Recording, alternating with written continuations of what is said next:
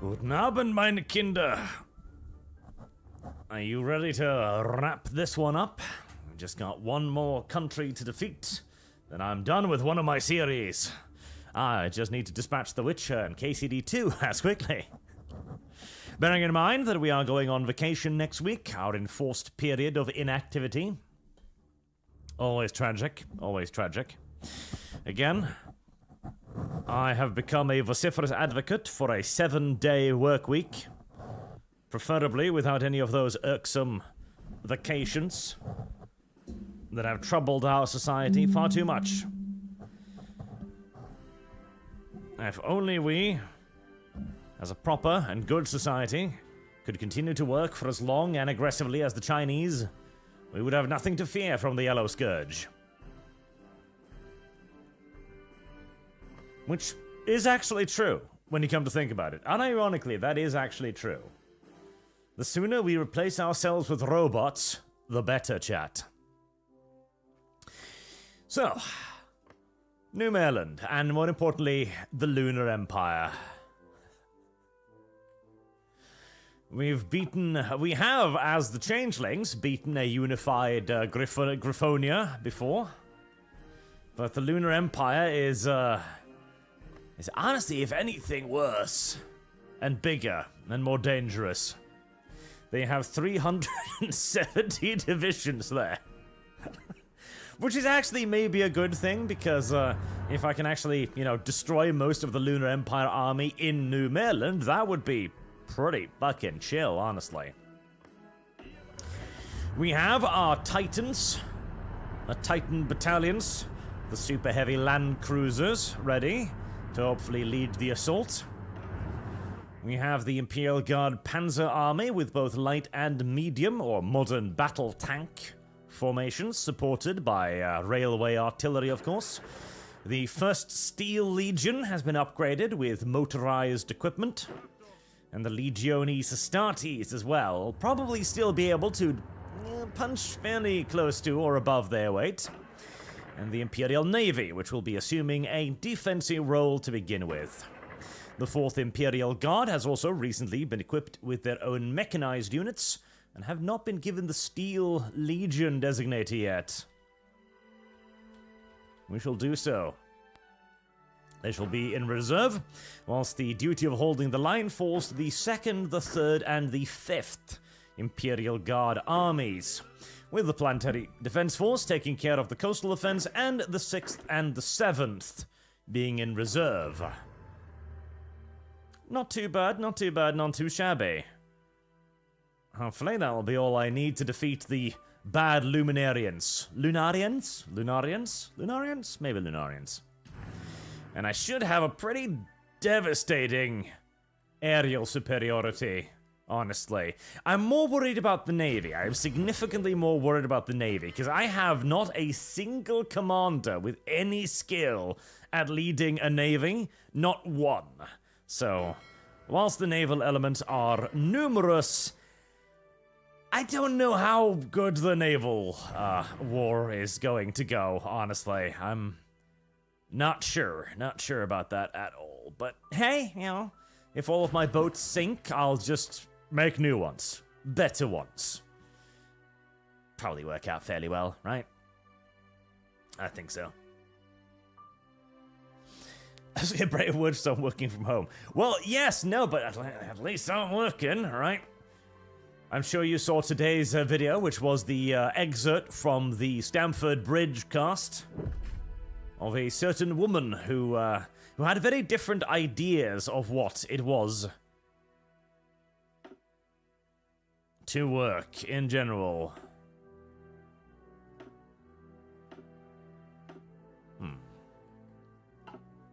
At least when I don't do anything, there'll be consequences, which is why I'm kind of upset about going on vacation for a week. Whereas when a government employee doesn't do anything for a week, not only aren't there consequences, they'll probably be praised for it. Congratulations, you have been by far the most effective employee in the governmental agency's history. Why? Simply because you haven't ruined anything for many, many days. That alone is a praiseworthy deed within the average bureaucratic machinery of today. Right, let the war commence. Shall we raise the retirement age by 10 years for good measure? I see no particular reason why we shouldn't. Yeah, I see no particular reason why we should not.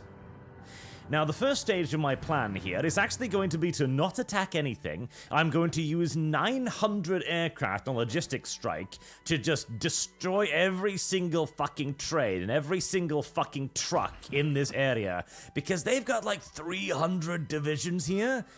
And that's going to require a lot of logistical upkeep. So I reckon that if I simply blow all of it up, I'll win the war by default.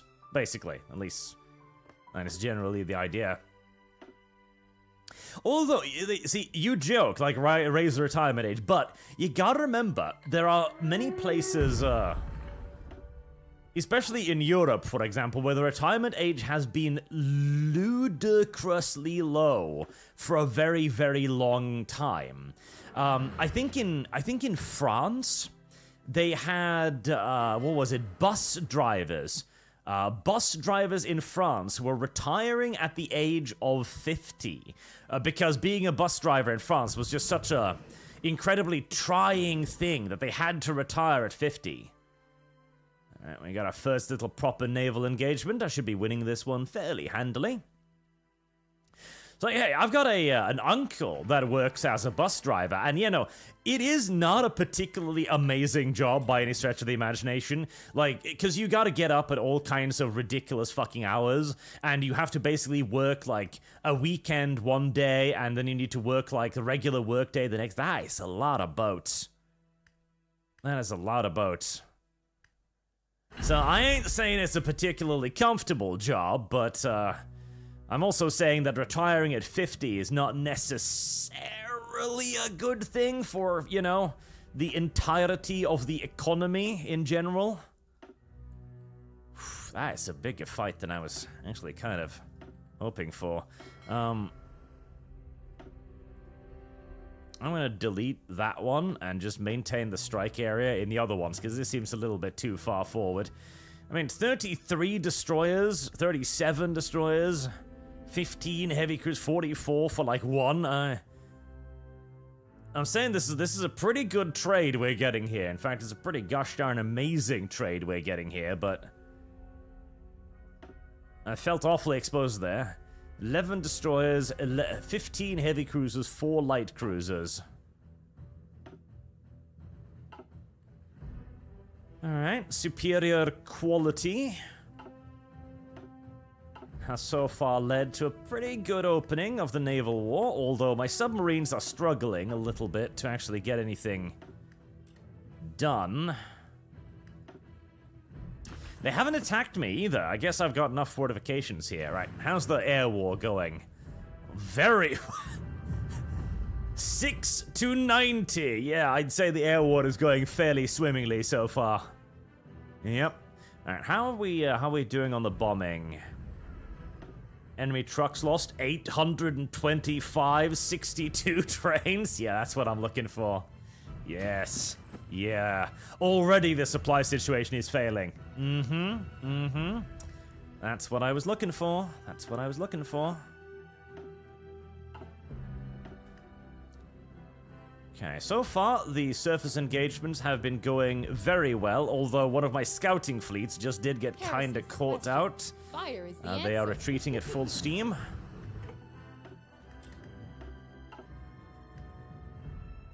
How's my little submarines? Have my submarines gotten anything done? I think I'm gonna... It's... Oh, yeah, that's another fleet. Yeah, it was way too aggressive to go all the way out there looking for stuff. Let's... Is this the... That's the ASW command? Mine layer command. Ah, yes, mine layer command. I should really get you going.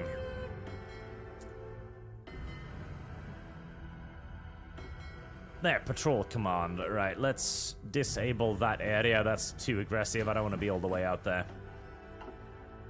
Selection Doppelganger, if you work 40 years, you put in your time, in my opinion.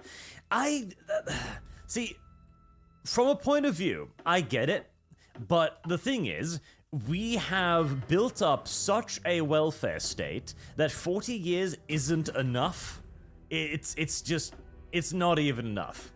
To maintain our current welfare state, I think they did the math and arrived at the conclusion that everyone needs to work until they're 70, at least, if we're gonna have a chance. Which is not very encouraging, if I'm to be honest. It's the exact opposite of encouraging. It's kind of disturbing, frankly, because I'm not sure I want to work until 70, and I really like what I do. You know? Hell, I don't even know if I'll be able to work until that age. Now, granted, a lot of that also comes from the fact that a lot of people don't really prepare for old age. That is a key thing as well. Especially in many of the European countries, there has become kind of a like an accepted norm that you don't really get ready to be old. You live like you're 20 your entire life, and then when you're old, you're expecting to be able to live like you're 20, but on the government's paycheck, basically, on your retirement fund. And largely, that's just not possible. Especially not even when governments do various things to punish your ass for retiring. Here in Norway, we have this brilliant system where if you are technically retired, but you still, you still want to do something. Like, for example, you want to retire, but maybe you want to do something as a hobby, or maybe you'll earn a couple of bucks from, working as a part-time job at your old company or stuff like that, Then the government will actually go into your pension check and take away a portion of your pension. Which I want to point out is kind of ridiculous, because that is your pension. Theoretically, that is the money that you have saved up for yourself for your old age, right? That is your money that you gave to the government to go like, okay, here you go, take care of this for me. That's what the pension is supposed to be, and then the government comes in and goes like, actually, we have decided that you don't get to get that part of your pension. Why? Because you earned $100. Is there anything worse than government, chat? Is there anything actually worse? I don't know. Maybe dying from explosive diarrhea might be worse, but I'm not convinced by that either. At least it'll be over fairly quickly, Whereas the government will never be over. It simply continues to impose upon you for all eternity. That's all it does. Impose. Oh. Okay, they decided to bounce my main battle fleet. I don't particularly mind that. I think that's going to hurt them a lot more than it's going to hurt me. Yep, it definitely is. So it's not beginning. I'm almost 50. I would rather Minecraft than work until I'm 70. Will take the sell-Minecraft route. I hear ya. I do. Now, of course, the solution to this is not to work until you're 70. How's the bombing campaign going? Very well. Very well. Oh yeah, pretty much slaughtered all of that. And I am absolutely ravaging their supply lines. Yep, I'm just gonna keep doing that for a little bit. Whilst the sea war is it's going okay. I'm losing more destroyers than I would like, frankly, but they're losing a hell of a lot more destroyers. Come here, little fucking disgusting fly thing. The actual solution to the massive, and the real problem, mind you, of the retirement age and being able to support our retirees is, of course, not to make everybody work until they're literally dying and or dead. Tighten that screw there. It is to actually reduce the amount of... I'm sorry, I keep hitting that thing because I'm trying to balancing it. It is to reduce the amount of benefits that people are claiming. And in a way, that's going to be unfair as well, because you're like, well, but, I did all of this work under the assumption that all of these benefits would be there for me. And maybe there should be some sort of a rollout period for this as well. But the simple fact is that society can't actually afford to support the level of benefits and support that we have today. And just like with Elon Musk going through the government bureaucracy and firing people, it's one of those problems that we have to find a solution to, even if the solution to that problem is going to absolutely unequivocally suck ass.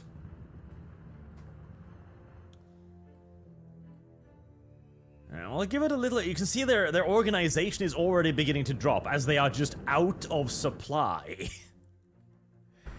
Yeah, it's the problem with fully garrisoning New Maryland, little buddy. You can only ship supplies there, and I'm kind of shitting on your supply lines right now. Aggressively shitting on your supply lines right now.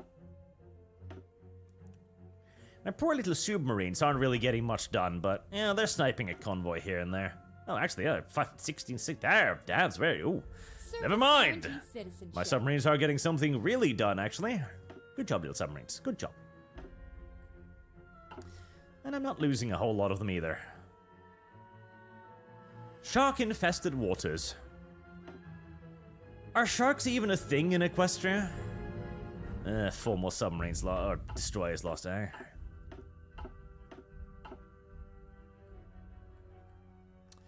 Yeah, losing more destroyers than I would like, but...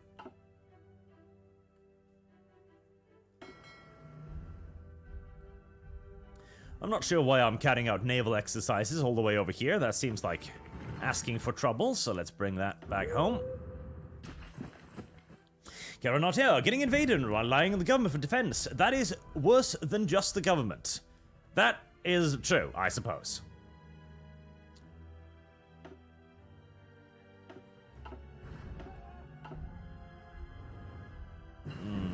Early attack helicopters. I do like the sound of that, right? I do actually need to upgrade my stuff, because I'm going to need another wave of these. Right. How you doing? You running out of everything? You are indeed running out of everything. Good. Now, it has been intelligent enough, actually, to withdraw divisions, which I'm kind of impressed by, honestly.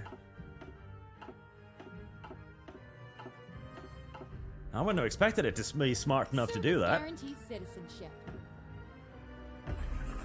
Like, for example, what's currently going on with Zelensky. I saw that Zelensky had a rather bad day meeting with the Trumphalophagus today. That did not go particularly well for anyone involved, did it? Partially, because I did also see that Zelensky was trying to... What was it he did with Trump? Like, I hope your country will never experience war, but you might. And Trump is just like, no, we will never. We will only ever feel good. Screw you, Zelensky. Yeah. Far too many world leaders are trying to test Trump, honestly. They're treating him as if he was any other, you know, governmental official. Like, they're trying to think, like, hey, Trump, you know, you're just like a normal politician, right? You're just a guy. I can probably treat you kind of like I did Biden. No, that's the problem. You really cannot handle Trump in anything even remotely the same way. And a lot of world leaders are beginning to wake up to that. I don't think it looked particularly good for Trump either, mind you. That was a bit of a PR disaster for all parties involved, frankly. Good. The Titans are moving forward.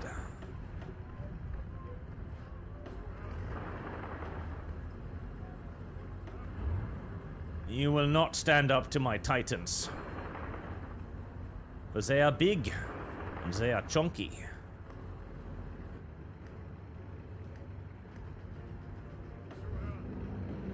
Titans, turn in. Continue destroying things. Our Blaystone solution to bloated welfare state, Canadian healthcare, starting with the boomer migrants, left wing, and leaving everyone else. Last, curry fund. I mean, that is a solution. I don't know if I'd go so far as to call it an enormously humane solution, but it is definitely a solution.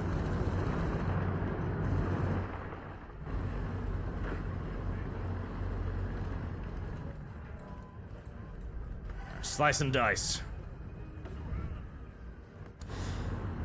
I'm sorry, grandfather. We have too many old people. What are you doing with that shotgun? What needs to be done? Again, I don't know if it is a humane solution, but it is a solution. And perhaps at one point a solution is better than no solution at all.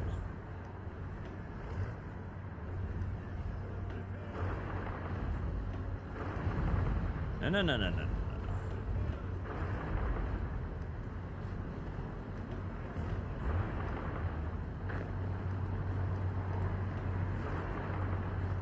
Don't go thinking you can be cutting no supply lines here.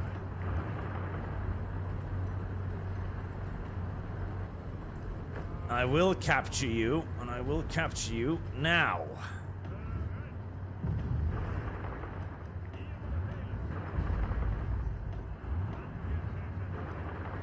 Oh, that's fine. Over a bit more than we can shoot.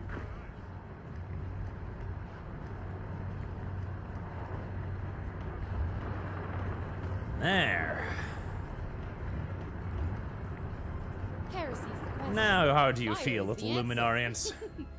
Right, whilst I was looking at that, did the naval war end brutally in my disfavor? No, not so far, although... this is my submarines playing with things. I'm always nervous of zooming out and discovering my entire navy having been destroyed in the interim. Ow, Jesus. That's a lot of aircrafts lost, but probably going to do a fair bit of chip damage to the enemy fleet as well.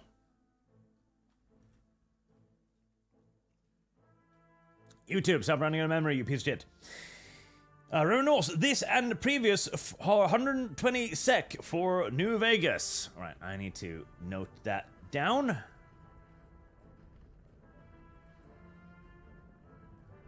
For New Vegas, thank you very much, sir.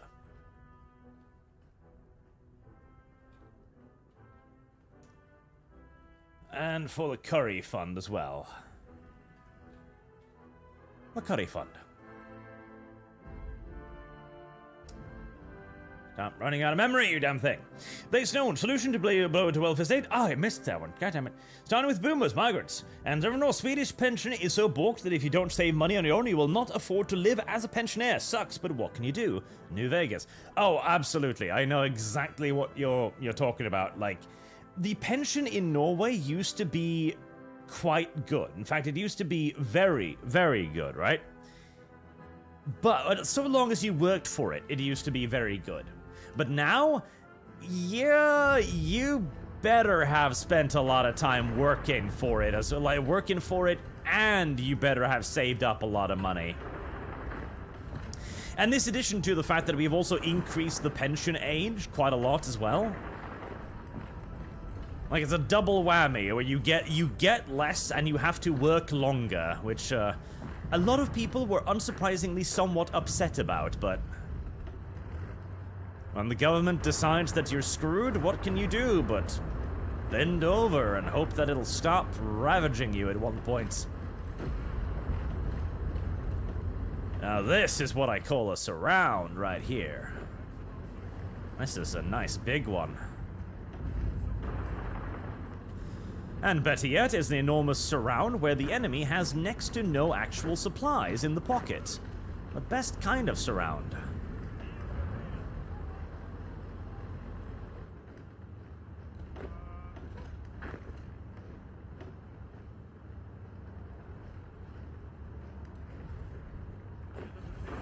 Put the squeeze on them, little friends.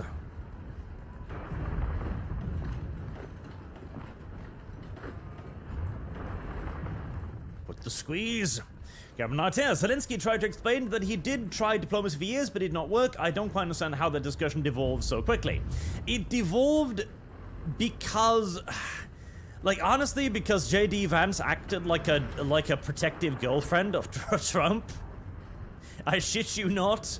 Because, you know, Zelensky was like, listen, we tried doing, you know, ceasefire treaties with Russia before, and then Russia broke the ceasefire treaty. And he's trying to ask, like, how am I supposed to trust a country that does that? How am I supposed to trust any kind of agreement that we negotiate? I need security guarantees from America because I don't trust Russia.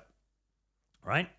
And he's doing this in front of the cameras on the press conference, and JD appears to think this makes Trump looks bad, and so he just leaps in front of it like a Hispanic girlfriend.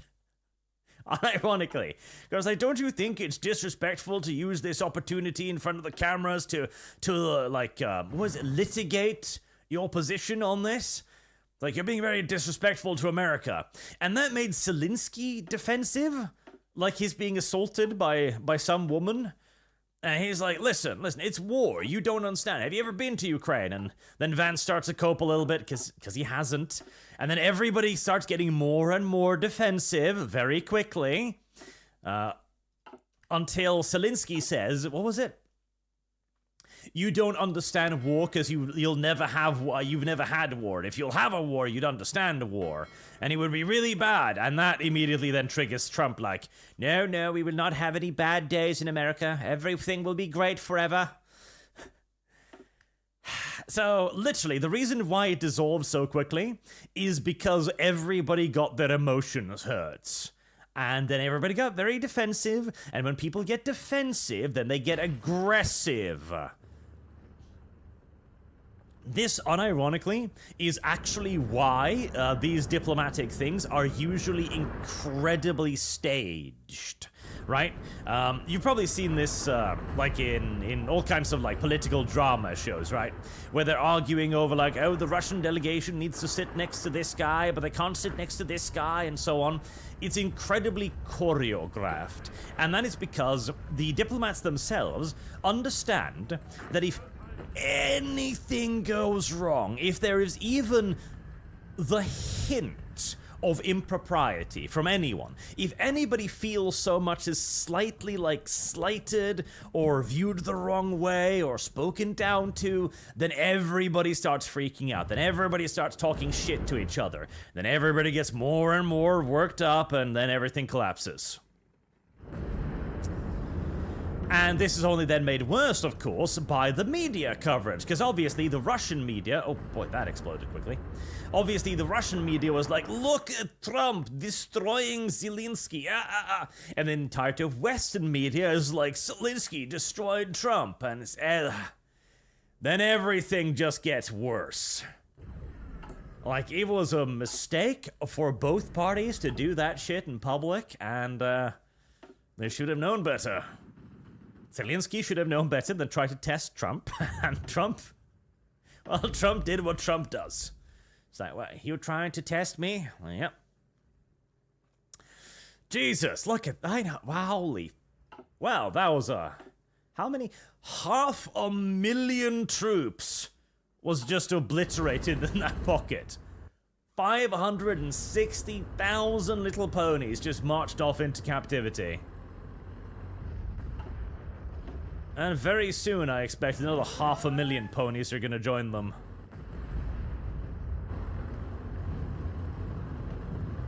Yep, wow, that's 1.1 million troops annihilated in the span of, I think, a month or so. I'd say that's a pretty good start to the war. I'd say that's a pretty good start to the war indeed. Pretty excellent start to the war, in fact.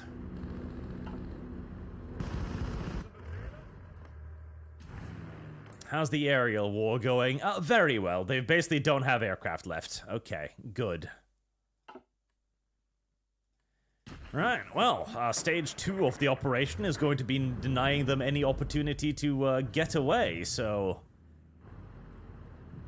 Let's stage the armor and the Space Marines to cut off all of the ports. As if I were the lunar ponies right now, I'd probably be trying to find some way to leave as quickly as humanly possible.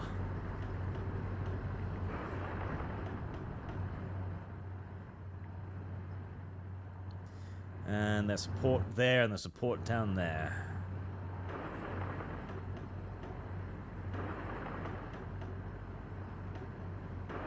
Alright, well, the super heavies will take care of that.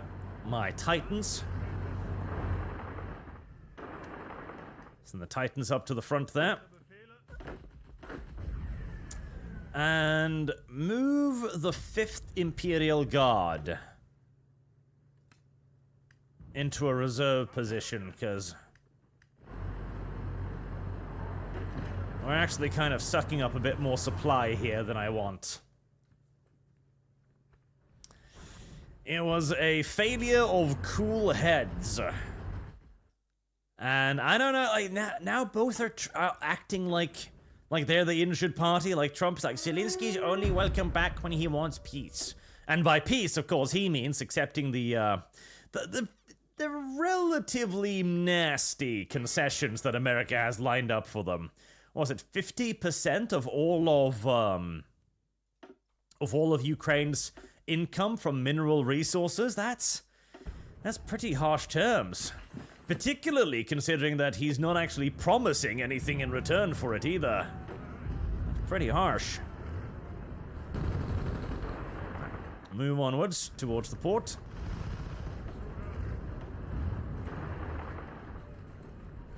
Here's one. Head to Mainbourne.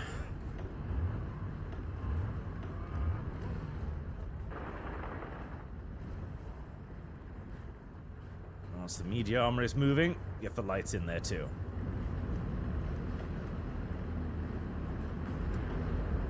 Have they got enough ass in front of me to stop even the super heavies? They might.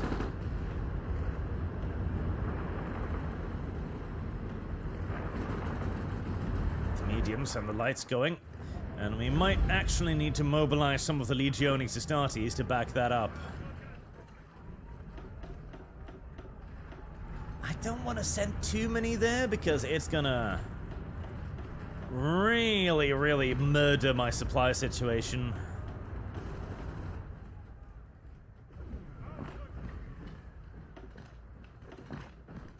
But some will apparently be needed, as there's enough ponies in my way to stop even the Titans from marching forward. Although the tanks seem to be doing well. Harbored fire control.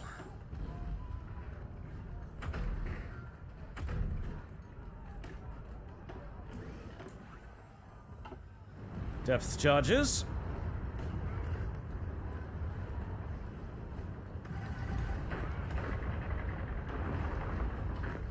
Proceed to smash apart the captured foe. Overrun. That's the beauty of having so much light armor. You can just move so fast that the enemy actually can't even get out of the way in time.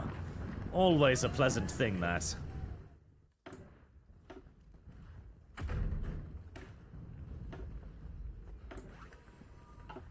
And get it working on the semi-modern radar too.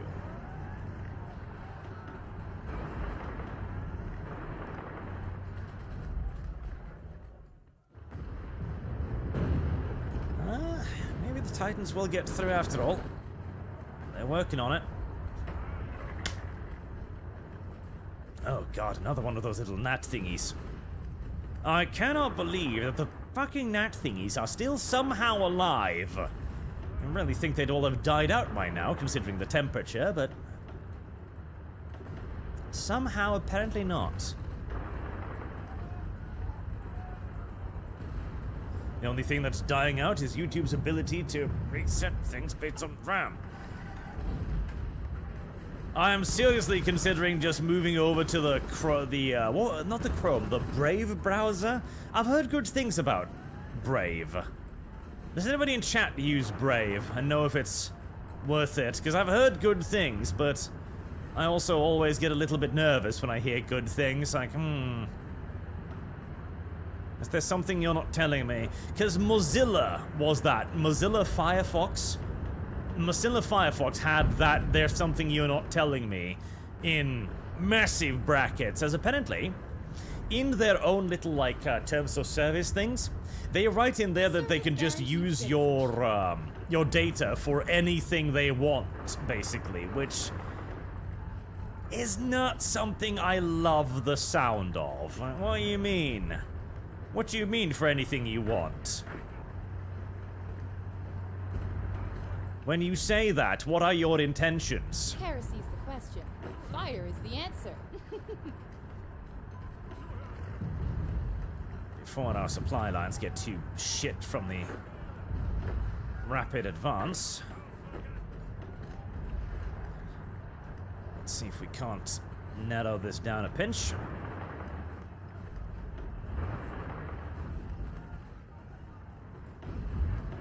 And one armored division in there.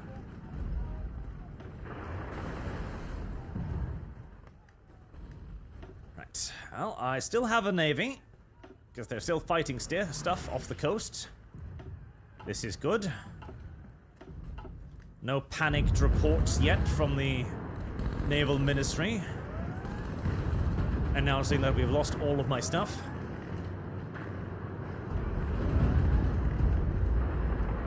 Titans, make another effort there. The enemy is going to be defending their coastal region quite aggressively. At least I would if I were them. That's going to be their only way out of here, as the noose is tightening awfully quickly. Speaking of nooses tightening awfully quickly, they announced a rework, a remaster, or a relaunch or whatever of Starship Troopers. I am not necessarily optimistic about that. I've got this weird suspicion that the only reason why they're starting a remake of it now is because they're upset that everybody is appreciating the old one in the wrong way. You know? It's like, hold on, this is supposed to be fascism. Why are you enjoying it so much? Oh, because it's not fascist.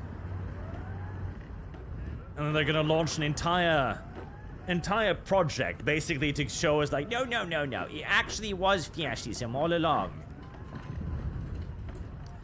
I wouldn't put it past a modern Hollywood studio to be petty enough to do that. On the other hand, it could be that they actually have realized all of the buzz around it on the internet as of late and think to themselves, okay, maybe there's something here that we can get something out of. Maybe we can turn this cultural phenomenon into a bit of bank for us. Maybe. I miss the days when I could at least rely on the corporations being money grubbing. You know, that was actually kind of nice. I could just assume that whatever they were doing, they were trying to screw as much money out of me as possible. Because that is a metric that I can manipulate. It's like, oh, you want my money? Okay. Fair enough, we can come to an agreement where I give you my money, so long as you give me some entertainment in return. It's not that difficult, really. Mr. Personality, spicy curry. Spicy curry. It's like, add that. There. 61. Remorse, missed my first super chat, probably due to memory. Yes, I did, I know. Well, I know I did, I missed it again. Fuck, why does it keep... Remorse, goal of life is to retire around 50, 60, spend your last decade as matriarch of a vast, successful family. Then when you get infirm, around 80 plus, your family look after you to a dignified end. Yes, I agree. That is the ideal end point. And hey, with modern fucking tech too, that's part of the problem. You can live for a really long time. You can live well for a really long time. Like, you've got 80-year-old people now who aren't, like, spry. They aren't running any marathons anytime soon. But, you know, they're ambulatory. They can move around, they can walk, they can go on vacations, they can live basically normal lives. Which itself would have been fucking impossible a while ago. And that, of course, is part of the problem, because old people live for so damn long now that our entire healthcare system, which was kind of assuming that you just, you know, just croak over at like 60, begins to fail underneath it. It's a weird situation when Grandpa living longer is somehow a bad thing. Boys, you've done well so far. All you need now is finish this last enormous pocket with the Titans. I'm not sure why the railway artillery decided to take the naval route to relocate themselves, but they did. God, they still have so many boats. I thought I'd sunk quite a lot of boats.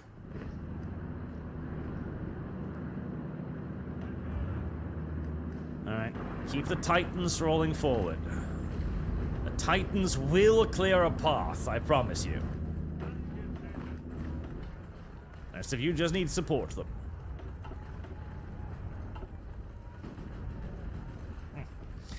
Capital Tier, first problems. First, Ukraine has to still be a country in order to pay the US. Then the details, and that the eastern regions are the mining regions. Yes. Well, the way that the Trumfalophagus views this, and the Americans, is basically that we don't need to give you a security guarantee, because once you have given us the mining guarantees, that then means that America will have a vested economic interest in the region. And then that will by itself be the security guarantee. Because once America has a vested economic interest, one, it will defend it, presumably, and two, more importantly, that will act as a deterrent towards anyone messing with the region. Because, like, okay, there are American miners there are American mines, there are American economic interests, we can't screw with that. And there is a degree of truth to this assumption. There is absolutely a degree of truth to this assumption. I don't, however, think it is quite as ironclad as the Trumfalophagus thinks it is. Because, for better or worse, America, for worse, 98% of the time, America is not Rome. America does not have the Pax Romanum, no matter how much it wishes that it did. American citizens are partially respected, but they are not anywhere near as respected. In fact, in many regions, American tourists are viewed as ideal targets, specifically because they believe that America will do almost anything to get them back, including American companies having, for years, paid ransoms. This, despite, of course, the official position always being against paying ransom, but the majority of times when somebody is kidnapped, the company does actually pay the ransom. This undermines the nations enormously, but it's kind of just how the game is played, to the point where there are even, like, specialized companies and organizations that deal with the paying of ransoms, that basically develop relationship with the people taking hostages and so on, so that they can guarantee their safe release. It's kind of ridiculous. Hello, little pink pony. General Bippen. Well, General Bippen, are you prepared for what's about to happen to you?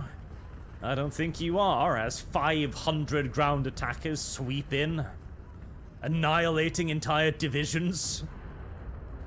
And boom. Another 500, so that's 1.5 million troops plus annihilated in New Maryland. It's a pretty good start to the war. Can't lie, that's a pretty good start to the war. Right, dispatch half of the Imperial Panzer Army up there. Keep the other half at Zhibazakal. And we need to start getting ready to break through. Okay, this is gonna suck, right? Fully half of the Legiones Astartes can deploy over there. Service guarantees citizenship.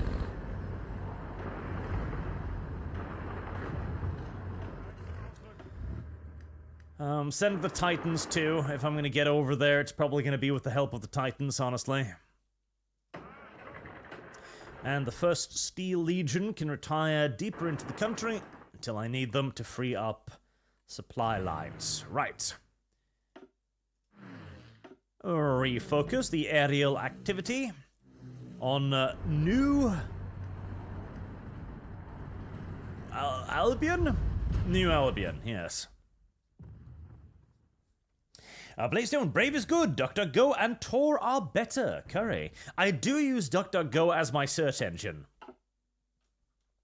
I did play around a little bit with Tor as well. It's a little bit confusing. I have grown old and boomery in my old days. I like good, nice, clean UIs and stuff.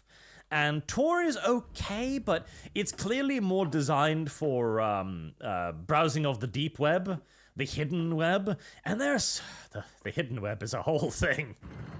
The hidden web is it's a whole different thing. Ooh, gunships.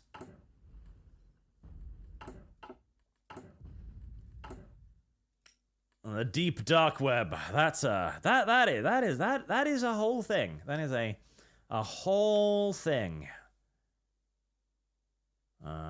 Transport plane.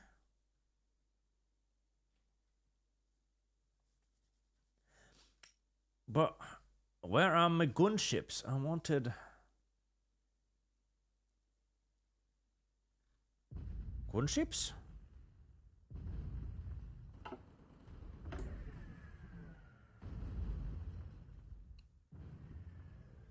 Airborne early warning system. Oh, that would be nice, actually. Yes, I would love an airborne early warning system.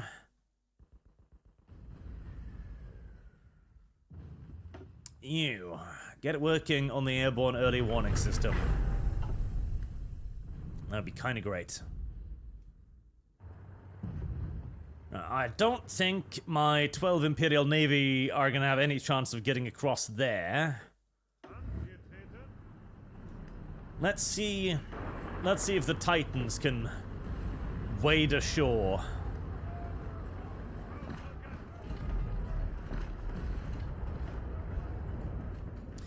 With a little bit of support of a few hundred Imperial Navy marauders.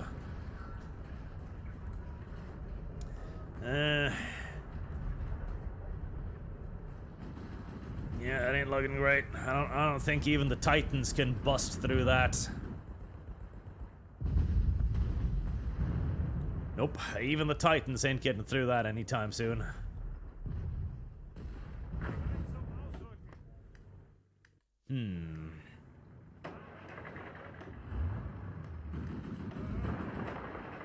For shits and giggles, have a go at it, Marines. Let's see.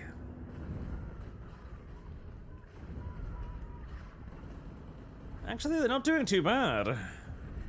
Maybe the Marines will have a better chance. I mean, they will have way less penalties.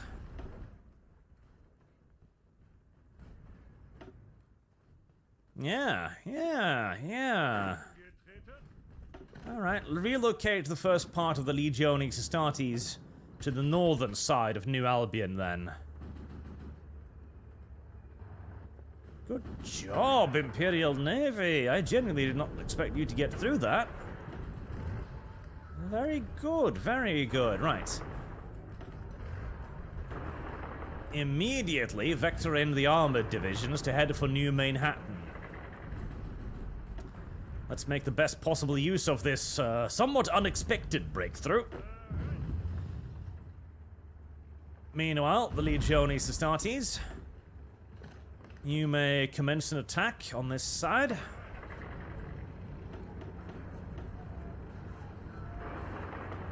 See if you can keep the enemy occupied and prevent any attempt at getting the hell out of New Albion.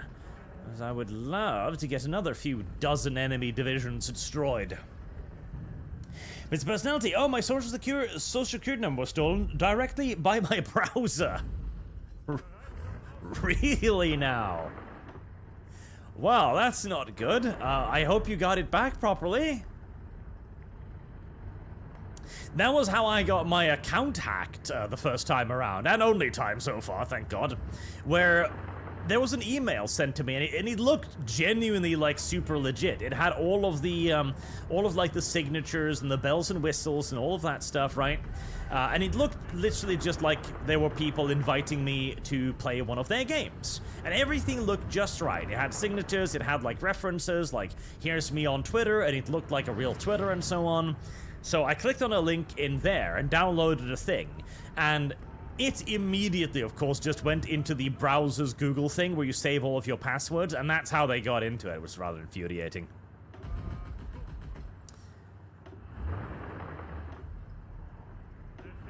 This is why now I habitually change my passwords. Like, whenever I so much as suspect something is wrong, I change, like, everything. I have gotten very, very, very, very, very paranoid about that stuff. Very, very, very paranoid. I get so much as the suggestion that something might have blipped at me wrong. I change everything. Which is probably a good way to do it, honestly. And the naval war is still going. I haven't noticed any, like, my destroyers have gotten beaten up pretty bad, but my capital ships appear to have gotten through most of the hubbub intact. And the Astartes are beginning to force a breach. Very nice.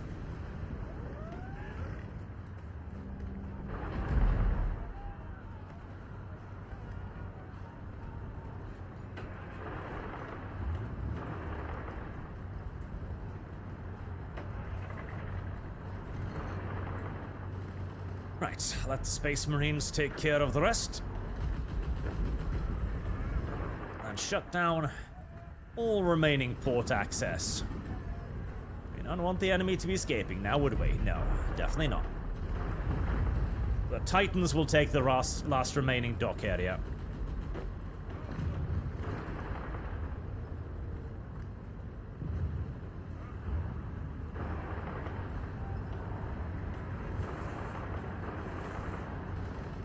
Squeeze, destroy, annihilate. Speaking of annihilate, I saw they were also doing like a thing with the Command and Conquer series. They were, what was it? They had a sale on all of the Command and Conquer games, and something about starting to hand out the source code as well. That's rather interesting. Do you think they're perhaps trying to like encourage loads of new modding, maybe? You know, to have like a revitalization of Command and Conquer so that they can finally do like either a fresh Command and Conquer game, which would be nice, or another remaster maybe?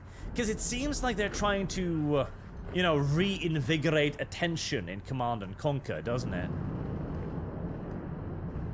And they would only do that if they've got plans to actually do something with Command and Conquer. Because if they would, they wouldn't do this for no reason. They've clearly got some sort of a plan for CNC now.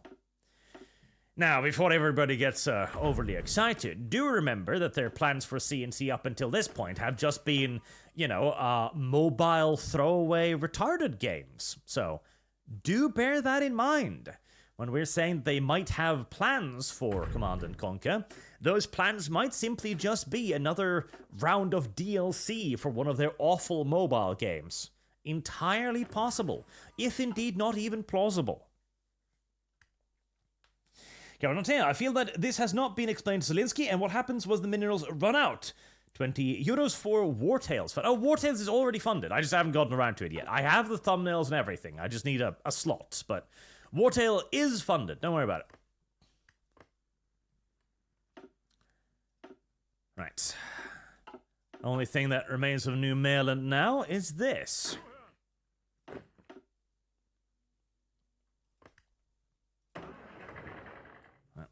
Get the Imperial Navy set up and ready to launch an invasion where we're just gonna... We're gonna strike right at the port, I think. Nice and simple, like.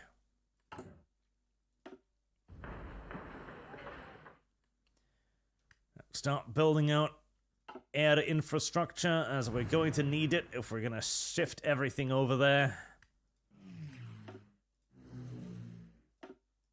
Continue logistical and strategic bombardment as and where possible.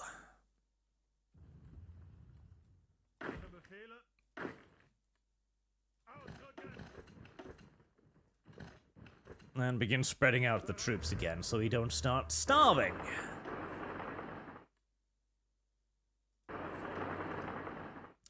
We still got the invasion of the mainland left to go. That's gonna be the real nightmare. Oh, hi there. Hello. I did not notice that. I did not notice that. No.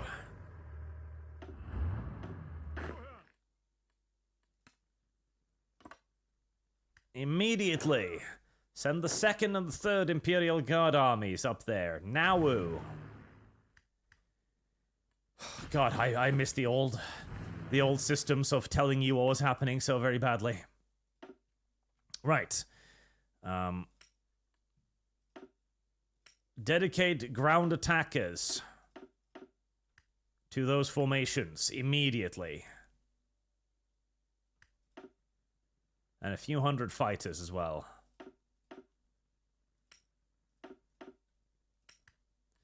Now, I did take the precaution of beginning to build airfields up here. So, I should have, yes, I do have airfields ready. Good. I can immediately start moving the troops.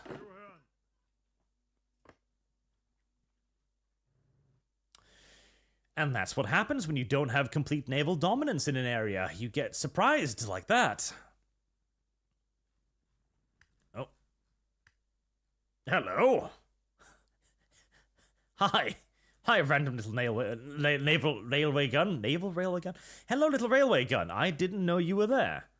Are you stuck? You appear to be stuck.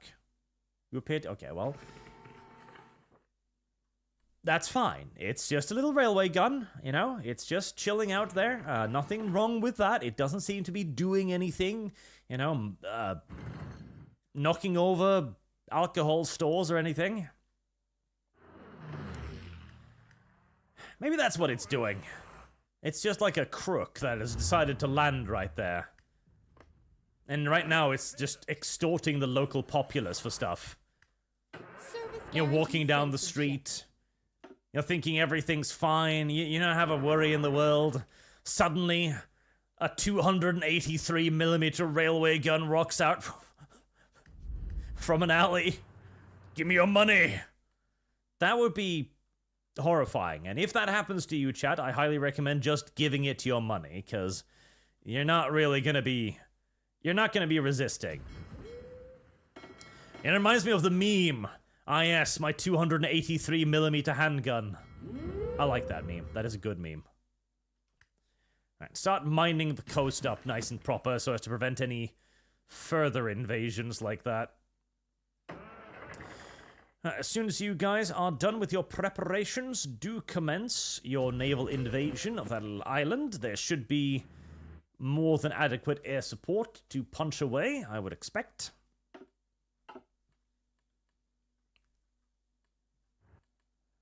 Meanwhile, I have lost. Infantry are beginning to arrive, and the air support should be coming in as well. I'm thinking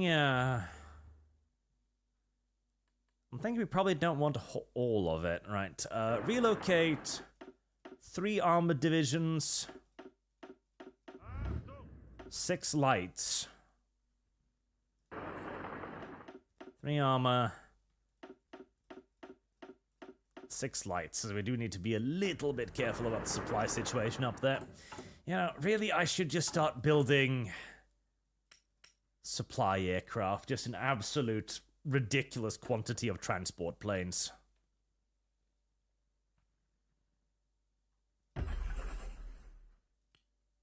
Yeah, there you go. Just an absolute ridiculous quantity of transport planes.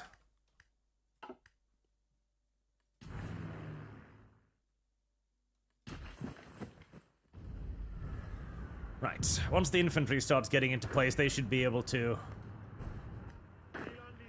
begin halting their forward momentum, I would hope.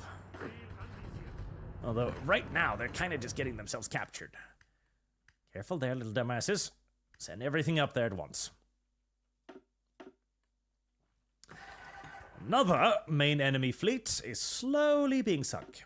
Akaban's 999 for 20 euros. Thank you very much, sir. Pretty sure them releasing source code is them trying to retain bigger relevance in response to all upcoming strategy games. Overlord or Raising Hell. I shall note that down. Thank you again, sir. Maybe, but, I mean, relevance in accordance to, like, what, though, really? Like, relevance in according to what? Like, what are the big strategy game competitors these days? Are there even strategy game competitors these days? Does that exist? Is there such a thing as a competing strategy game? I'm genuinely not sure there is. Like, the strategy as a genre has not been doing well for a very long time. It has been doing the exact opposite of well. It's been doing genuinely terribly.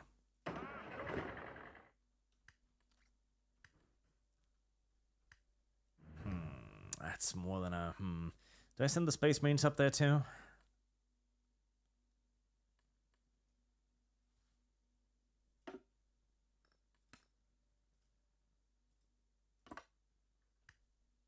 Yeah, send the Space Marines too. That'll be nice reinforcements. And you, Togs, strategic redeployment. Don't drive all the way up there. You'll ruin the tanks, goddammit.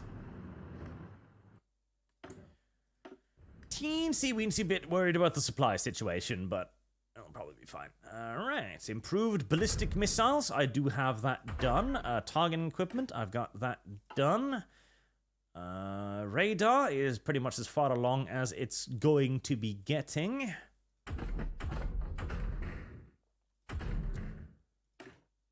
Turtleback armor scheme, however, I do not have. Let's get that up.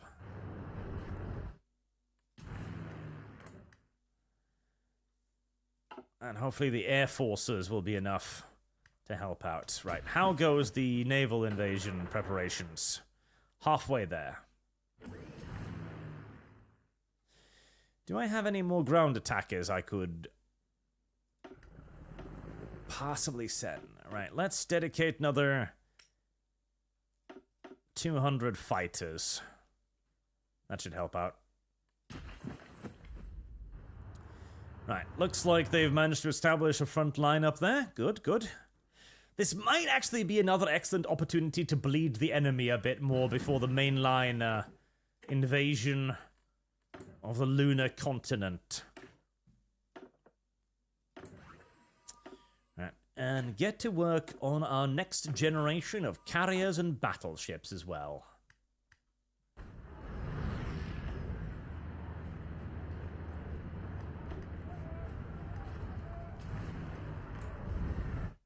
Oh, boy. Oh, boy, they do actually have quite a lot more. Okay, never mind. More fighters. More fighters. There. That should do it. I also started watching the new Dexter show recently. Camera here. Oh no! Step railway gun, brother. I am stuck. It is stuck. I haven't watched enough to make up any conclusions about it yet, but I loved Dexter back in the day. I absolutely loved the Dexter TV show, so I'm kind of hoping this will be the same, like as good, because the last season of Dexter was not amazing. Like, Dexter was a show that was definitely starting to go downhill fairly rapidly, honestly.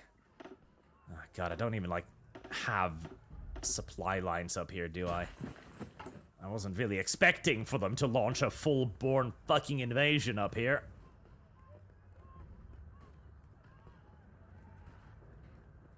Alright, get going. At least I have railway connections, thank fuck.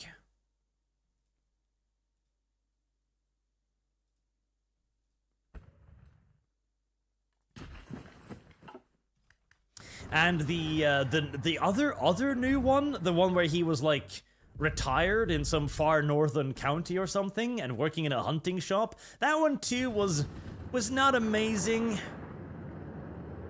I didn't think it was terrible. I know a lot of people thought it was absolutely awful. I thought it was okay, but it certainly was not as good old-fashioned Dexter, that's for sure. So I'm kind of hoping this one with young Dexter will be good. I hope so. I hope it'll be good. So I would like some more Dexter. Dexter was a really good show.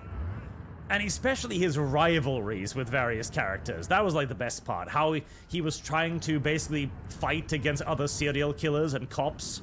What was it? But what was the black cops? What was the black cop's name?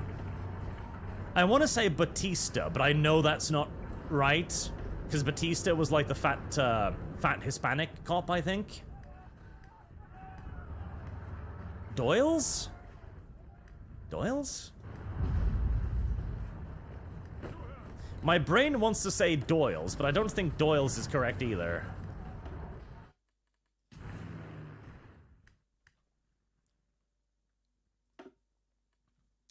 God damn it, you sent in even more stuff there. Shit. Stop sending in stuff. Also, AI, I gave you access to more things. Send them in to help me. So much stuff. I do need to start doing some counterattacks here to halt this incredible number of things bottling down on me. I really figured the infantry would be able to do something, but they've kind of been stuck. Probably because I have no supplies up here.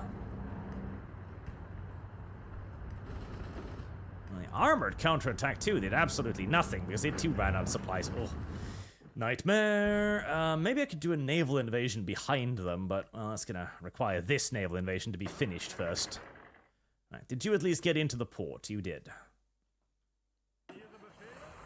Surprise, motherfucker. Yes, that guy. That guy, exactly.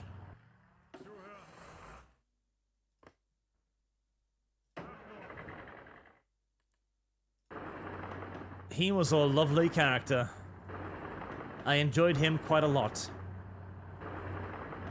And he got so close to capturing Dexter so many times. And the best part is that you didn't quite know who to root for, even in that scenario. Like, who do I root for here? The cop who's trying to catch the serial killer, or the serial killer?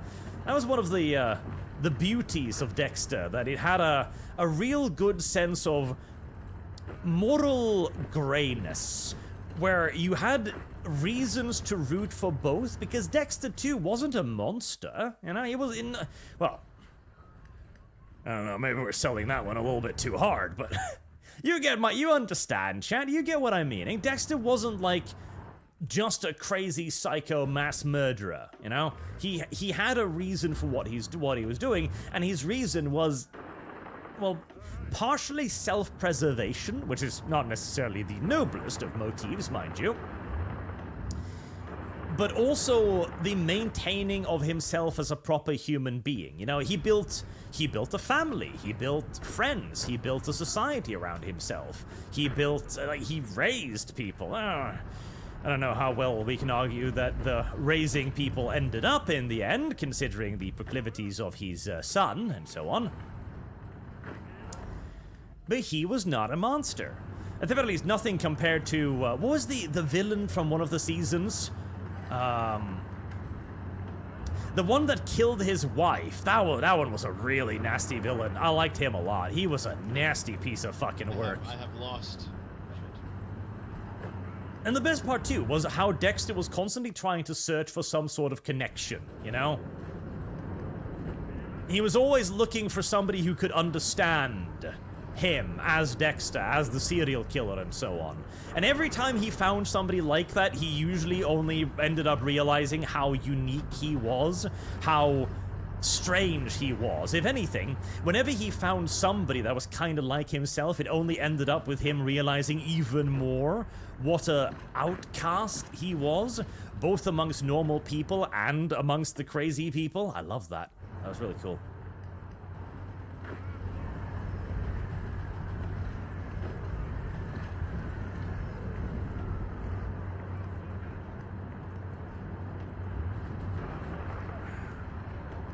Try to just snip away at a little bit of their stuff. Alright, well this island is probably dealt with, so I would like to shift more stuff up here. Right, okay. You guys will shift up there and commence logistic strikes.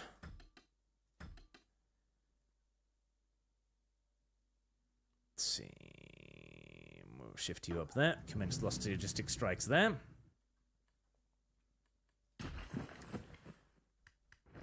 Begin reducing whatever we can, making it more difficult for them to operate.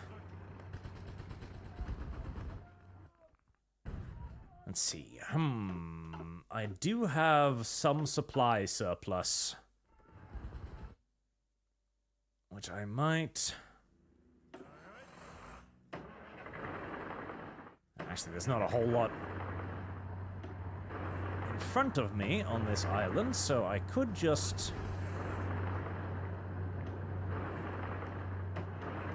sweep through here, probably.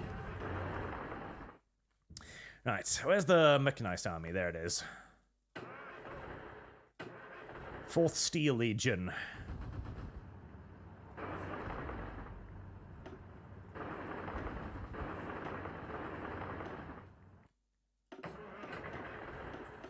Let's get some of your reinforcements up here.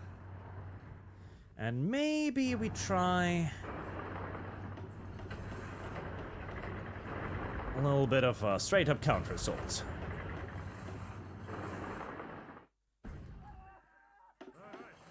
And the remainder of you remain in reserve. Sujan, did you ever watch Due South? Flanderston Canadian Mountie with a deaf wolf husky or the nanny, Star Sector and Curry Fun. Missed earlier chat, didn't I? Did I, Sujad? Did I? I can't even see it. Huh, it might have been eaten, because I can't see it. It might have been eaten by the YouTube. YouTube does do that occasionally. Much to my chagrin and distaste. But I have not watched that, no. I don't even know what that is about. The Husky. A modern-day version of Lassie? Part of me kind of misses the old school, like, animal television shows. We used to have so many of them. Like, they did something for, like, every animal. There was one for a dolphin, which I was like, what was that one called? The dolphin one? Fuck, I can't even remember now. There was one for a dolphin. There was one for a kangaroo, which was named Skippy.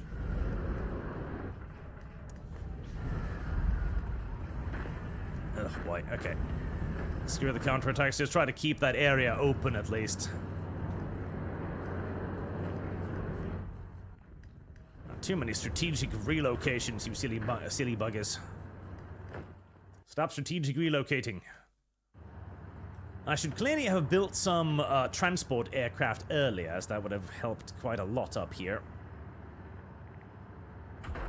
Speaking of, logistics. I've been upgrading logistics. I have not. Start upgrading logistics now.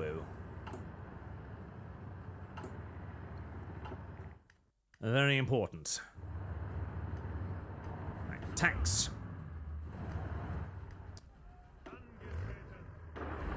What kind of a job do we have for you?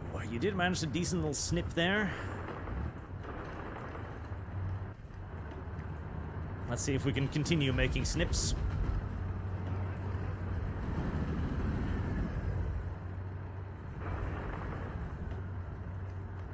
Go, light armor.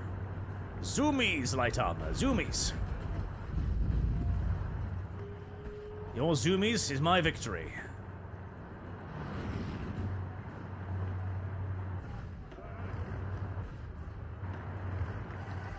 Yeah, unfortunately, not quite enough zoomies. Come on, help the light armor zoomie through. That's the problem with light armor. They have the speed, but they don't really have the breakthrough, unsurprisingly.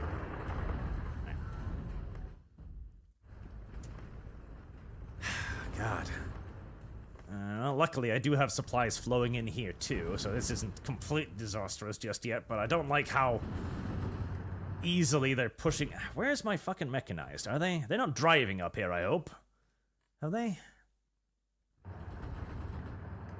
Ah, there they are.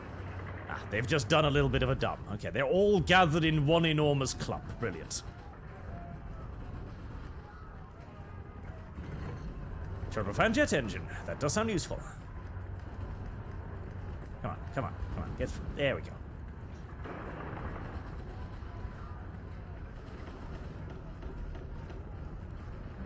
Right, well, if I'm gonna clump up all of my armor anyways, might as well make the most out of it whilst they've still got supplies, as everything is being pushed back by just so much stuff. And I'm still not getting air support. Where the fuck is my... What is my air support doing up here? Oh, 2,000. Holy shit. How do they have so many aircraft left? I'm genuinely amazed. Okay, so you've got that frontage, climb down, and did we finish the battle down here? We did. Good. Let's just deal with that. Right, and get the air superiority up there then.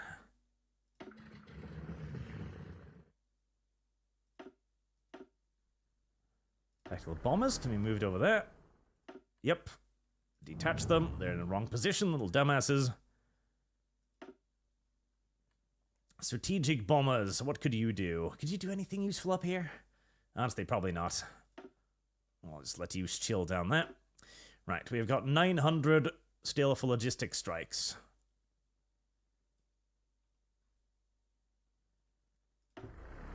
Right, they shall go up here and do logistics and ground attacks. And finally, stem some of this bleeding.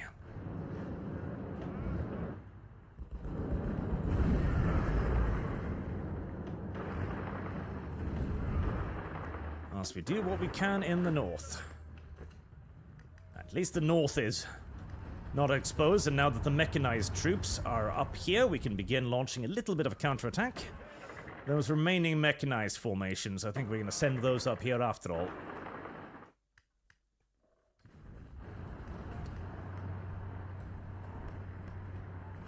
Ugh, I don't like this thing. We're going to need to start pulling back. Come on. Come on. Let me select them. Really don't want to deploy the Titans up here, because I think they'll suck up literally all of the supply.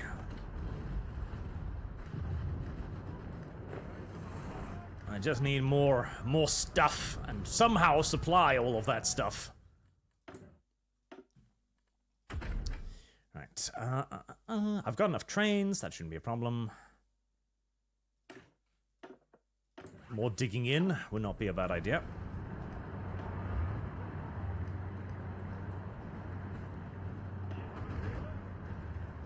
Tanks. You're doing your job. Despite occasional lacks of fuel. Right. Northern front is shaping up better. The southern front, less so. How's the mechanized counterattack going? All right, but when it starts running into tanks, it starts faltering.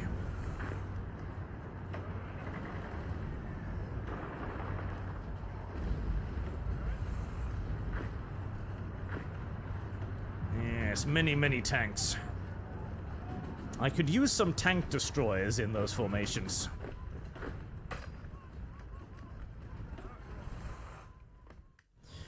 And a controlled withdrawal here. That's probably the biggest problem there, is just the lack of supplies. Right, make sure that does not collapse. We need to keep that open. How many transport aircraft have I built so far? 80. Nowhere near enough. Not even remotely close. Right. Start a second line of transport aircraft. We're going to need a lot more of those. Right. We've largely won the naval war down here. Good. Okay. let's get you guys redeployed to do a potential landing behind the enemy. Right there at Jönköping.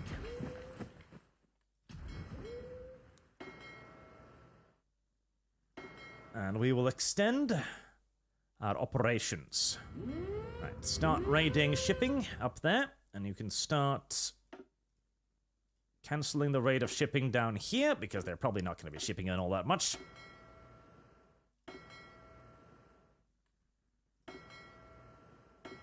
Right, my battle fleets have taken a bit of damage. My spotting fleets definitely taken a bit of damage.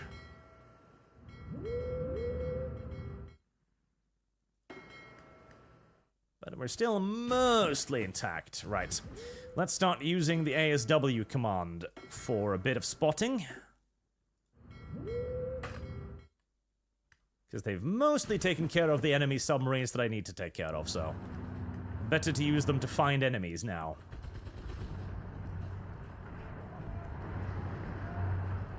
Oh, God. Stop attacking. Okay.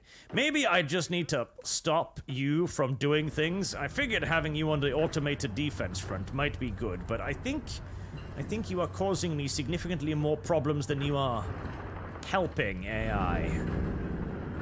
Seize your random relocation of troops. Seize your random counterattacks.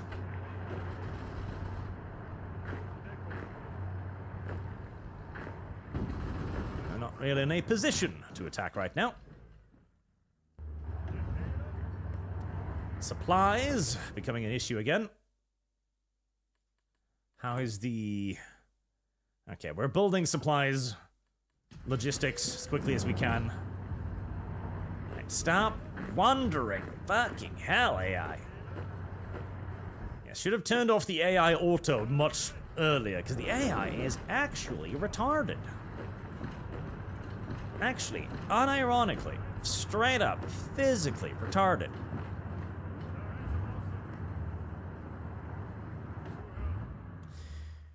That is beginning to cut off a lot of their stuff. Quite lovely, actually. Okay.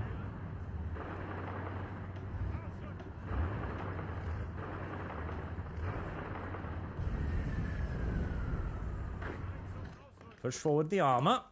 If we can take out their ports, that will, of course, be enormously helpful.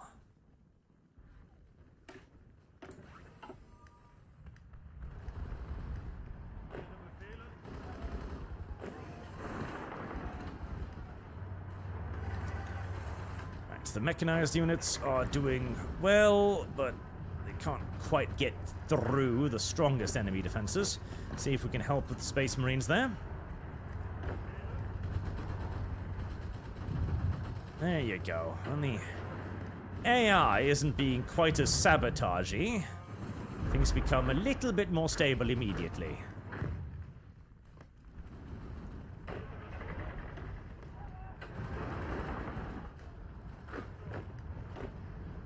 Uh-oh. Well, those units are probably fucked, aren't they? Yep, they are. Yep, they almost certainly are, unless they can... The supply situation is the nightmarish one. Right, we're beginning to win area supremacy there. 2006? Holy fuck. Well, that's another holy shitload of fighters. Alright, move another 600 fighters up north. Do I even have the areas to stage them out of?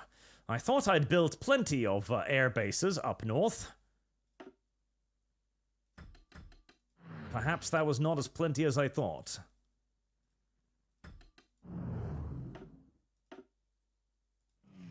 Make sure you're engaged. Okay, we've got a decent ability over there. We're beginning to win the air war over there. It's just I need to get another lot of aircraft over there. Right, okay. Begin building new air bases, hoping that the enemy won't take them over before I get to them. Right, another 300 aircraft can be brought in there, and I shall.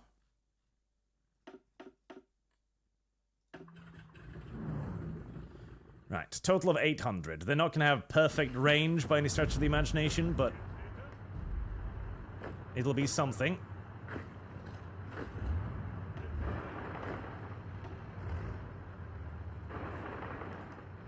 I don't even know how the enemy is maintaining decent supplies there. What are you doing? Navy. Okay, you're relocating. Good. Hopefully, I'll have enough naval supremacy to launch that invasion, as that will be a big, big deal and will cut off an enormous amount of enemy supplies.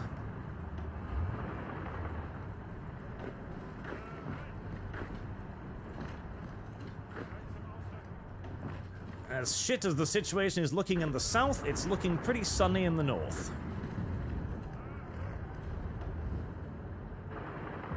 Despite the utter absence of, you know, fuel.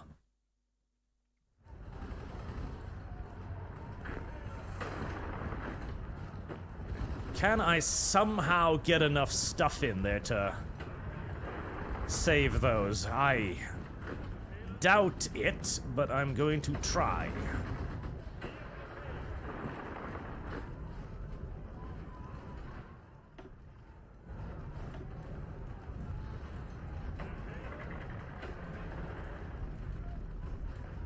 U8. Can I get you down there in time? Well, we're about to find out.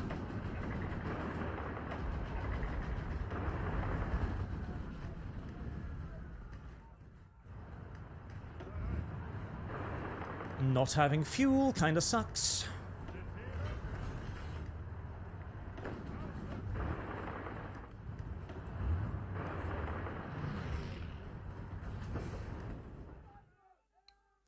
Upgraded that as much as it can be upgraded. I ain't squeezing even a single drop more supply out of that.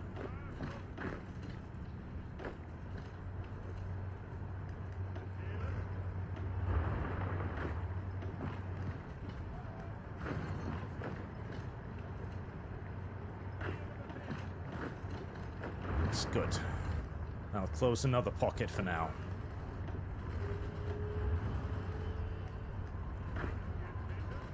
Oh boy, can I take that port?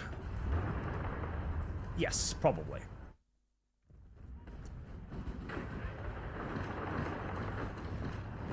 Can I get in there?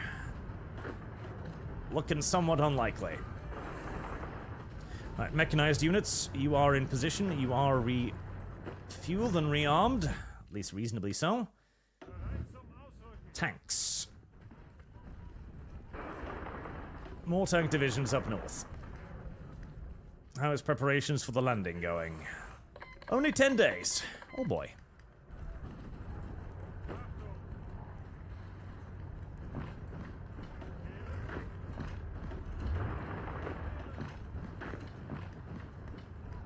Alright, they overstretched a little bit there. Good. Let's see if I can get those 5 light armors extricated from there, and there might actually still be a hope of getting those units out of there. Yes, there is. Yes, there is. Holy shit. Never gonna give you up. Never gonna give you up. Never gonna let you down. Oh god, they're... How on God's good earth are they in full supply? My Jesus. That disturbs and frightens me. Disturbs and frightens me in the extreme. Right,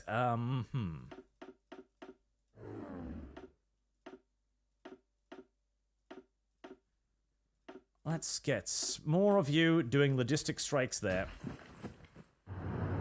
Have you taken the port yet? You have not. You're working on it, though. Come on, take care of that one. Good boys.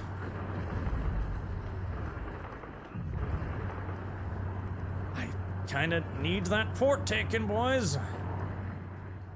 We're trying, but we don't have any supplies. Fair enough. And you're not going to have any supplies either unless you take that port. You want bullets? You want ammunition? You want all of the good things that might allow you to fight? Well, take the port.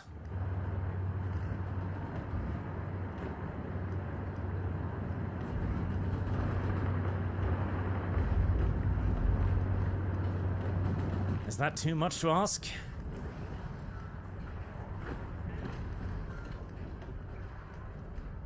Apparently, maybe, yes. Right, still trading well. What else do we have?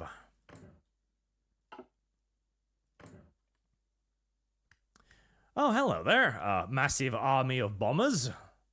Oh, they're doing ground attack missions, right, well, I'm not actually worried about the enemy doing ground attack missions there, so that is entirely fine.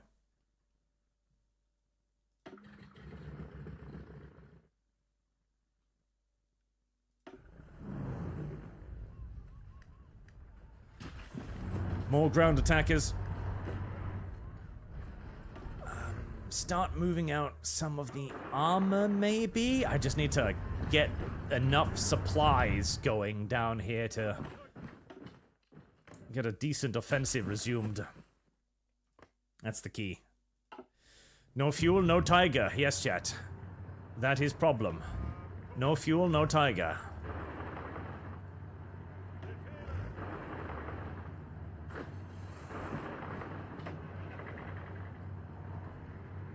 No matter how heavy the tank is, if it won't go forward, it doesn't help me.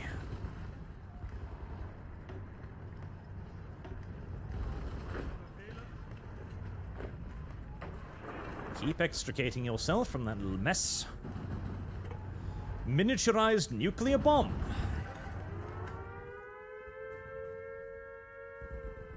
Well, I think we can safely give up on taking that port now, because they've sent sufficient stuff up here to stop it. Unfortunately.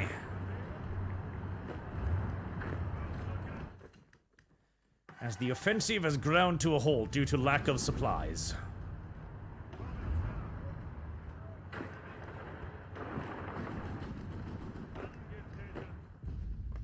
I'm gonna need more stuff. Oh my god. See, needing more stuff is not good, because it means I'll have an even more overstrained supply system. Which is sort of kind of exactly the thing I'm trying to get away from. At least I can destroy some tanks there, and maybe move out those 5 light tanks, which will fix the supply situation there a little bit. Right. Did you just move your troops out of the port? Yes, you did. Into port now. Into port now.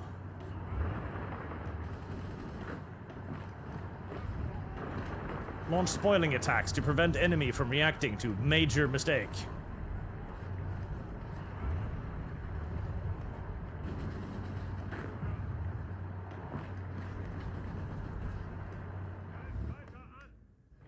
Well, a major enemy retard moment provides relief.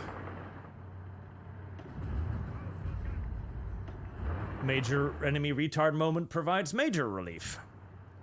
Oh, and we're cut off here again. That seems to be happening a lot. Oh, God.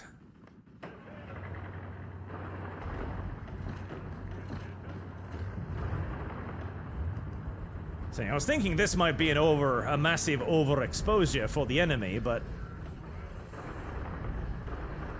the more of their stuff pours forward, the harder it's getting to, you know, stop it.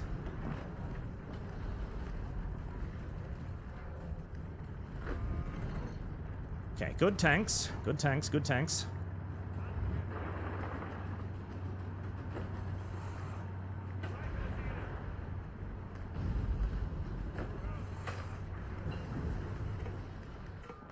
I'll worry about the... Ah, fuck. Yeah, that was what I was fearing, that I thought they couldn't get to that, but they could.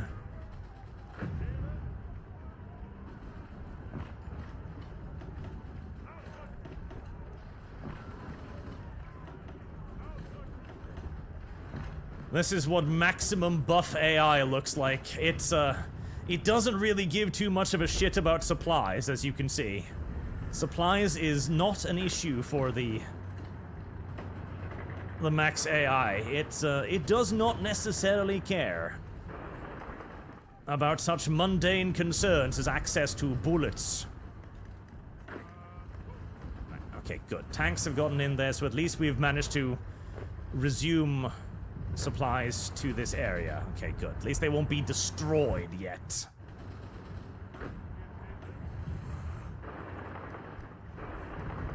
Flood in more armor there. We're gonna need it. And especially as they just also managed, of course, to regain their supply by stealing that.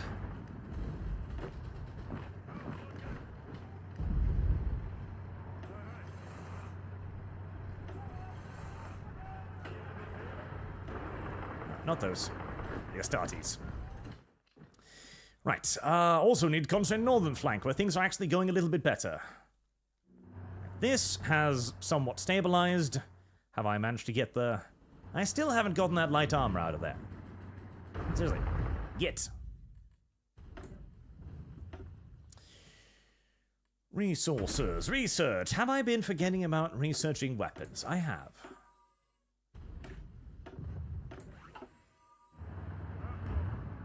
Okay, well, they are going to be shit out of supplies there. How is the naval invasion going? It's only been 10 days.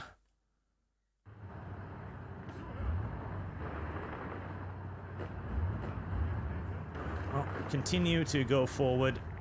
We've got a good opportunity now. In fact, I'm kind of thinking about whether or not we could go for... yeah, encirclement. Now, they do have another supply base there now, so that won't cut them off entirely.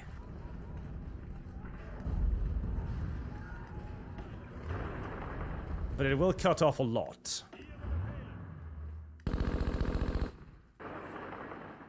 Am I fast enough to just chase them down, I wonder? I might be. My dudes are very fast now. Do not commit the enormous error of leaving the port unguarded like the AI did. That would be silly, at least again.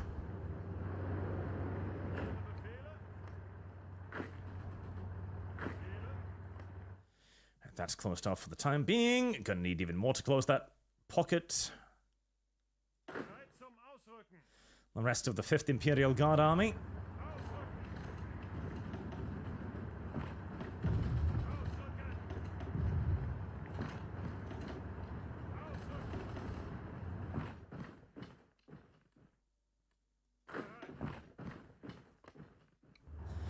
I really need to stop them from getting more ports down here, because them continuing to get ports is kind of the worst case scenario. Right, they've moved, have I started to wear down their aerial forces? I have. They're not dead yet, but they are getting kind of beat up.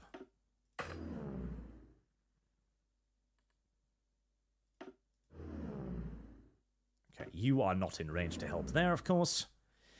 Ground attackers. Interceptors. I think I had some more ground attackers somewhere, didn't I?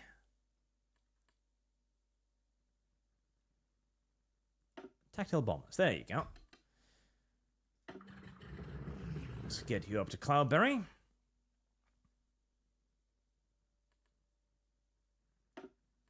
Found out as though to tactical bomb wings right here. Right, 200 more tactical bombers.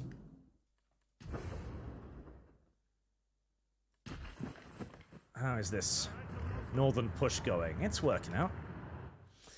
Right, and you guys, you still have no supplies. That is entirely normal. I'm getting used to it. Hello, are you... You're trying to bomb my fleet whilst it's repairing, aren't you? You are. Okay, that's actually fine, because if they're going to throw themselves at a maximum AA area like that with, I presume, fighters. It doesn't have fighters. Okay, yep, do add fighters. That is going to cause them a hell of a lot more headache than it's going to do me. Gotta be careful of that, though. That's how I usually destroy the enemy, the AI's fucking navy, by simply just bombing their ports until they run out of things. Very effective. Okay.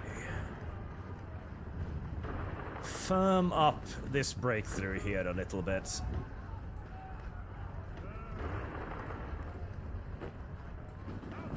And get back that port.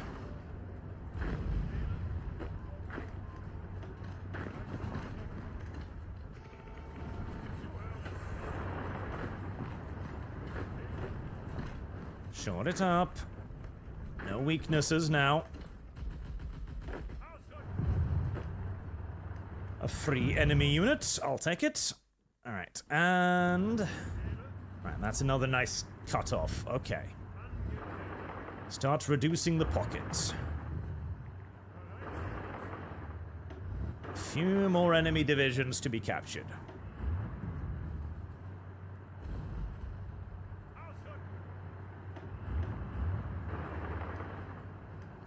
And a slice over the jugular of this big bunch up here, too. Nuclear engines. This, too, is good.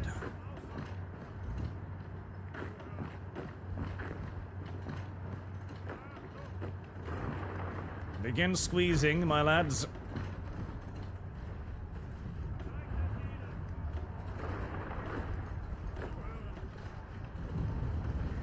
Ow. Okay, well, that didn't work out very well.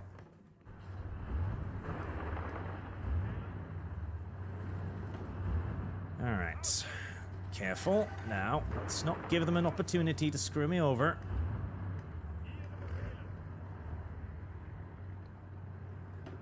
Northern Front. Working out well. Supply situation here. Beginning to stabilize at least a little bit. Desire to retake port. Increasing. Right, light armor. You will come in helpful over here. Right, that port has been retaken. That's one.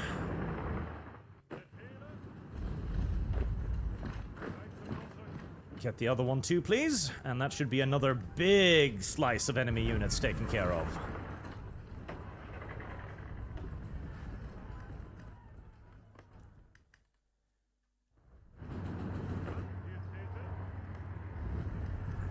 Continue forward. Afford the enemy no rest, no leisure.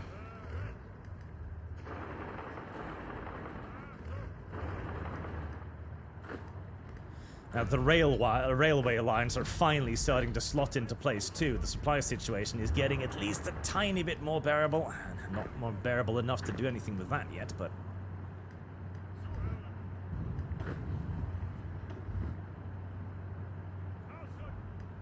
Oh, that's a separate province. Okay.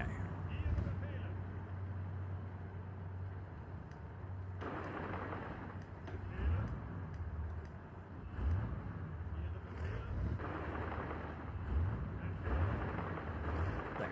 That should deal with that. You guys ready for possibly a counterattack? No, not really. How's the... Finally, the naval invasion is underway. Thank God. Did the armor relocate yet? Nope, light armor is still in transit. Okay, good. Is that the last of their ports? No, Wingham. Oh god, look at that. Alright. Have a go at it. Let's see if we can get through there. We can. Their supply situation is pretty awful. But so are my overstretched lines. Okay.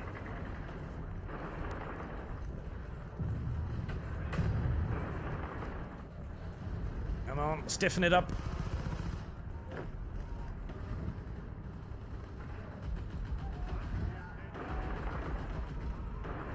Stiffen it up. Not a step backwards. Stalin was right in this. Stalin always understood what the Allies did not. That sometimes you've just got to tell your dudes to just kind of die. It's not a good thing, it's not a nice thing. It's not even a strategy that most nations could possibly pull off for fear of, you know, massive revolts, unhappiness, general rioting in the streets, etc. But if, however, you are a nation that is not merely accustomed to massive, crippling, overwhelming casualties, but in fact at this point have started to fetishize and approve of aforementioned massive and overwhelming casualties, you might as well take advantage of it. And I think my country is starting to become one of those countries. In fact, I think we've been one of those countries for quite some time. Griffonia likes it when other griffins die. You can't fight us, Lunarians. You weep every time one of your soldiers die. When a griffin die, we rejoice. That's what made the Vikings so goddamn dangerous. Oh, really, that is kind of what made the Vikings so dangerous.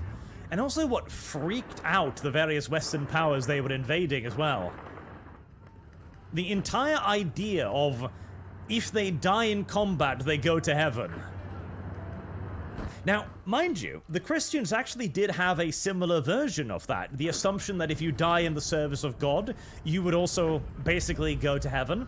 All good conquering religions have some version of this, where if you die in the service of your God, you go to paradise. It's a very, very, very effective motivator, for obvious reasons. Because dying, of course, is scary. Nobody wants to die, generally speaking. Unless, of course, dying will not only redeem your soul of any transgressions you may or may not have committed in this real life, but you'll also go to a place where you'll receive 72 magical virgins. Which I've always viewed as a somewhat transitionary reward, frankly. 72 virgins. Okay. But, I mean, you're there for eternity, so they're not going to remain virgin for long, I'd assume. Unless they're currency?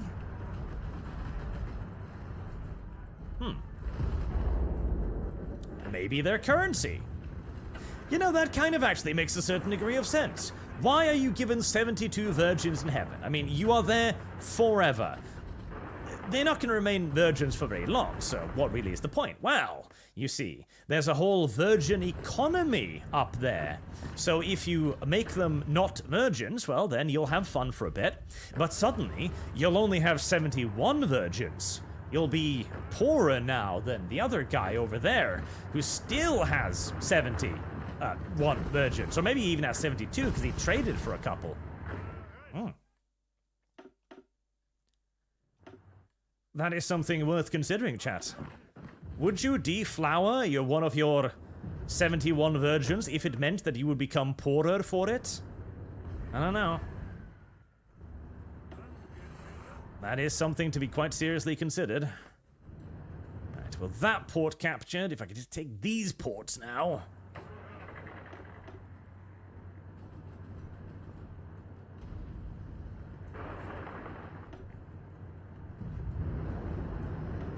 We're going to do a little bit of a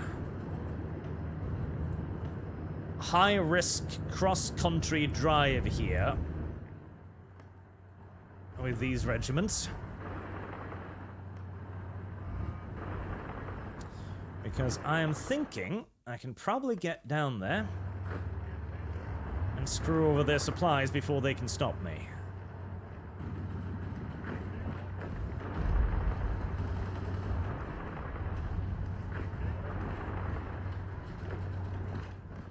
Especially with that little bubble busted. Okay, right. We've got more bubbles to bust.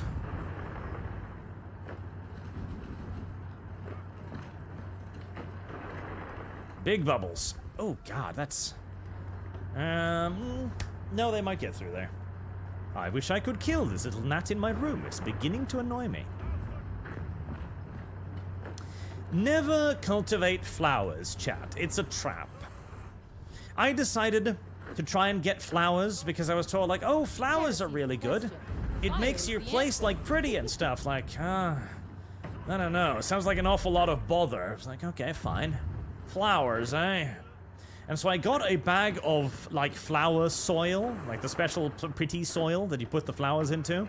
And I swear, there must have been, like, a clutch of these little disgusting fucking gnat thing flies inside of that bag or something, because they're still alive in my house after the entirety of winter. And they must have just chilled in that bag of soil and then hatched piecemeal. I hate them so much.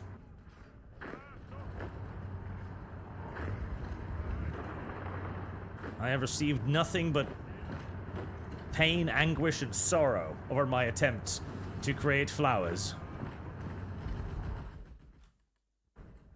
Never, ever, ever do it, chat. Never, ever do it. Service guarantee. Right, how's my cross-country drive going? Very, very well, actually. Surprisingly well. Alright, get that pretty little thing. And since there doesn't seem to be anything to stop me, let's expand the size of our cross-country drive somewhat.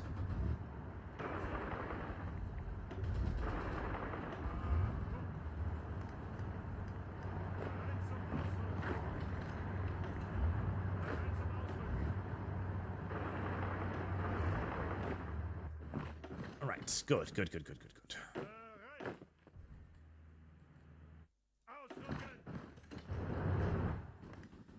And now that I've got ships patrolling that, I don't need to worry about getting invaded there as much anymore. I should just have used the ships to patrol that to begin with, and I would have escaped all of this. But, on the other hand, this also means that this is a hell of a lot of enemy divisions that I'm not going to have to face whilst I'm invading them on their home turf, so I still think this might have been a good thing. Mr. Twisted Frenzy.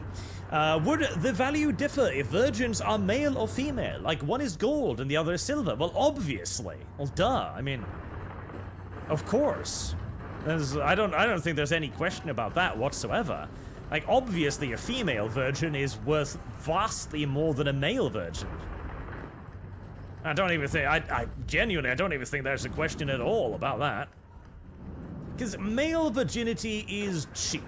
It simply is. Perhaps it shouldn't be. In fact, you know, it probably should. It probably should be worth more, if anything, as men are biologically programmed to try to get rid of the damn thing as swiftly as they humanly can. Therefore, holding on to it should be something worthy of recognition, but it is not. That is the exact opposite.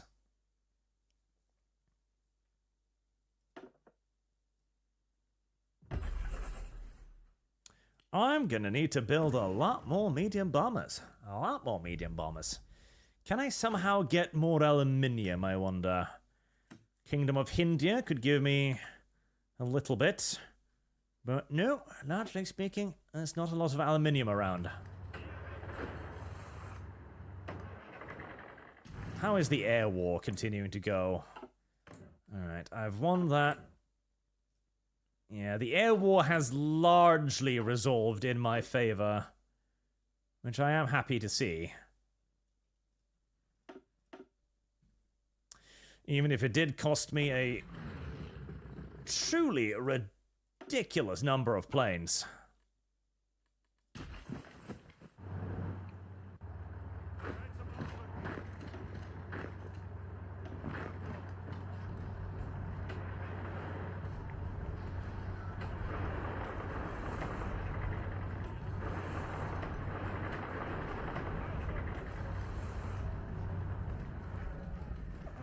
And, oh, hello. A little accidental pocket has formed. I do love accidental pockets. The pockets that are formed when you're not really planning for it or preparing for it. You just look up and you realize, oh, enemy units are ready to march into captivity. Always a good thing.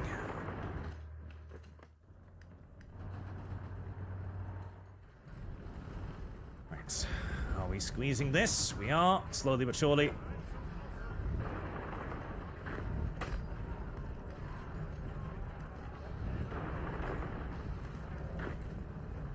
That is somewhat overeager.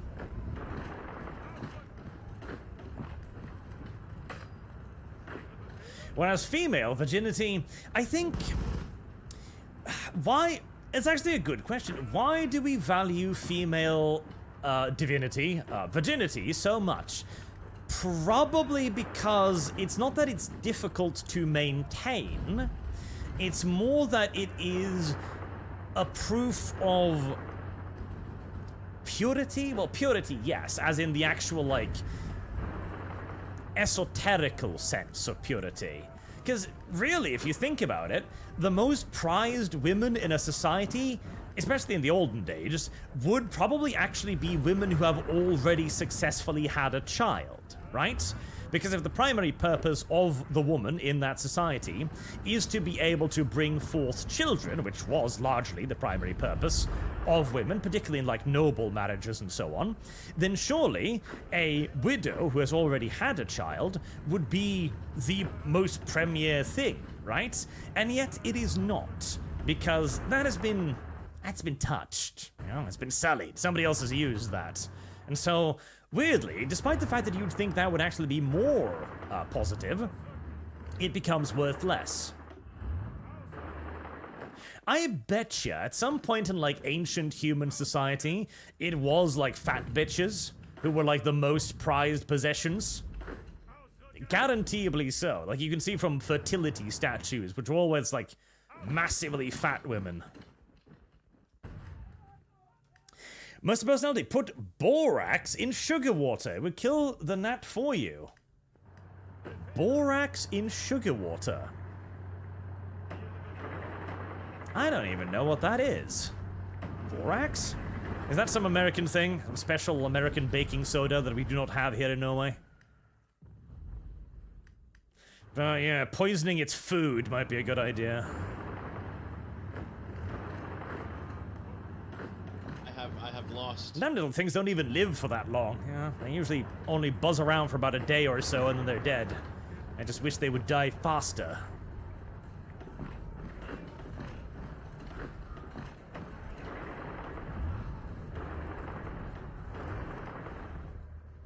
Okay, that attack might be overeager, yes, as is that. Squeeze them into one province, then we'll wreck them.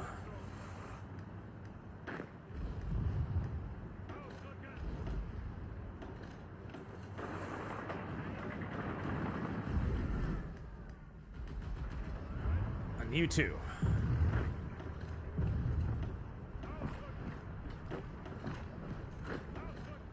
That ought to be the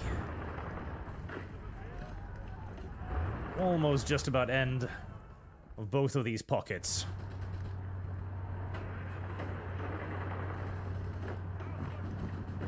Let's counterattack with the Astartes. How's the northern thing going? It's going well. Another free enemy unit ready to be subsumed into my glorious POW camps. Yeah, part of me would love for there to be POW camps in this game. Seriously. Because that would genuinely introduce a whole other logistical challenge. Like, you would have to start considering whether or not letting POWs go. Like, letting prisoners of war just, you know, be sent over back to their parent nations. Because you literally cannot care for them.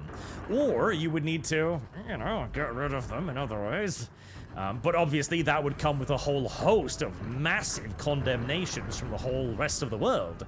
Which, if you're already at war with the entire world, probably wouldn't bother you that much, but if you had see, it's kind of the problem with the World War II game. You already know you're heading towards World War II, so what do you care, right? But if you had a, like, wider, grander system for, like, a longer build-up, like more of a, like, Europa Universalis style build-up, right?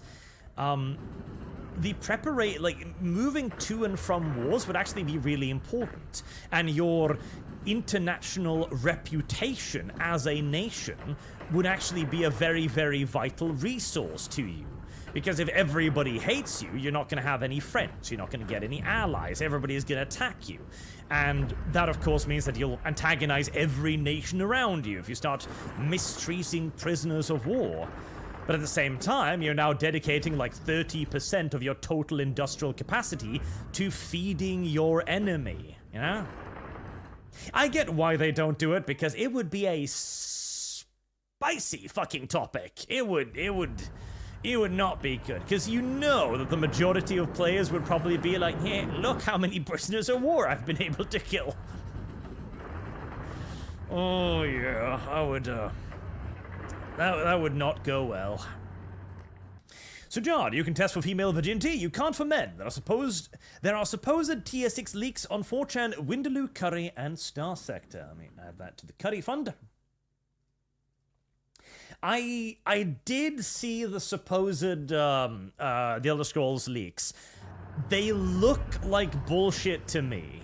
They really, really, really do. It's like, oh yeah, no, we decided to continue basing this on Starfield. Really? Starfield? Why?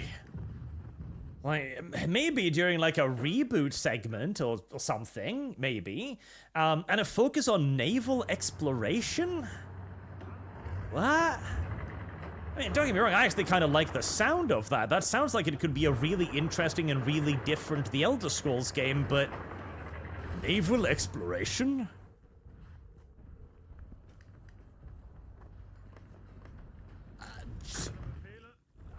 In an Elder Scrolls game? It's really one of those things that just makes me shrug and like, why? Why would that be the decision that Bethesda decides to go in? Like, bearing in mind that Bethesda is a little bit of a risk-averse company, and yet it would decide to basically black flag Elder Scrolls? I'm not convinced. I am not convinced by the veracity of the leaks. Not convinced at all. Well, I'll happily eat my slice of humble pie if it turns out that it was actually correct, of course. But it sounds weird. I also saw something about the guy who had apparently reported on it or something from 4chan being entering into full ass covering mode. Because everyone was calling him a shitbag liar, in essence. And getting very defensive about it, like, no, I just got it at 4chan, guys, come on. It's like, yeah, but, I don't know.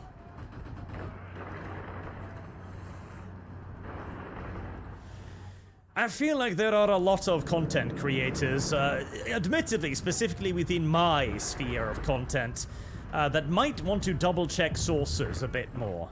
And hey, it's not like you can be perfect all the time, right? I've had sources that have been wrong in the past. You know, I think anyone who does this for long enough is going to have a guy who they trust. You know, they've talked to the guy for a while, he's been given decent information in the past, and you believe his word. And then it just simply turns out that on this case, he was mistaken, or he didn't hear what he thought he heard, or he was simply given, like, erroneous information, blah, blah, blah, blah, blah. It happens. But there is a difference between that and, you know, reporting on every rumor that pops up on 4chan half the time. Or the goddamn Kathleen Kennedy thing. Oh my Jesus. Fucking the Kathleen Kennedy shit. I swear to God. There are a lot of people who just need to stop talking about Kathleen Kennedy. There really is. Like, she's stepping down. This time for sure. Is somebody keeping count of how many times this woman has supposedly stepped down? Seriously. As it now came out again that no, she's not stepping down. Holy crap. I've long since lost count how many times this woman has supposedly been yeeted out of office. And every time it's reported on with the same vigor, like this time, guys, this time for sure, I heard it. I don't know. Skepticism is the ruling force of my life. And you gotta remember as well, okay? Kathleen Kennedy has her position for a reason. Actually, for a relatively good reason. She's one of, like, the most successful producers, like, ever. Kathleen Kennedy, before she started destroying the Star Wars franchise, used to shit gold. I shit you not. Everything she touched used to turn into a major box office success. So That's why she has the position she has, because everyone was sure that she would be the right woman for the job. Particularly also with, of course, her good good relationship with George Lucas. I would not be surprised, by the way, if there was like a clause in her agreement that basically says that if she landed Star Wars for Disney, which she largely did, then she'd be employed at Disney for, like, life, you know? If you land us this deal, you have an office in Disney Tower for literally eternity. I would not be surprised if they'd promised her something like that. Because, again, nobody thought that Disney could fumble Star Wars. Like, that seemed like a genuine impossibility. There's no way Disney could fuck up Star Wars. Like, it is the biggest entertainment entity. All they need to do is produce some TV shows about some dude swinging lightsabers. It'll be the easiest thing ever, and Disney will reign supreme for another 5 decades.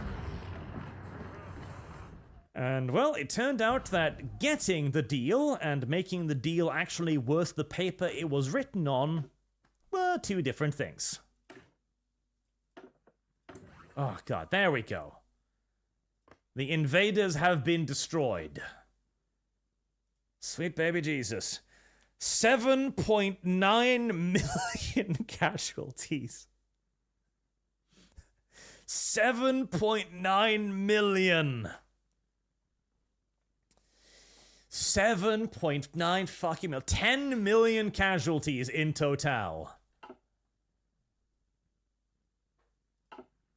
Alright.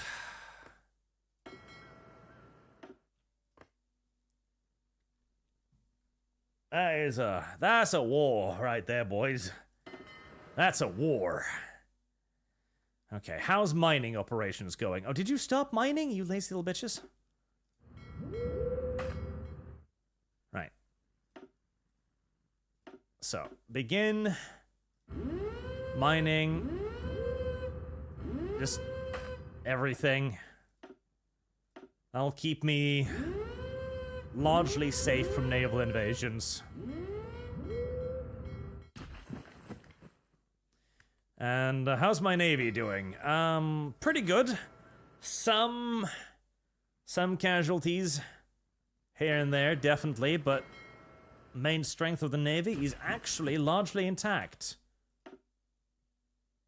They're still trying to bomb me here, but yeah, they do like 3% damage, lose 200 aircraft. I'm fine with that.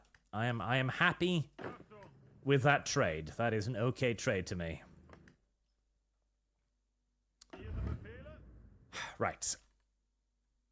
I need to redesign some ships, because I need to start producing ships again, and I need to refocus some production. So I need a lot more medium bombers. A lot more medium fucking bombers. A lot more medium bombers. I need to do like a big head count of everything I've got, because I took some serious casualties there. It's like 1 million men on my side, too. Nasty. Nasty. Soviet Union, we lost 9 million troops in World War II. Lunar Empire, hold my cider. Yes. I need to start building some new boats. Right, so let's get the destroyers out of the way first. We are going to need... we need this little simple destroyer. Doesn't even need a fire control system. It just needs great sonar. Actually, I don't. Do I even need that? Yeah, no, I've got an ASW fleet. I don't really need that. I need a spotting fleet, which will be these with a good sonar, a single super light little gun, and a depth charge.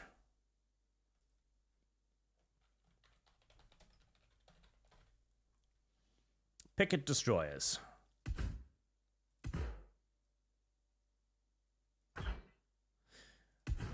Do I need nuclear engines in my picket destroyers? Probably not.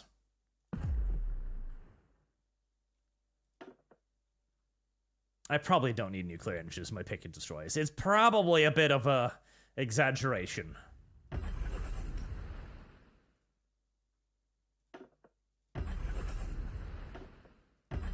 I wish you could order these in, like, bulks. That would be really useful.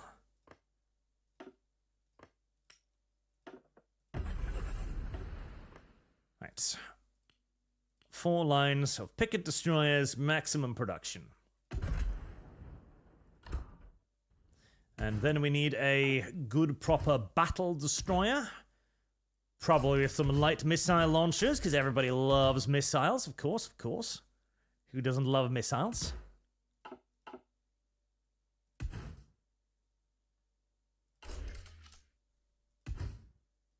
And these shall be my new line of battle destroyers.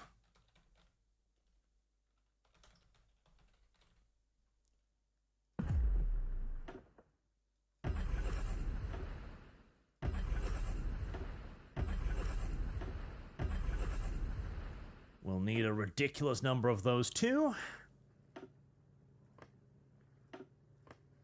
Normally, I'd also try to make some destroyer leaders, because once your scouting fleets are fighting other scouting fleets, having and not having destroyer leaders is a big, big deal. Really big deal. It's a big deal. Where's my modern cruiser thingy?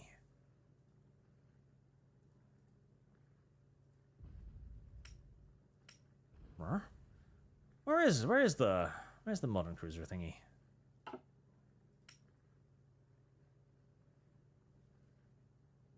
Yeah, where's the cruiser? What the hell? Ah, there it is. No, conventional destroyer hull. There's a cruiser. Conventional cruiser hull. Converted cruiser hull. Ah, all-gun fleet cruiser. There you go. These two are just designed to... Heavy piercing 31, damn.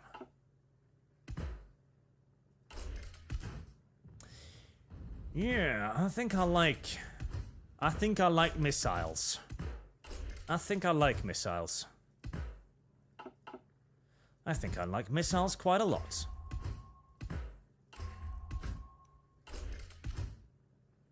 Telekinetic shields. Damn. Oh, I don't think I need quite that.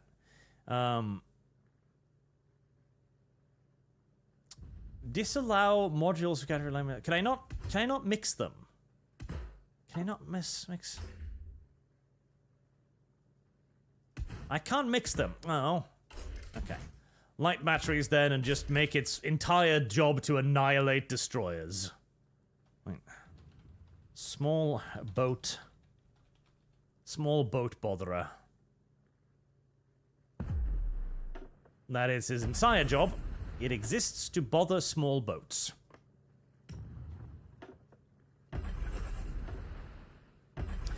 We can be very glad, by the way, that we didn't have an early missile age war for ships, because God, would that have sucked for everyone involved. Like, early on, when we first started making missiles for boats and so on, we didn't really quite know how to deal with it. We all kind of just assumed that we'd be the ones, you know, doing the shooting and the hitting. And so all of our missile defenses were basically non-existent. Heavy missile battery. Ooh. I like the sound of that. Basically, whoever spotted the other side first would just win. Straight up. Like, virtually without question. Look at that. And light attack too. Nice. Whoosh whoosh. Whoosh whoosh. That's the perfect name for a modern day battleship. Whoosh whoosh.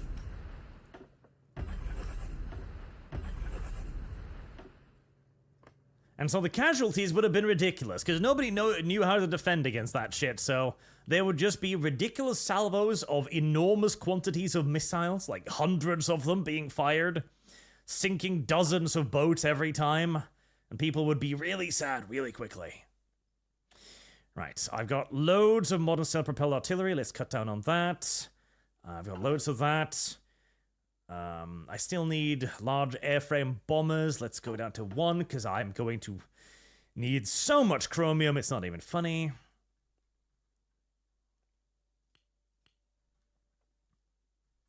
I can keep making those, keep making those. Cut down on 1 on the Thunderbolt Mark IIIs. Still need more MBTs. We're going to keep producing those. 7 semi-modern carriers. A little bit.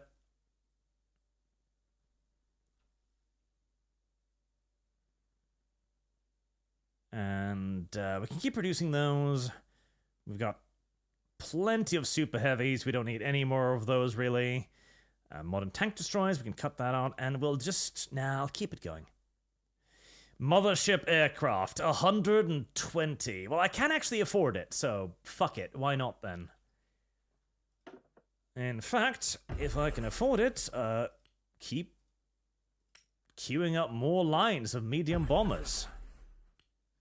458 chromium minus. It's not good. That's not amazing. Not fantastic, chat, I will admit. I will admit, non-ideal.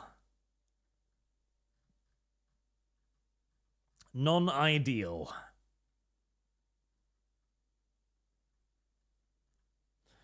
Oh god, how can I even, I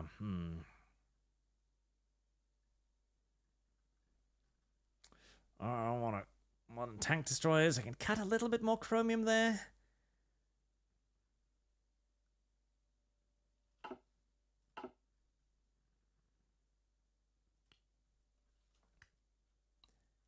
Right, chromium.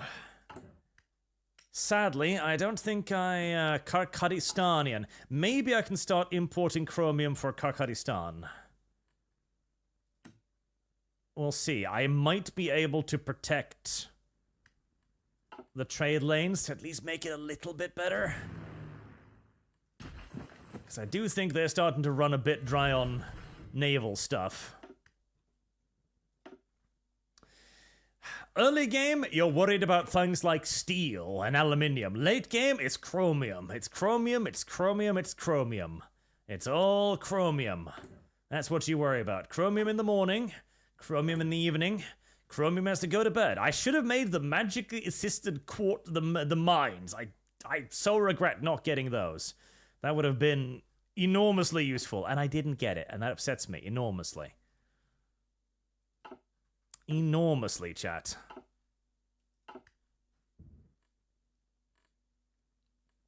Enormously. Have I leveled up pretty much everything I got in doctrines now? I don't think so. Full spectrum. Maneuver warfare? Yeah, gotta go for maneuver warfare. Advanced blitzkrieg? You know, actually I'll take this, because I'm going to have a lot of those.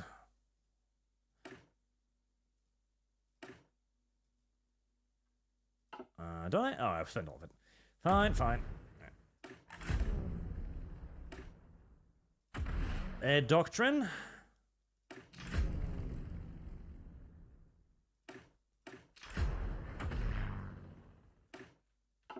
Right. There we go. More doctrines.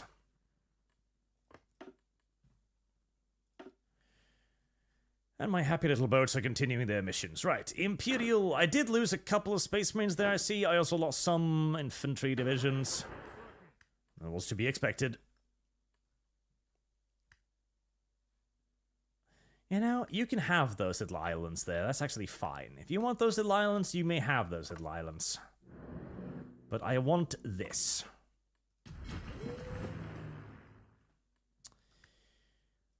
Commence reorganization of 5 million bajillion aircraft.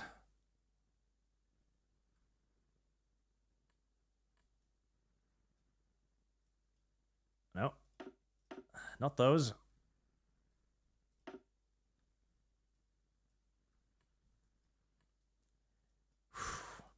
My once mighty Air Force has taken a fucking pounding, I can tell. Yeah, I had so many aircraft. Now I have, well, still many aircraft, but not as many as I once had. Right. Get those reassigned. The air bases up here are still fully functional. Good.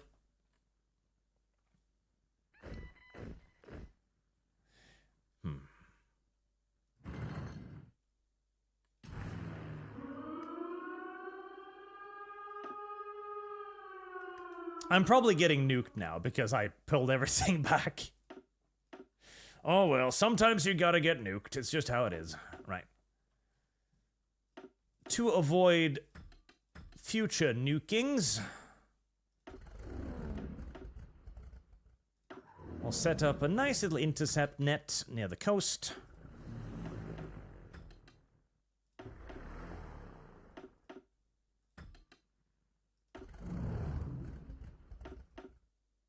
I see a lot of outdated machines now in my roster.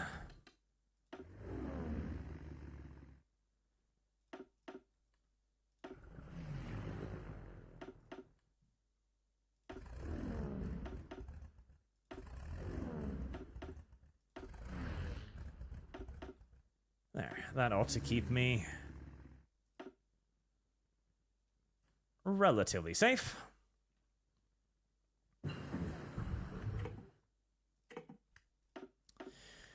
Right, leaves me with 1,200 tactical bombers. Not bad. 500 naval bombers.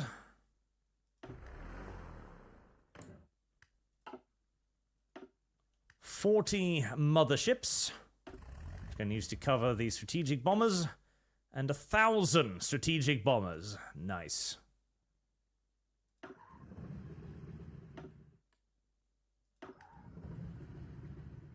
Well, they are going to go and bother somebody.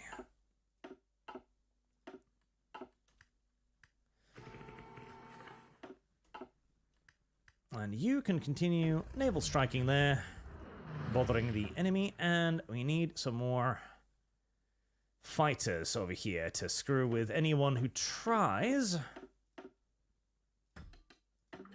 to bomb my navy.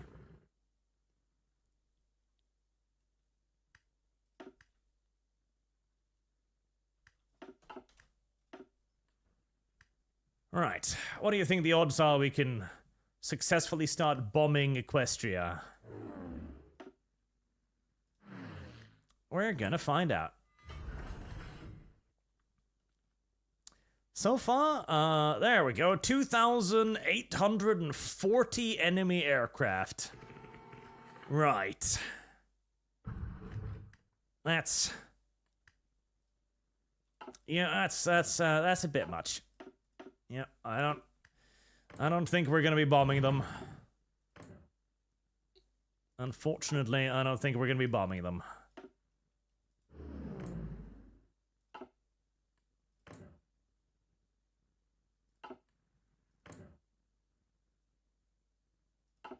Luckily, they're not really able to do much bombing of me either, despite also having like 1,200 bombers of their own.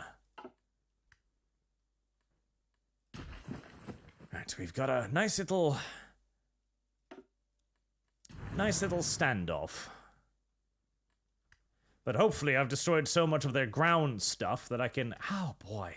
Yeah, my bombers have taken a fucking beating, haven't they? Holy shit. Yeah, the bombers have not had a good war so far. The bombers have not had a good war so far at all.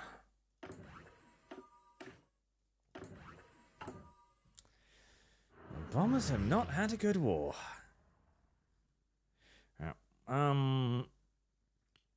Cool down this building of that. Let's see. How are my armored divisions holding up?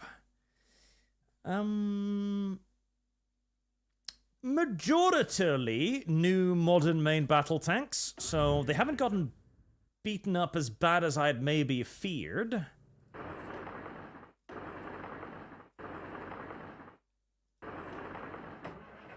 I start spreading this out.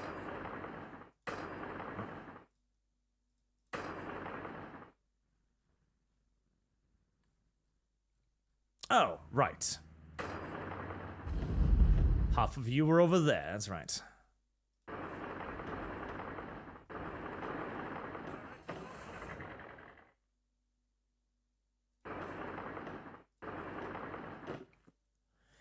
Some new regiments.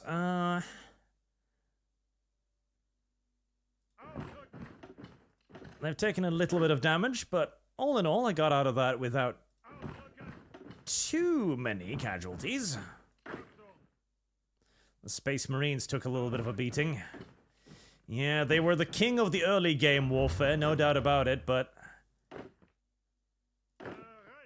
they're starting to get a little bit beat up. Right, we'll change over 3 infantry divisions from you, since you have quite the surplus.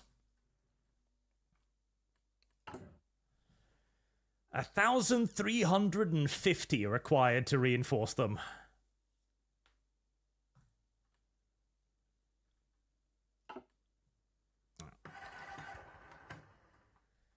Right. Well, the question then is, where do we begin our invasion? Probably Trottingham. Trottingham is probably our first area of interest. 6% mines, 17% mines. And it seems like nobody's messing with my supplies of chromium, which is excellent. Right, if that's the case, import everything we can. No reason not to. Area in low supply. What, you? Okay, well, you're just gonna have to suck it up. You, however, I can spread up. Shit. The rest of you are probably fine. Oh, damn. Stop that.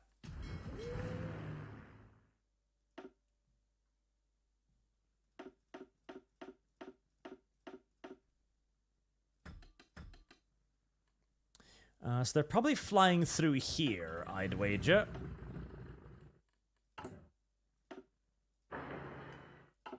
I love the fact that they've made it possible to intercept stuff on the way, which is so much better than how it used to be. Because in previous iterations of Hearts of Iron, the enemy would just teleport to wherever they needed to go. They would just, you know, they would launch from one area, and then they would emerge in the target area. And so you needed to kind of play a peekaboo with the AI to constantly try and figure out where it was sending its stuff. That was mildly infuriating. Especially as, of course, the AI could then go like, oh, you're intercepting me here? Well, I'm just gonna go over here instead. And constantly changing its positions like that. That is absolutely fucking infuriating. Whereas now, you can actually set up intercept areas, and the bombers do actually need to fly through those intercept areas to get to the places they are bombing, which makes it a lot easier. Now, I should just build AA in this region. Why not? It's not like I'm lacking in industrial capacity. Mr. Twisted Frenzy, hey Arch, is it true that German tanks were converted to submarines to try making over English Channel during World War One? World War One? I don't know about that, but there were German submarine conversion kits. So, and by submarine, I don't mean actual submarine, not as in it was going to go out in the North Atlantic and sink convoys or anything, but they were given snorkels, basically. So the submarine was given a snorkel, which would allow its engine to breathe underwater. And since its engine could breathe underwater, the submarine tank could then drive under rivers. That was the point of it, for it to be able to drive under rivers. And it did work. That was actually something that did actually function. It wasn't as good as like a proper amphibious vehicle, but it did work. The main issue was that the engine could only breathe on this limited supply of air for so long. The snorkel itself, too, was somewhat rudimentary and had a nasty habit of breaking, particularly if jostled. And it was essentially just a tube. So, you know, any damage to it or anything would be catastrophic, and then water would flood into the engine. And the moment the engine was flooded, of course, the entire thing stopped, and now you're stuck in a tank underwater with no way to leave, which is non-ideal. Non-ideal indeed. But for just crossing, you know, the occasional river, it worked perfectly fine.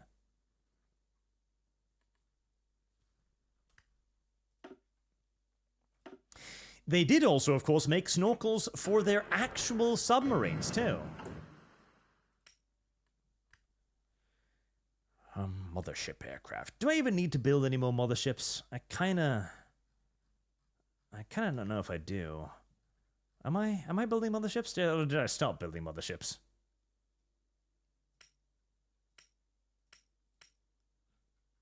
I am building motherships. It's taking up assloads of aluminium, but that's not actually a problem, so who cares?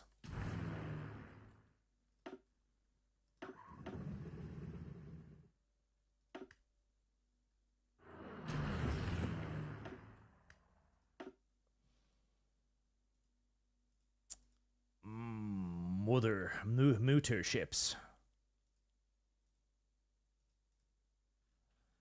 Mooter ships? Where are the mooter ships? The Soviets actually made a mothership aircraft, by the way. Oh, there they are. That's a lot of you. Okay. We are going to create an air superiority force of just enormous mothership aircraft. That's what we're gonna do. The Soviets actually had a mothership aircraft. I think it was a converted Tupolev 3, if memory serves, which carried these little biplane fighters on top of it. And its purpose, of course, was to escort bombers deep behind enemy lines. That was the purpose, and it did do it. It did what it said on the box it would do, but the problem was mainly that once you did this, there was no way to really recover the aircraft easily. And so largely, once you'd launched them to defend the mothership, you then kind of just had to ditch them, because recovering them was not only hard, it was unbelievably dangerous, because now, with modern day technology, where you can control the speed and pitch of an aircraft very, very, very, very, very accurately, you could probably make a mothership aircraft fairly easily, actually. But back then, when you basically were relying almost entirely, in fact, completely entirely, on just like... I just cancelled the fucking tank destroyer, didn't I? I was not terrible. Just on the skill of the pilot himself to keep everything still, if you did like one wrong turn, or your altitude shifted slightly, or a million other things, you would ram into the other aircraft with catastrophic consequences, and usually both aircraft would be just destroyed. So that was largely discontinued for obvious reasons of basic safety. Didn't work out very well. We could probably do it today, but there's not a massive point in it. There's not a huge demand for it, really. There's really not. Like, you just have aircraft carriers. Aircraft carriers do that thing, but significantly safer. So... Infantry fighting vehicle.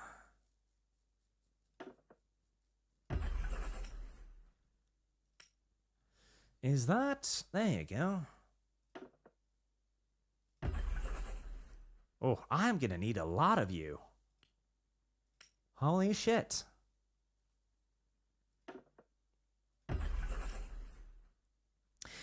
I guess the infantry fighting vehicle just outright replaces the APC, doesn't it? Which is not quite how that would work, mind you. The infantry fighting vehicle is very different from an armored personnel carrier, because the primary purpose of an armored personnel carrier, is to carry personnel into combat. Yep, yeah, fairly obvious. Whereas the primary purpose of a... Oh yeah, it is actually just a straight upgrade. Okay. Well, in that case...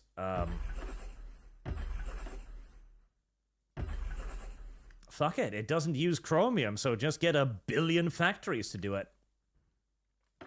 The APC carries men into combat, and then the men become the primary offensive armament of the APC. They become its weapons, in essence.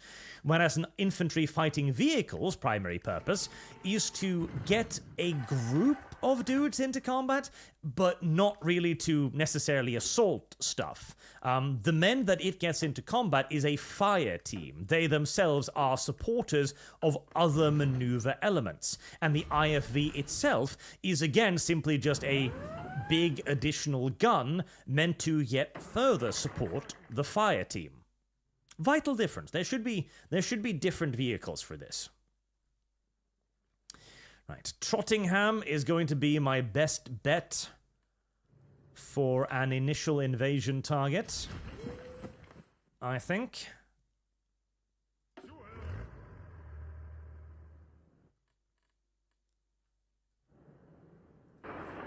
And we're gonna have armor ready to take advantage of it. And probably a good amount of Astartes too to try and hold the line. And some mechanized elements. Yes, 12 mechanized divisions should be standing by to be shipped over there too. Whilst these are going to have to need to continue training for a while to get used to their new stuff. We have talked about the ruffle in the White House. Yes, Hoya, we did. We did talk about it. We did briefly mention it. Basically, everybody got their fifis ruffled, and it ended terribly for all parties involved, and it was largely a diplomatic disaster. By and large. Simple as. And I think that sums up the situation fairly well. Diplomatic disaster. Yeah.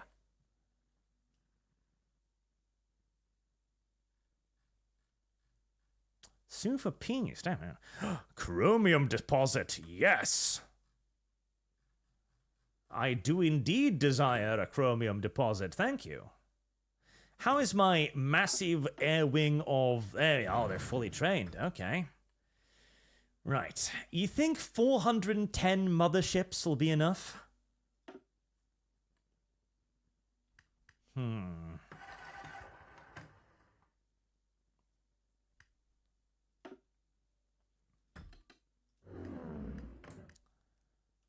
Let's see. Oh yeah, they're trading.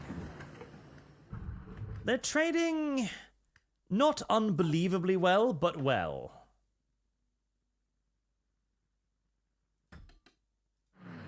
Right. Commence bombing.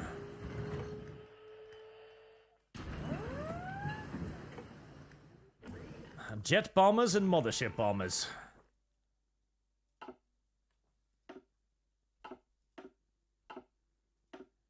Yeah, careful there. Don't wander too far into the enemy's naval area. I'm definitely going to need to do some aerial superiority there. 300 enemy aircraft. We should be able to fight that quite effectively. And we need another 500 to extend coverage over the water. Make sure that you're actually... assigning the aces, you silly video game. Why on God's good earth it's not automatically assigning aces, I will never understand. I mean, that should be a fairly easy peasy task. 18? Oh, God, okay. Yeah, okay, maybe not.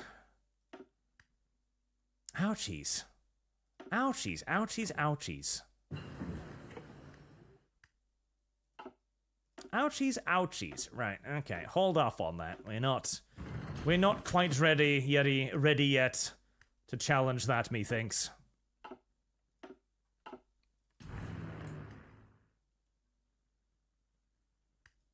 So you just continue air superiority over there. And I'll set up more ground crews, as my navy does occasionally pop in there for a little bit of fun and games. Luckily, I do have plenty of anti-air ships, so they should be able to maintain a decent control over the area, even if I'm not directly patrolling it.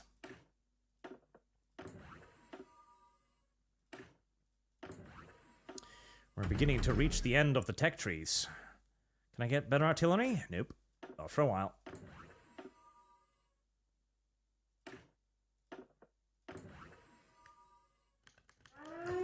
In the shadow of others. Others use the world's first nuclear weapon, placing them firmly in the lead. And the current arms race. Well, I mean, I don't know about that. I've got 26 nukes I could drop. I just haven't, bothered dropping any yet. I don't know if that necessarily means they're in the lead, per se. They just were more impatient than me, and probably had an easier target. Or wasn't as choosy about their target. I'm very choosy about my target. Speaking of targets, the number of tactical bombers is beginning to replenish. We're only 800 down now, which may sound like a lot, but compared to how much we were down, that's actually not bad at all.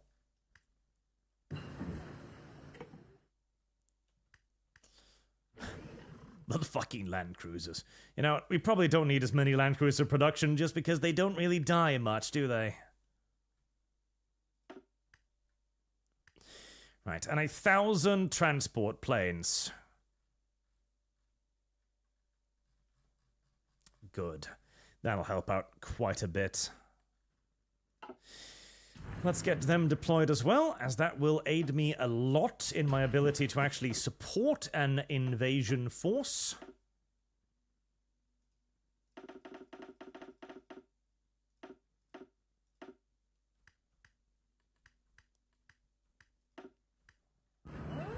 I would love to get the tactical bombers retrained a little bit before I send them off on their probable close to suicide mission.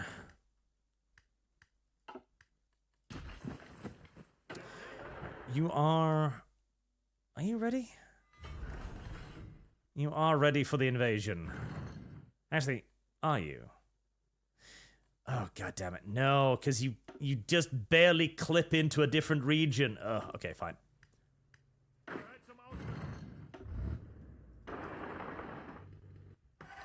I gotta do it all over again. I didn't notice that it barely clips on over into that other region. And the game is very specific about that.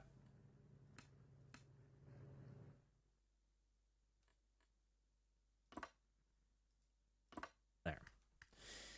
Doing a bit of a risk, focusing all on one landing point, but it presumably won't be heavily guarded enough to stop it. I don't think so.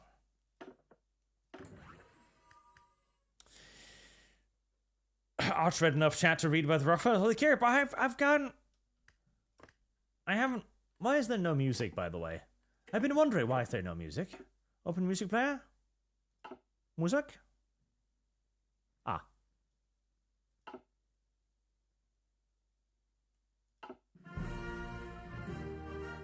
Here we go.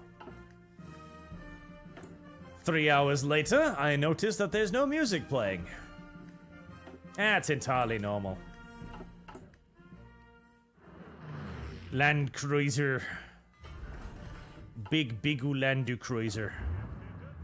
I wonder if I should deploy the land cruisers, my Titans, as part of the first landing force. Part of me thinks yes. Part of me fears the sheer ridiculous quantity of supplies they're going to devour. Part of me fears losing them. But on the other hand, if they live...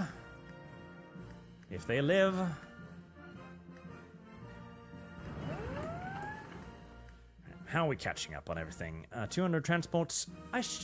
Right, yes. Panzer divisions. Piensers, would you like some attack helicopters? I think you'd like some attack helicopters.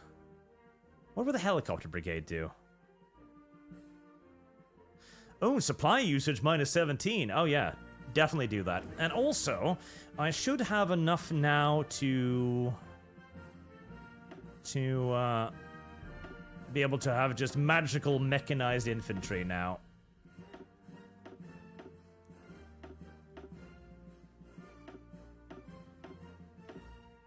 Magical mechanized infantry. That's good.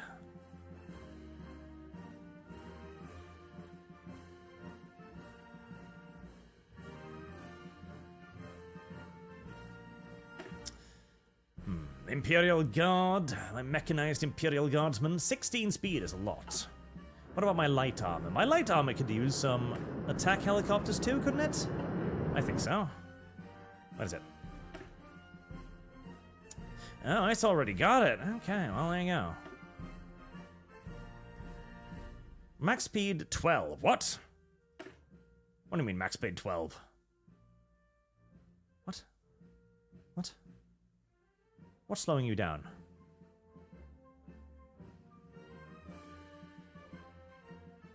You should be a lot faster than this. What do you mean max speed 12?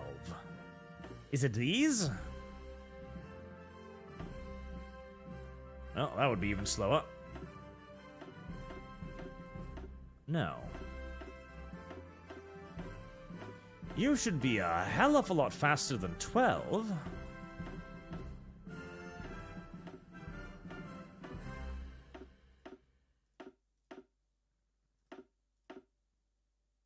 The helicopters? The helicopters are slowing you down. Really? I thought they were being oddly slow. Right, well, I didn't expect the helicopters to be the thing that would slow down my units, I admit. I didn't expect that. I didn't expect that. That was weird. Well, they don't have them anymore now, so that's good. All right, 500. Oh yeah, I've got plenty of early attack helicopters. No problems.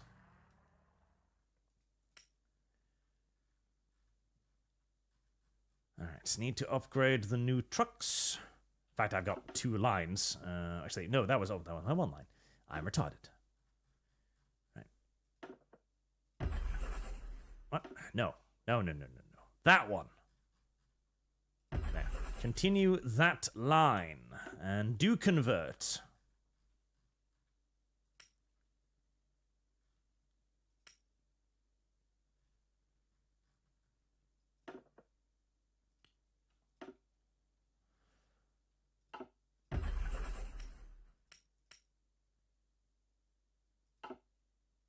I'm not sure what the hover. I'm guessing the hovercraft. Yeah, man. The hovercrafts are obviously for my my amphibious units.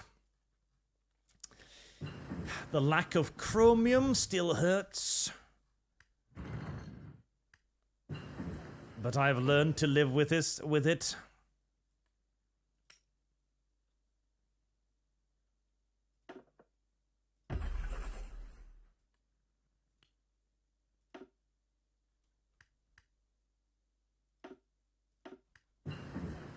Keep converting.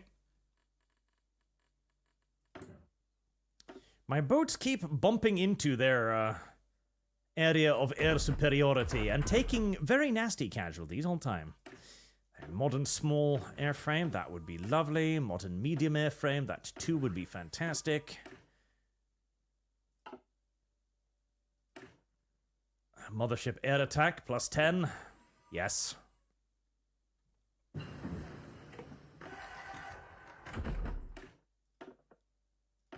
Heavy aircraft.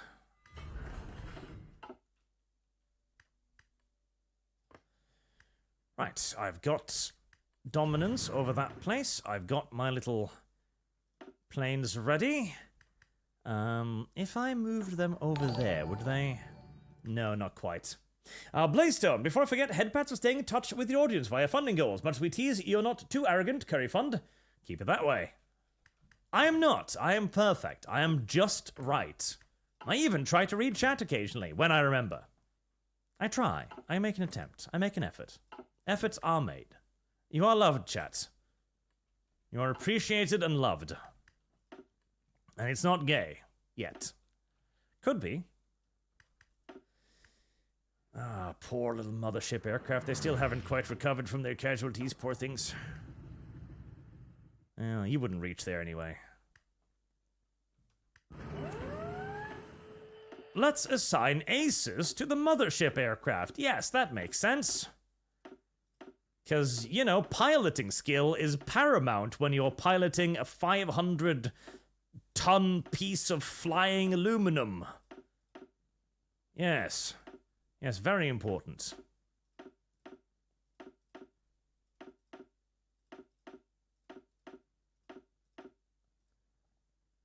Man, I sure wish there was an auto-assign ace button. There. Right, lots of aces. Okay. I should get ready on that invasion sooner rather than later.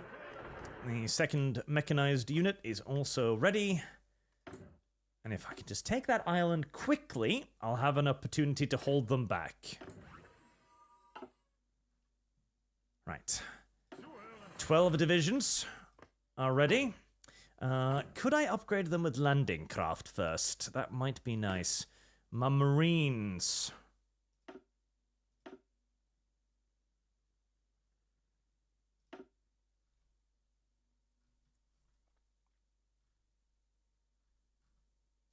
What is the landing craft? Is it a...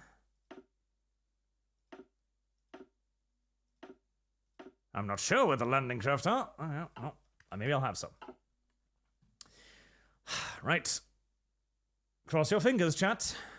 That I've got enough dudes and that I'll have enough meat behind those 12 dudes to get in there. We have almost full strength. There we go. Motherships are full strength. We've got tactical bombers in support. I probably want more.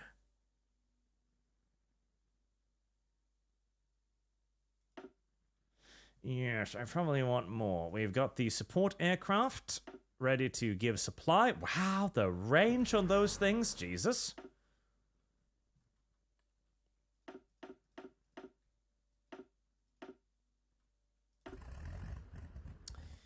$800 ground attackers.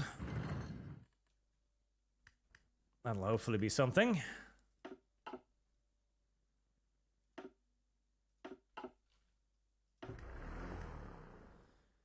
And 400 motherships, which will gonna be the only air support I'll have for the immediate time being until I can turn the entire island of Trottingham into one enormous huge air station. And actually, I should have some light armor too. Yes, I should definitely have some light armor too.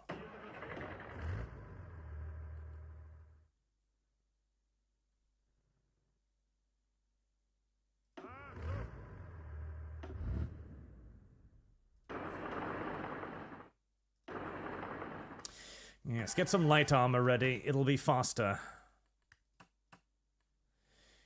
Alright, half tempted to nuclear bomb it before I begin my landing.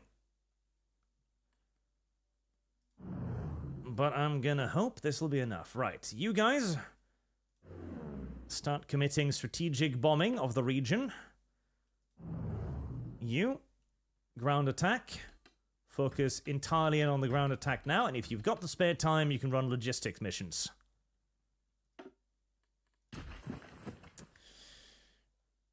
Cross your finger, boys.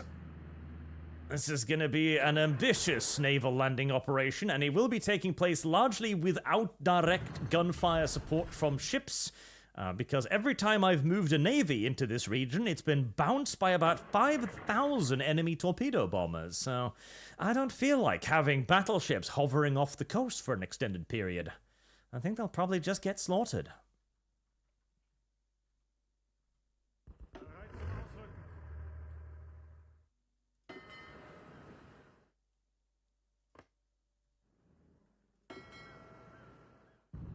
They tried to intercept with a few destroyers, but they got caught by one of my battle fleets and has been annihilated. Okay. Nice. Light defenses. We should be able to overrun those very, very quickly indeed. And ground attackers are sweeping in, bombing the living shit out of the mechanized units defending. Good. Port has been seized. Immediately get the light army in.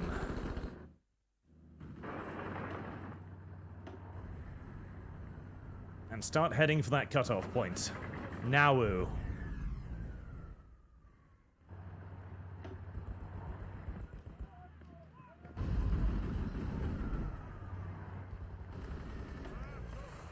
Keep going, keep going. Keep going. Faster, faster. Do not get distracted by enemy counterattacks. You need to seize that province. You can already see the enemy reinforcements beginning to pipple in. Come on, you're almost there. You're almost there. There we are. Right, okay. That was the important part, seizing that. Right. Now, move in the Titans.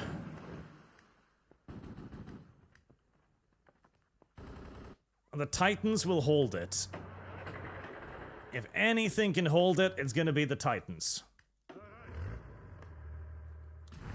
How's the air war going? Loads and loads of enemy aircraft, which the motherships are currently engaging. Oh, quite a few over here too, huh? Okay, let's send another 500 aircraft to contest that.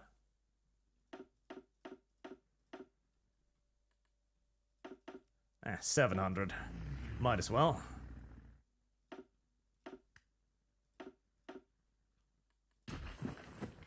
Right, light armor is just landing now.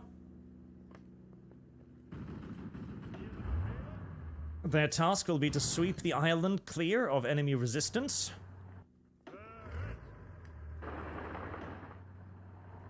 Lickety-split. So that I can fortify it and begin bringing in air forces. Proper single-engine fighters, instead of relying on my big, dumb, lumbering motherships for air superiority, which try as well as they can, they're not going to be achieving, I don't think.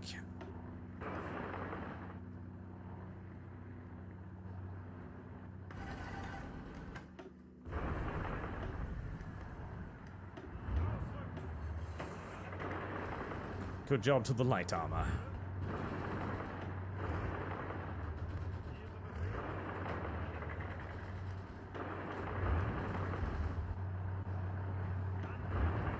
Bridgehead established. The Lunar Empire defenders have been dealt with.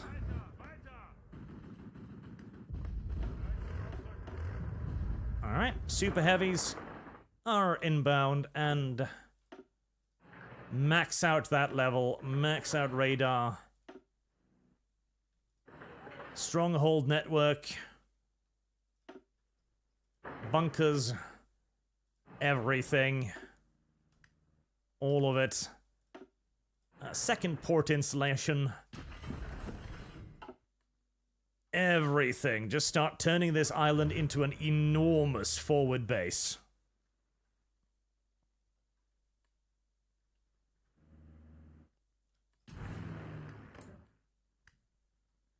Right, good.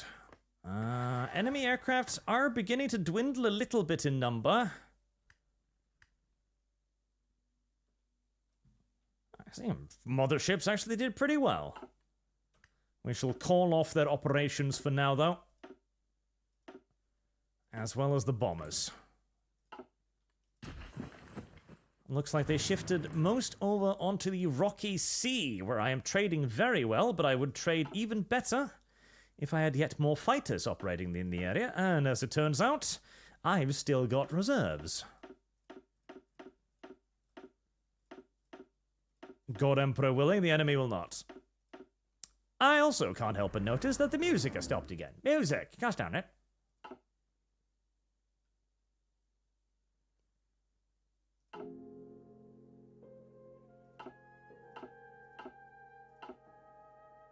Silly thing. The supply situation is immediately getting a bit arse, which I kind of expected. 10 tank divisions already. Yep. Don't worry. The super heavies are just about down there, and we shouldn't have anything more to worry about. Speaking of, have I given the super heavies everything they could possibly desire? No, they need more magical stuff.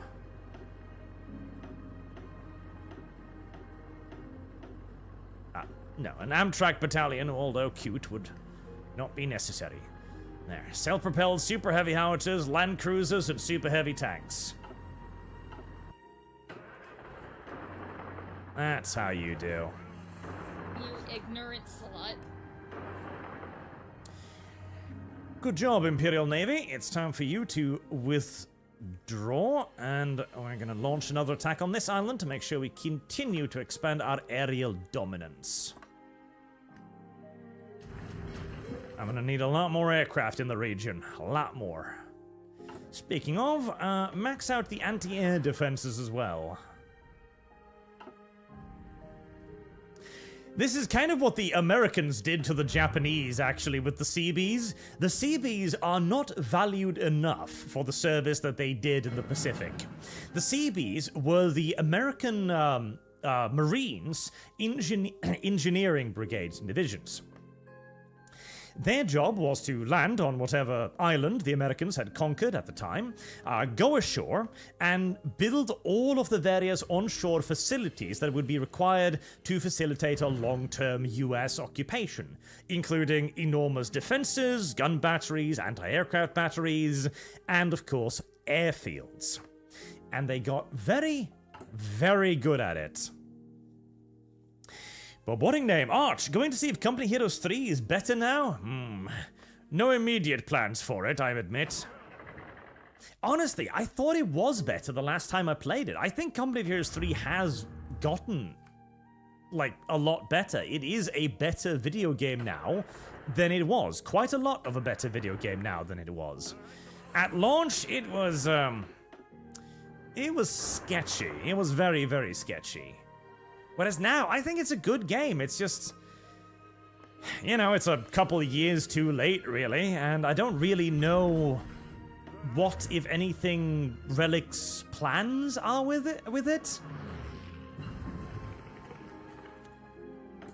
Aerial hangars. Still 5 years ahead of time on the giant guns, huh? Okay, well, I'll start researching it anyways. I have lost. Let me go get a throat candy thing. I'll let time keep passing to build up my stuff.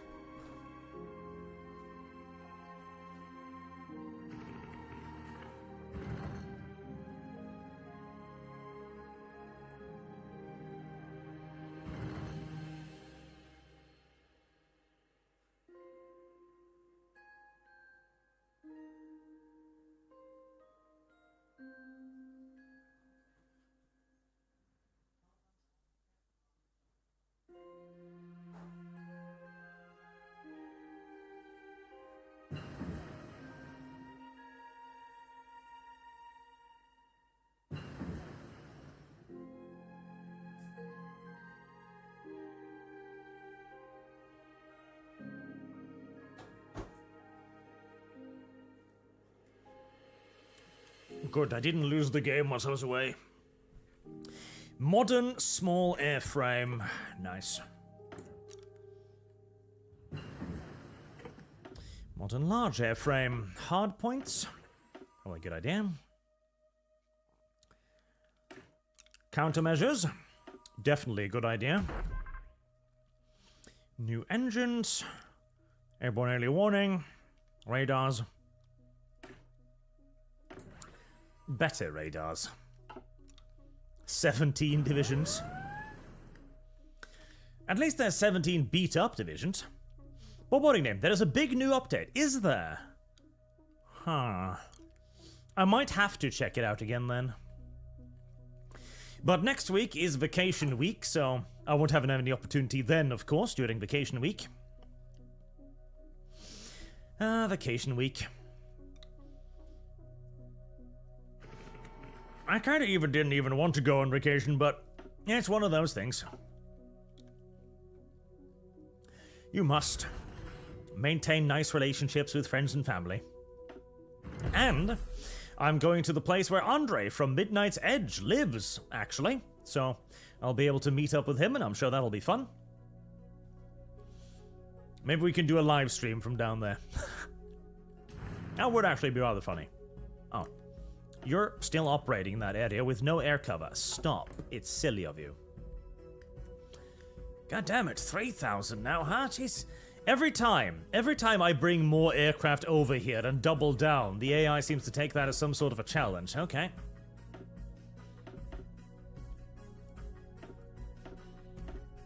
I see your aircraft. And I raise you with another 1,000 of my own. I mean, hey, if they want to fight in this area, I'm more than happy to accept the fight. I have better technology, and I've got better radar coverage, so... Oh. You didn't want to fight that, did you? Okay, what if I back down? Will you come back? No? Ah.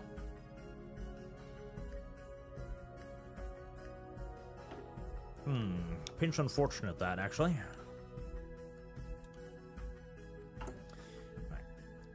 The air bases are almost done. I might do that though when I come back. Do another run at Company of Heroes. Because I want that game to do well. I want it to do better. Especially as Relic is clearly in a bit of a difficult position right now. I mean, that weird-ass Advanced War game that they've started working on. I don't know what to think about that. I really don't. Like, it just looks so bad. I don't know what they're thinking.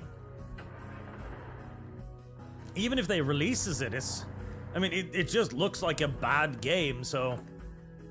I was like, wow, why are you doing this? Why are you putting time and effort into making this that seems to be, guaranteeably, a bad video game? I don't get it. It seems like a very silly waste of time, of effort, of just, you know, programmers straight up. I don't know. Seems weird.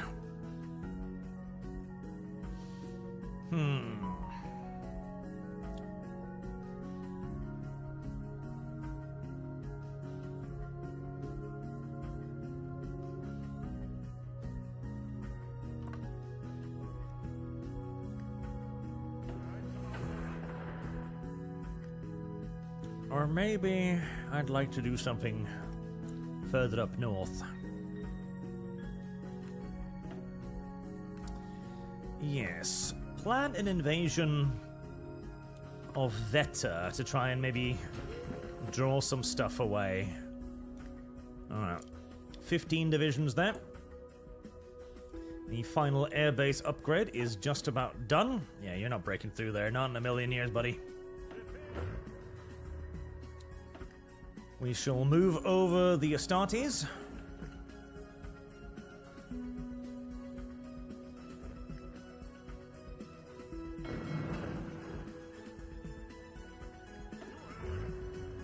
And a couple divisions of light armor. See if they can take advantage of any potential breakthroughs. And we've got mechanized units ready. In case. I would love to drop an invasion right here in Petershoof to cut all of these off and destroy them, but I don't want to expand my naval dominance into this area.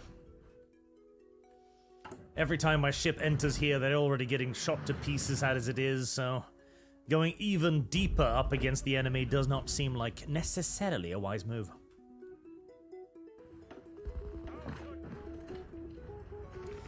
That's right, those 7 divisions up there to back up the Titans. As I think that one's just about done now. Right. Move 1,000 fighters into the area. Why did I only say 600?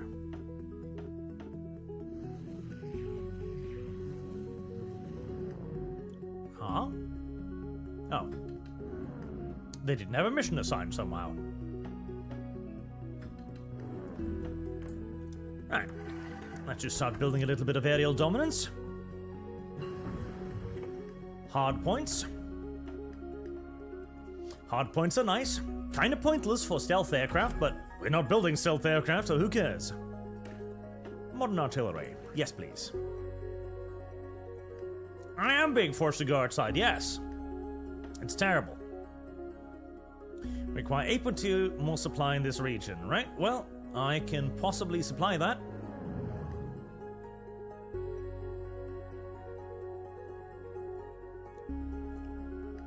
Okay, 5.82.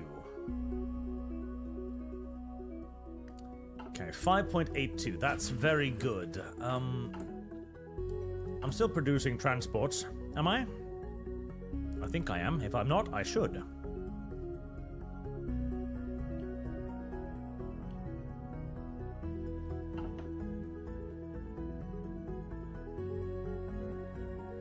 Yes, I am. Good. How's the Navy production going? 68 new destroyers. Yeah, that's probably good enough. Right, 68 picket destroyers ought to be plenty. That'll finally release a little bit of chromium for other things. 36 battle destroyers is pretty good, but I'd like a few more if at all possible. And 9 small ship botherers.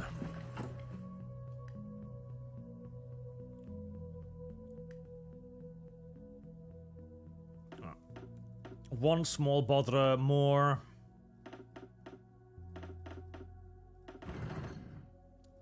And another like 20 destroyers. And we'll have a good navy.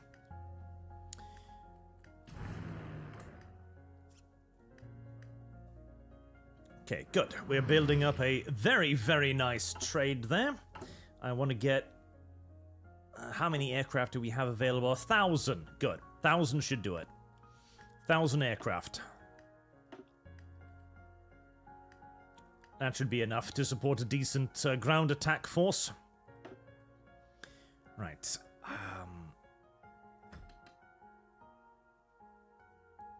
Send them over.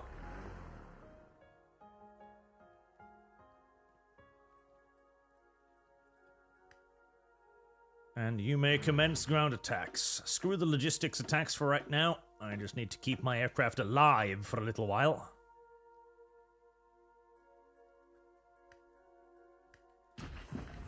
Right.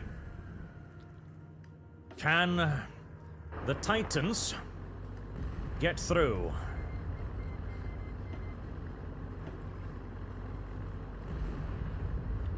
I think probably... I don't know. It's only one of them getting to attack at a time. They're dealing vicious fucking damage, but... they are dealing truly vicious fucking damage, but I don't know if there's gonna be enough.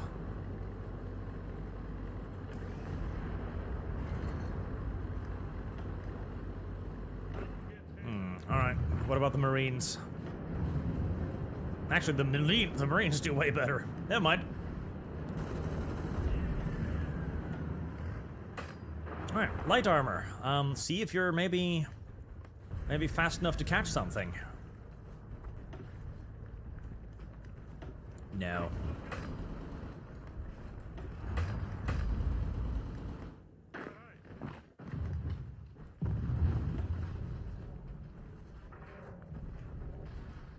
Ouch.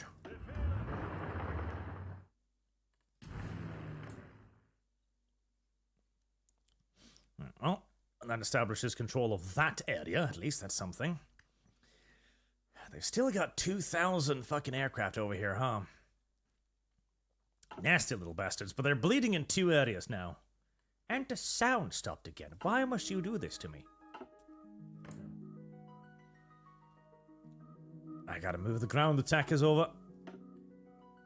Into Peter's Hoof.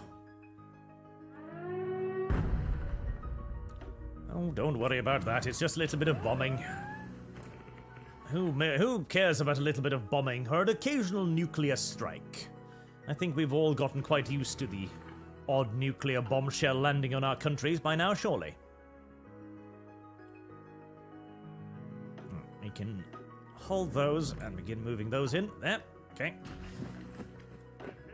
And now, my little darlings. Oh, good boy, they've moved even more shit in front of me, haven't they? Christ. Ready 12 more divisions. I'm probably gonna need to feed them in sooner rather than later.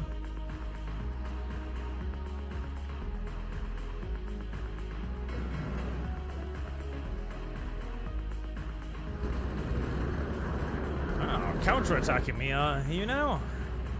Well, that's good actually, because that will probably exhaust quite a few of you. Yes, it will. Go on then. Get some of your shit killed on my defenses. Actually, is this a new region? No, it's the same region, so I'll get all of the usual benefits too. Lovely. If you wish to get some of your units fucking annihilated whilst assaulting my space marines in literally the most heavily defended region of the fucking globe, then by all means, be my guest.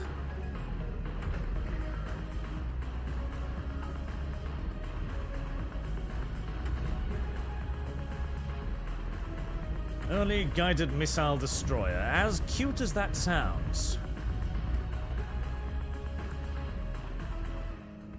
I imagine no immediate need for it.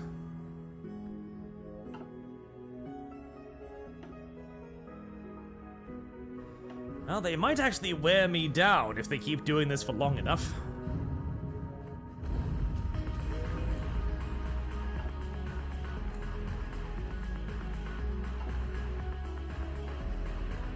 Oh, no, let me quite go. Alright. Do I try the Titans again? No, I'll send the Titans in to defend. Yeah, they decided to not try it anymore the moment the Titans arrived. Yeah, I figured they might.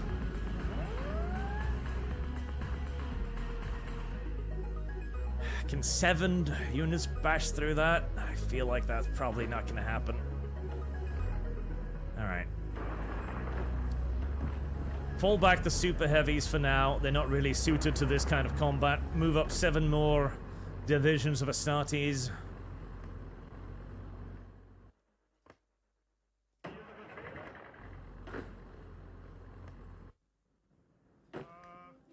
"14 divisions of Astartes."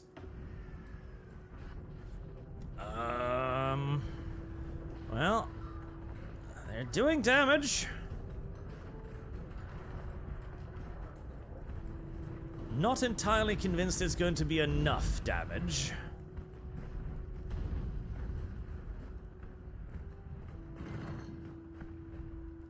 What a brother. Oh, no, it is. Okay, they're through. It is enough damage. Right, I don't want to... Right, get the 12 mechanized and get 6 armored divisions going as well. I don't want to overload. Uh-oh.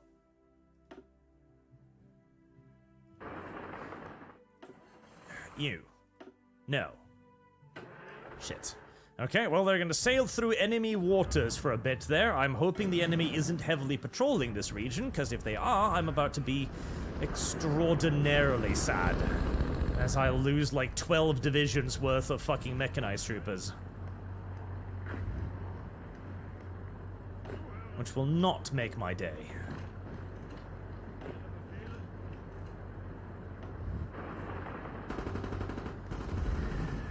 Can we get the light armor to do any overruns here?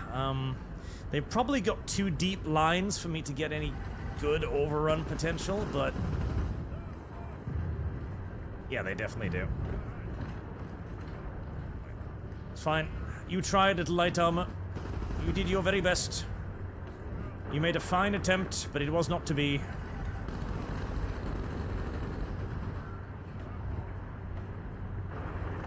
Titans, you will secure my northern flank. I know I can trust in you.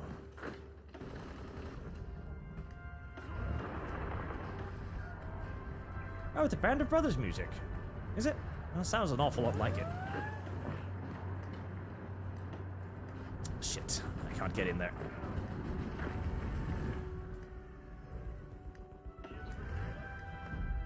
Okay. 3,000 enemy aircraft. Rightio. Need more fighters.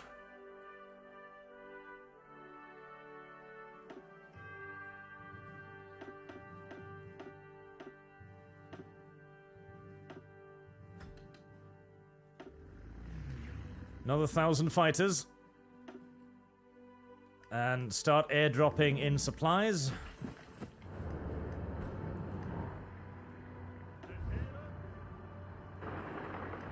I am pushing my supply capacity well above and beyond what I'm likely to be able to handle here, but... the supply aircraft will keep me afloat for a while.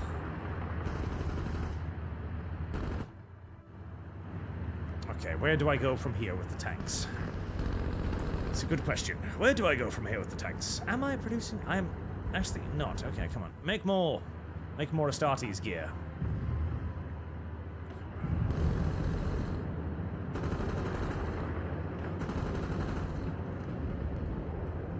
There. Get in there. I need that port.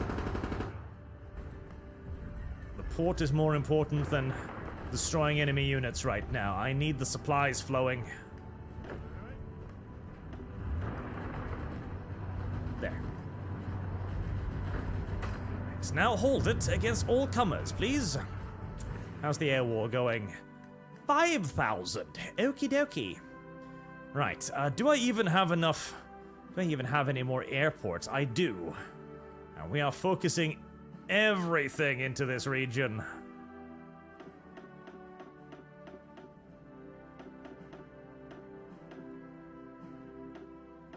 They really don't want to let go of it, understandably, right. 3,000. I am shooting down a fucking hilarious amount of them. But what name? This event in the mod lacks one big thing, Malkador the hero. That is true, it should have Malkador in it. Malkador was a good boy. Malkador is a good boy who's far too underappreciated for what he did.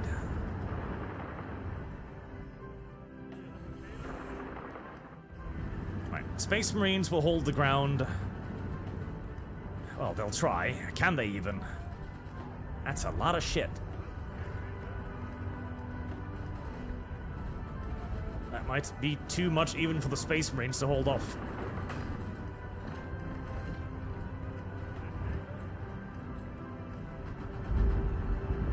Now, I do need to start getting some snippets going.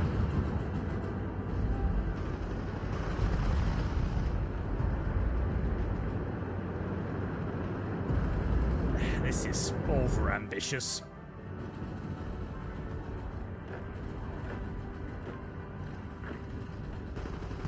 Keep that port. Keep that port. 12 more mechanized divisions. Right. Get ready to prepare for another 24 mechanized divisions.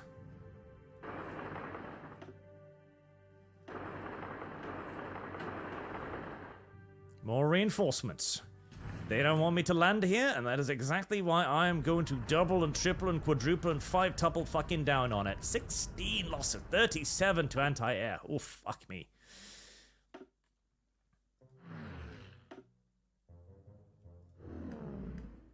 Strategic bombers, everything.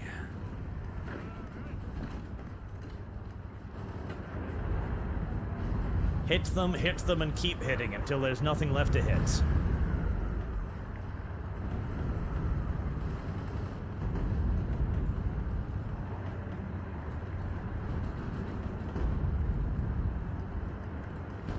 The super heavies will hold the northern flank. I just need to zoom on past here.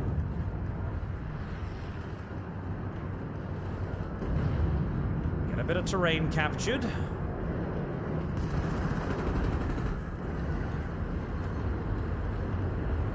Yes, yes, you do not stand in the way of the land cruisers. The Titans will get through. There is no stopping the Titans. Wherever the Titans go, the enemy lose. It is as simple as.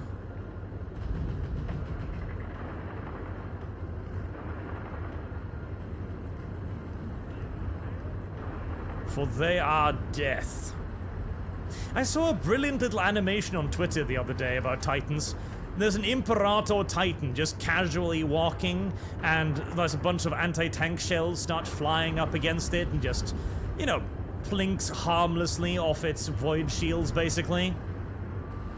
And the Imperator Titan, whilst under fire from like half a dozen tanks shooting at it, just slowly turns its gun and fires once, a blinding shot that just annihilates everything like a fucking nuke striking. And then the Titan just resumes walking, just nonchalantly like, yes, there was something over there. Now there isn't something over there. That's how Titans are supposed to be. Nonchalant engines of absolute, ridiculous, one-sided destruction.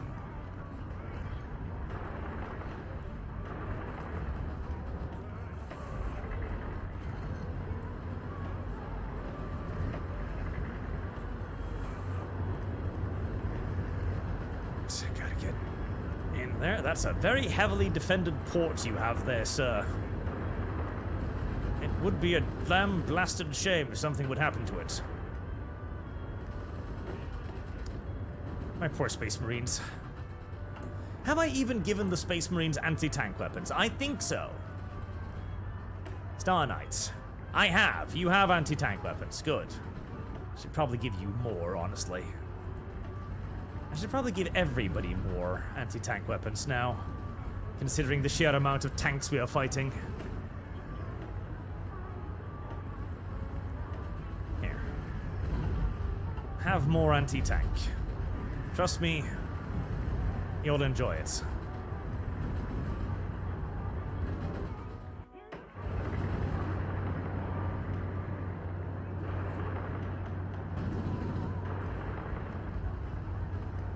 Stubborn little bastards.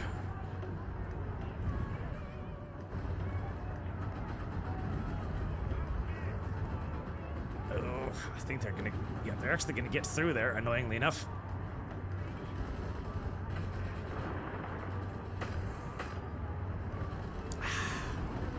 Too much stuff. Too much stuff. Come on, get the port. You're not gonna get the port. No, you're not gonna get the port. Right. Cancel those attacks. Get to the other side of the river. Right. Begin the invasion in the north. Let's try to drag a little bit of this incredible amount of enemies away. I'd like to be assaulted by slightly fewer things, if at all possible. Ah, God, the casualties to the enemy air defenses are pretty horrifying. Okay, I can build stuff there. Right. Good. Get in more fighters.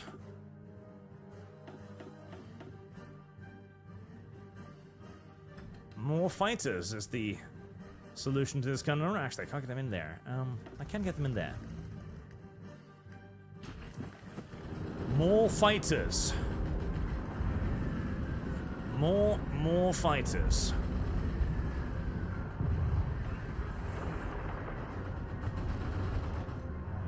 More fighters.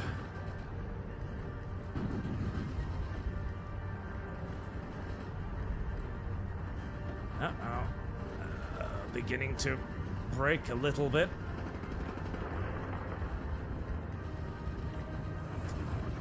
The fall of Veta. Alright, that should force them to send something up here as well. Hopefully.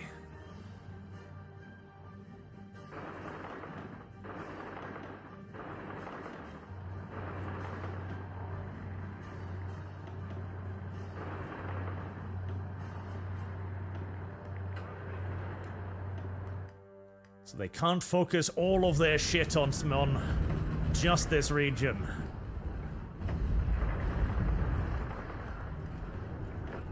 As I am certainly under a bit of pressure here. No doubt about it. It's a bit hot and heavy, you might say. A bit hot and heavy indeed. Even the land cruisers are beginning to feel the sweat.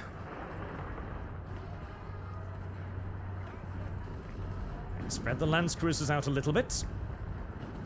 I mean, I should be inflicting absolutely crippling damage on their stuff here, so that's the good part.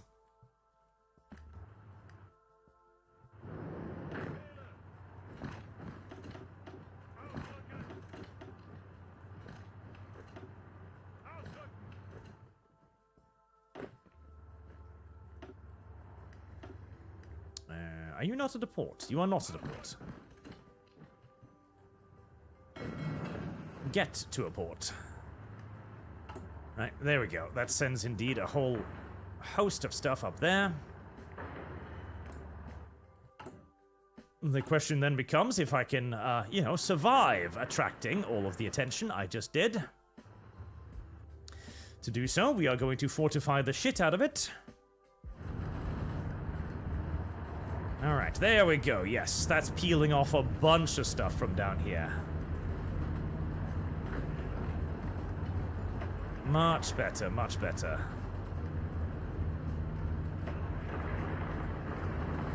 Get that light armor withdrawn. The land ships can take up defenses.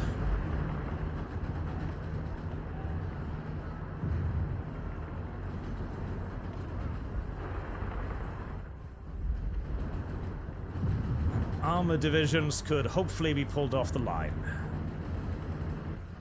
Even the land cruisers are being heavily tested. It's a harsh fucking day. Push forward. Whatever we can. Gain a little bit of ground. To make the situation a little less hairy. If they want to counterattack me, they're gonna have to prepare to get counterattacked in return.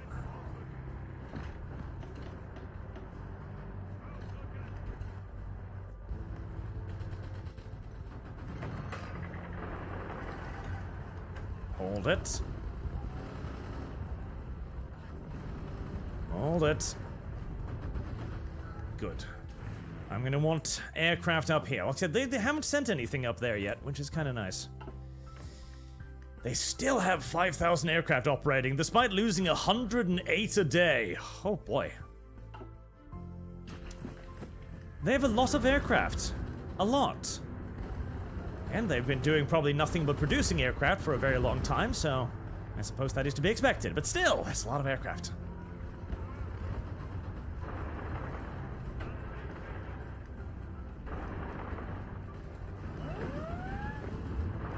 Oh, not all of them. No. Not all of them. Not all of them. There you go. My nephew.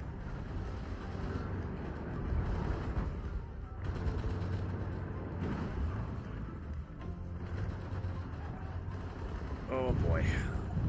Oh boy. 13 more supply. I still need more transport aircraft, but I don't think I'm going to be building any in this mess. Where did the tanks go? Where did the tanks go? I sent the tanks somewhere. Ah, some tanks there.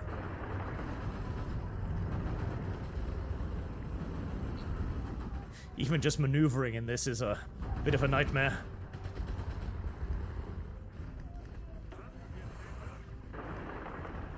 Jesus.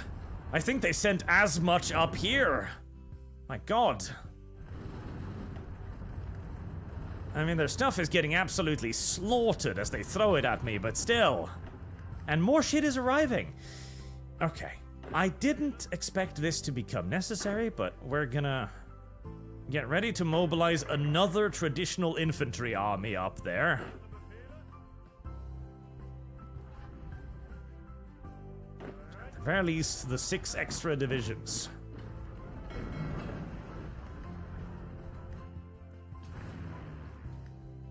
Sweet baby Jesus.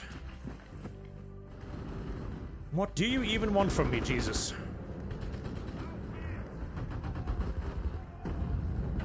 Right, units successfully transferred.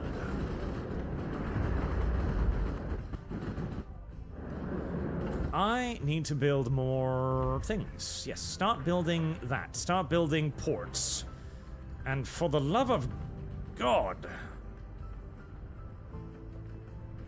upgrade the rail system. Sweet baby Jesus. 2 again. Why have the enemy not upgraded the rail system?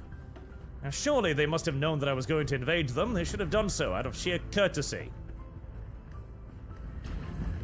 Instead, they just kind of allowed it to fall in disrepair like this. Extraordinarily discourteous.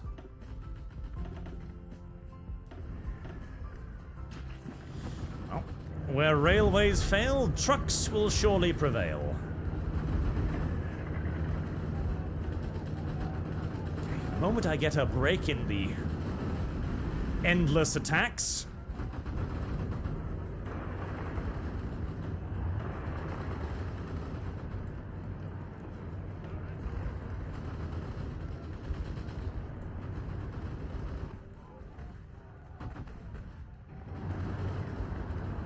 I don't know if I can even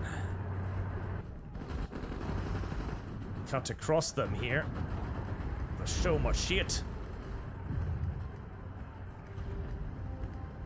I really don't want to send in another 12 motorized divisions because I don't think I can supply them, but I'm starting to think I might be forced to. Okay, the attacks here have started to wind down a little. Good. Yeah, I'm definitely not continuing forward there. Just take one more province and we'll do this piece by piece.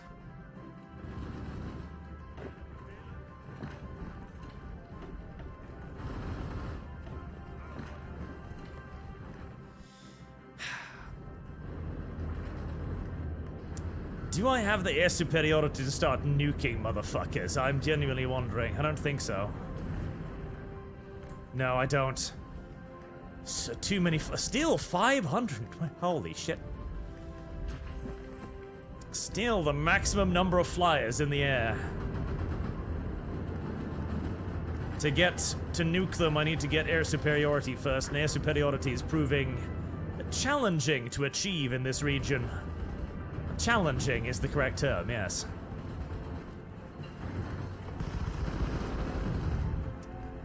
But they are bleeding! They are bleeding! I mean, they're bleeding out, I swear to God. I have 12 divisions ready. I just really don't want to send them in. Jesus does want to reclaim Constantinople. It's true, it's what he's working on right now. 418 days? That's probably a bit too much.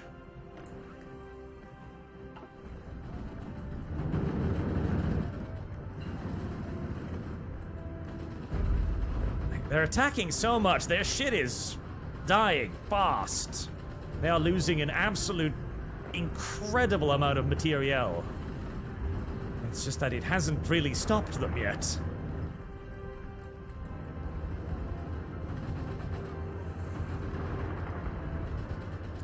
Come on, there's a vulnerable flank there which I can get through, surely. Yes, yes there is.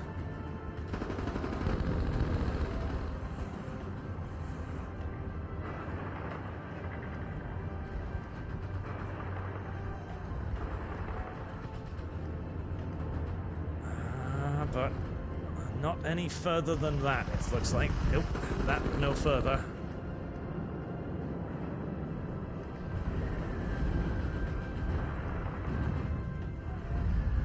Maybe with a flank attack from the other tanks? No, too much. Cancel that attack. Focus in on holding what we've got again.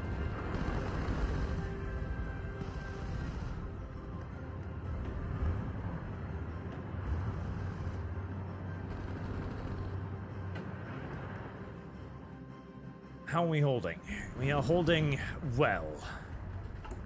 The fortifications are beginning to get done. Yep, this is now just a fortress.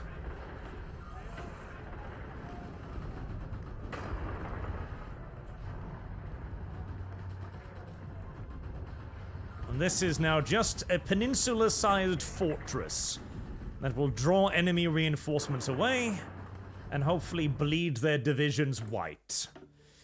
We are subscribing to the World War I German doctrine today, chat, of simply just exhausting the enemy completely of all manpower, of all materiel, until there is nothing left.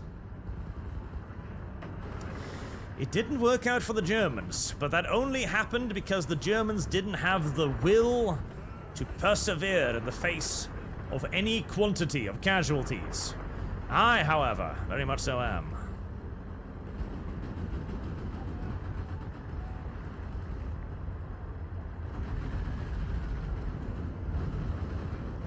Though I am beginning to wonder if any quantity of casualties will be enough to smash through the Western Front.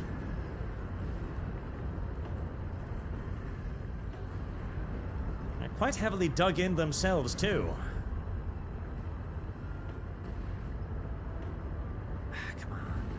Can I not get through there? I can't, can I? Nope. Ah, damn it. That looked like a decent place to attack. Apparently it wasn't. Right, we're gonna need the rest of the Space Marines, I think.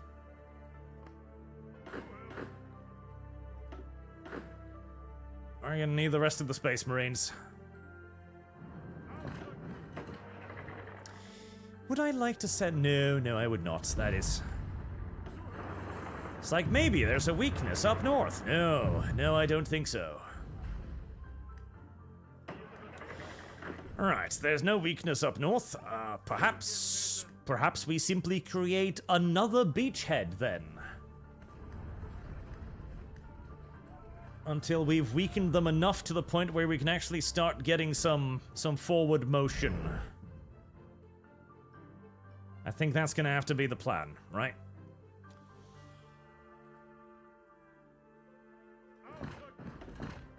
Bring up further infantry divisions. And ready the Imperial Navy for another landing operation. This time against, New Wingham.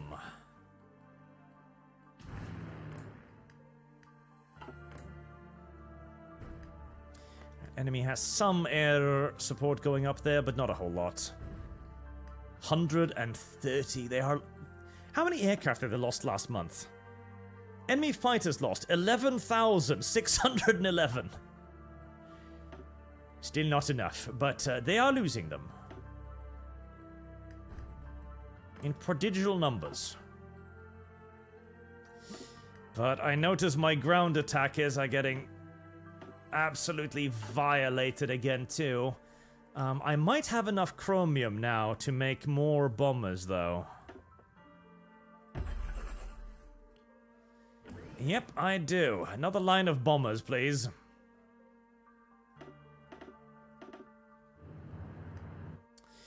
More bombers. More bombers. How am I... My mothership aircraft are all wiped out. Well, shit. They were doing their best. Right. I didn't expect all of my mothership to be wiped out, but they were. I think the mothership have probably outlived their usefulness, as tragic as that absolutely is. I don't think they are relevant anymore in modern warfare. But fighters are. I should increase production of fighters. And cancel out the motherships instead. Yeah, they're not going to recover from those casualties, I don't think. Right, whilst we're at that, I might as well make the modern small airframe. So we've got a turbofan engine now.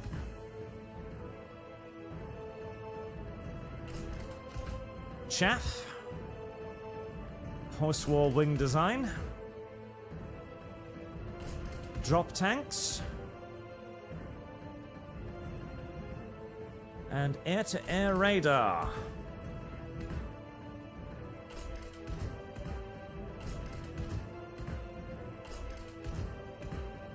Then we load it down with advanced cannons, and does it fly? It does indeed fly.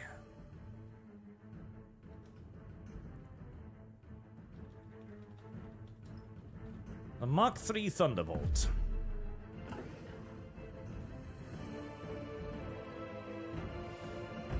Right, well, if I had an aerial advantage already, we shall simply just make it a larger aerial advantage, shan't we?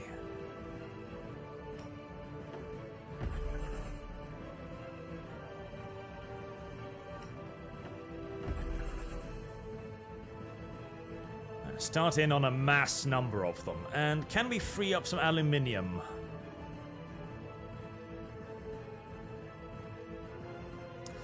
Carrier naval bomber? I don't really think we need any more carrier naval bombers, honestly.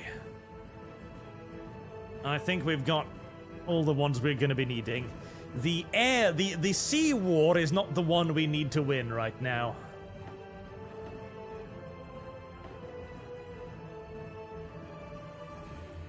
Still minus 126 aluminum, which is not ideal.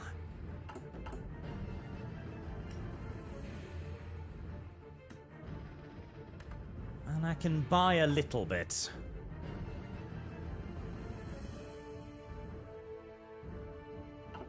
I don't really need the hover transports. 111. Well, it'll keep most of my important stuff in production, so that'll be good enough. That'll be good enough. Right, they have stopped throwing themselves at me. This is good, and is usually a sign of weakness. Yes. When the enemy halts their kamikaze wave attacks, that means that they have grown sad, and weak, and flaccid. And they are begging for some sort of a counterattack. I'm just not entirely sure where.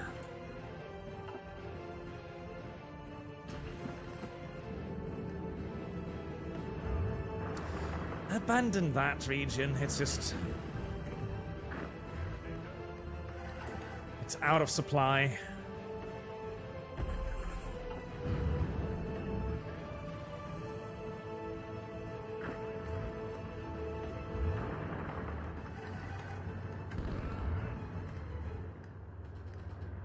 I really want to start getting some snippies here.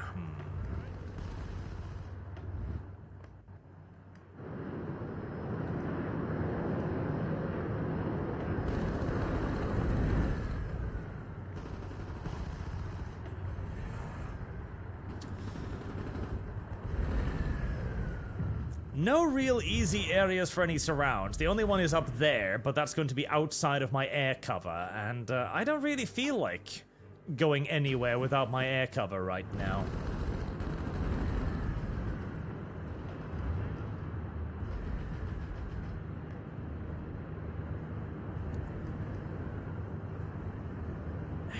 Can we force anything here? Maybe? Maybe?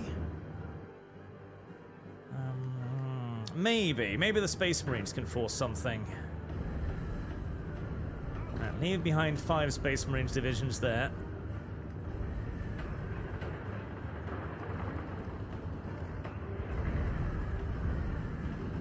And a couple of the Panzers. Stop upgrading the infrastructure. Upgrade that to maximum, upgrade that to maximum. Supplies must flow. In fact, I'm kind of amazed I've been able to support this many units of that shit as supply to begin with.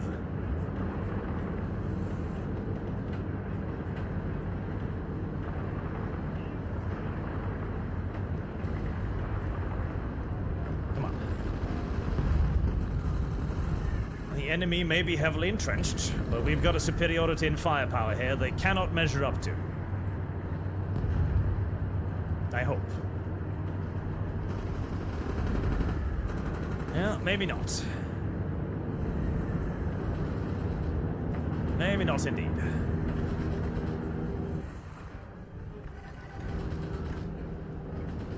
Oh boy, getting out of here is gonna be difficult. Maybe I could give super heavies to the Space Marines?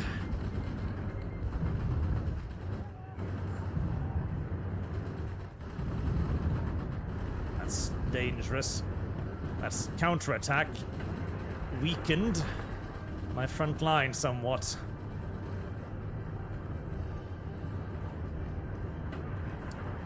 But it held. Alright, super heavies. I'm using the Titans almost exclusively for defense now, which is probably not the best usage of their enormous armored forms.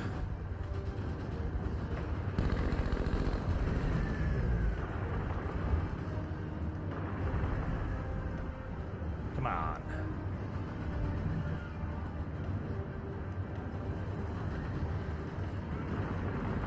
Come on, come on. One step forward. There we go. One step forward. Uno step forward. I'll send in the rest of the Space Marines. Supply situation should be improving. I didn't order you to do your thing, did I? No, I did not. You.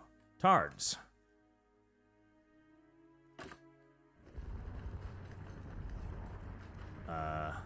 What? Did you get put in a weird... You did. You got put in a fucking different unit somehow.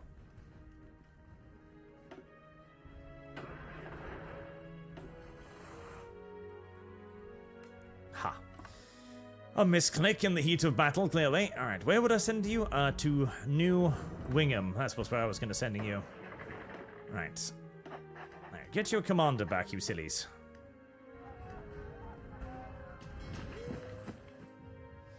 Any serious bombing started up here yet? Nope, they only sent like 100 fighters to contest it. That's fine.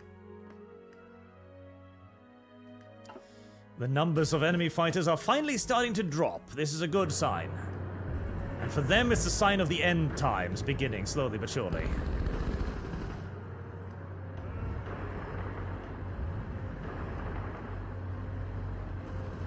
Transfer the super heavies.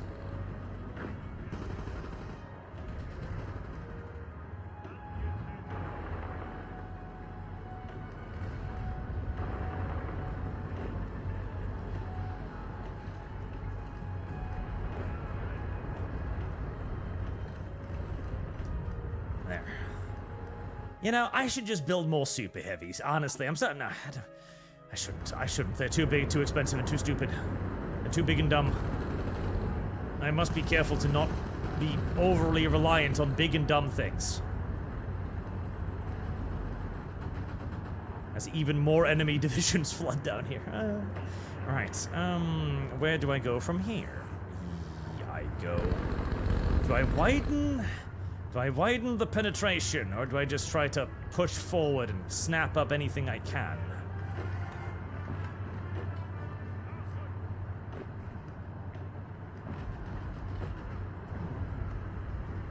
Let's firm that up. Come on, good Space Marines.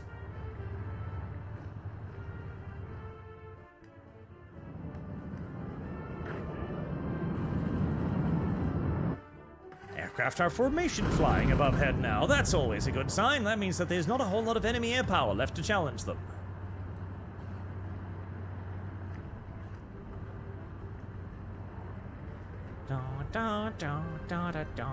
Katyusha. That's a good Soviet song. The Soviets did have some good songs. Not a lot, but some. Kind of paralyzed by indecision right now. Shit. Because I really want to kind of try and sweep over there. And at least I would get some divisions captured. Instead of simply just trying to push out.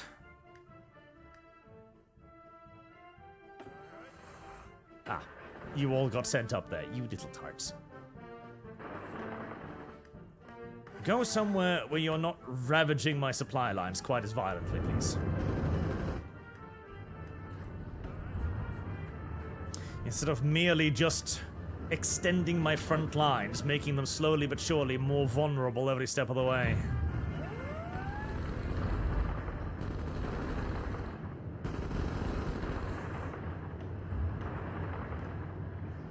Let's concentrate on what we can maybe take first. Right, nice. That's one more area, and I don't spy a lot of enemies in front of me. Push on.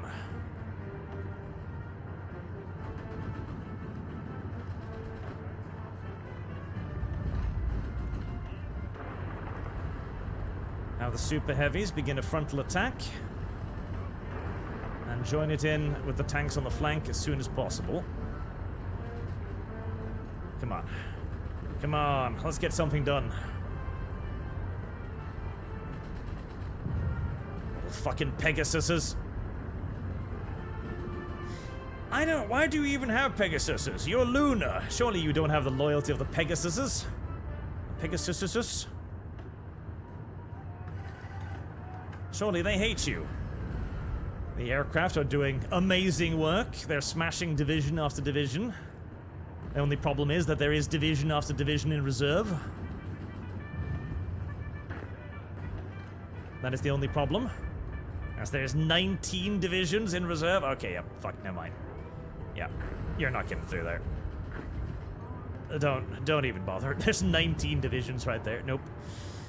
Okay, let them reposition themselves a little bit. Maybe they'll be silly enough to... Yeah, they're moving reinforcements into the pocket. This is good.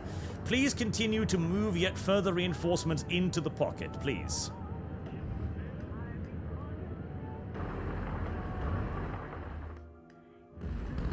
And now we try again. 16 divisions in reserves. Nope.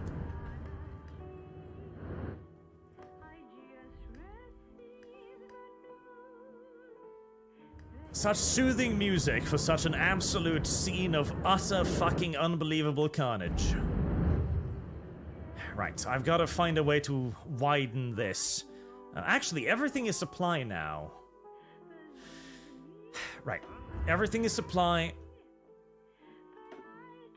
Another 6 division of armor. Surely that should be enough to get something done. Another 6 divisions of armor. Another 12 mechanized.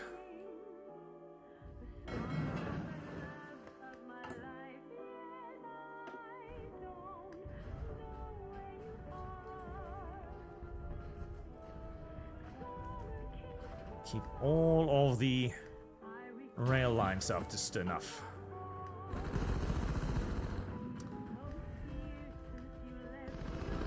Alright, how do I widen this? I'm tempted to fall back and see if they're silly enough to follow me.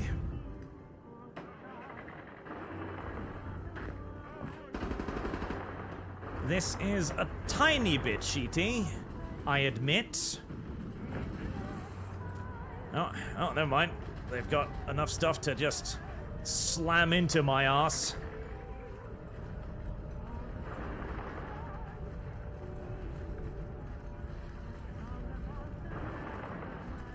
Send reinforcements. I don't... Yeah, they don't have enough to actually break through, I don't think. No, they do not. No, they do not.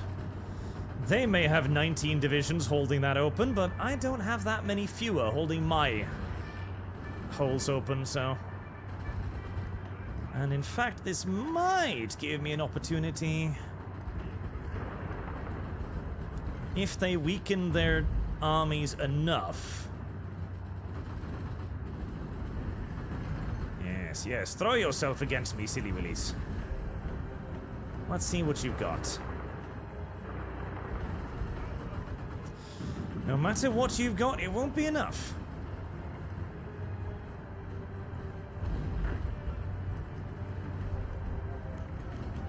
Sebastian Jarek has been wounded. I'm not shocked and surprised. Considering the state of the front line, I'm, if anything, rather surprised that it didn't happen earlier. Right, 6 divisions from the one side, 6 divisions of armor from the other side.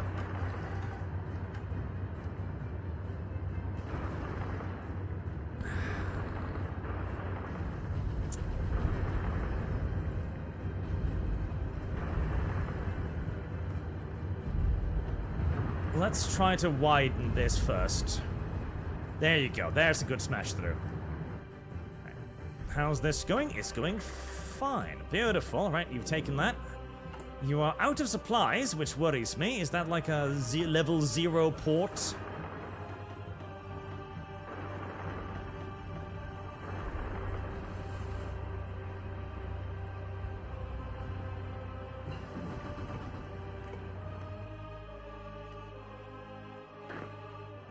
"12 divisions of infantry.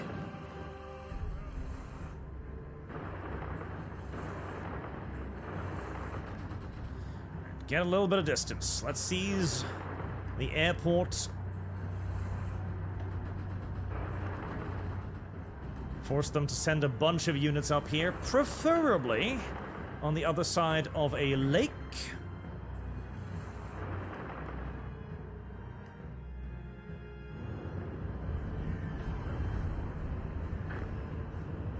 Right, 12 more mechanized. 12 more mechanized divisions.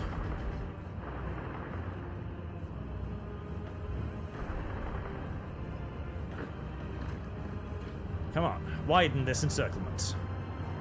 There we are. They're running out of stuff to resist with. They're getting blown aside. Smashed asunder. Exactly as they should.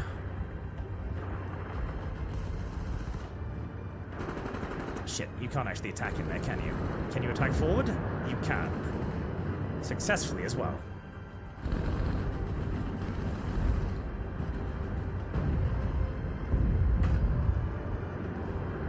Damn it. Most of my offensive force will be wasted before I can get in there. Right, stop.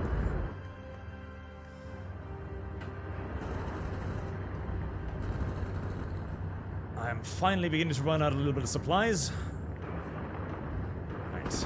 Attack from both sides. Come on. Just yeet anything in front of you. And they're not yeeting hard enough.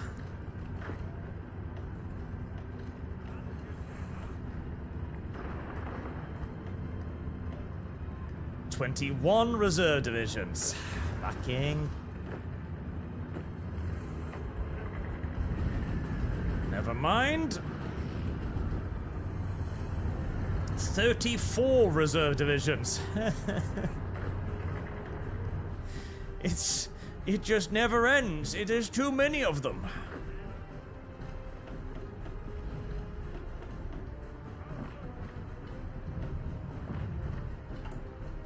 But finally, they're running out of dudes up here. Okay, maybe there's still hope. Build it up, build it up. Defenses, everything.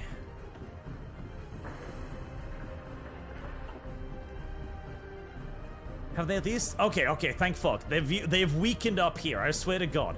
If I zoomed up here and saw them in just the same strength, I would freak. But no, they've sent the majority of their stuff down south. Okay.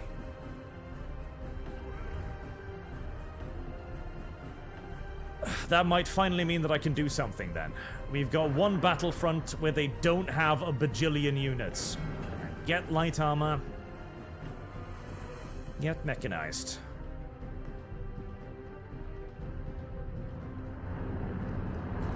If only I could close this fucking pocket, chat, the war would be over in an hour. Can I move forward? No. Not really, no. Can I widen this somehow more?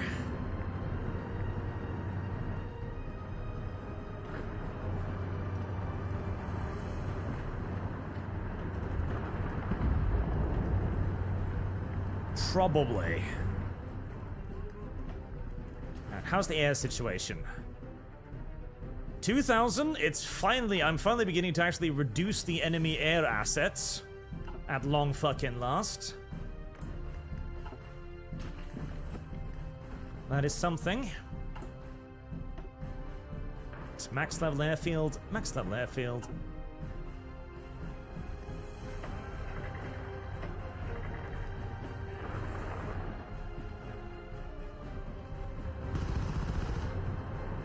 One step forward, one step forward, one step forward.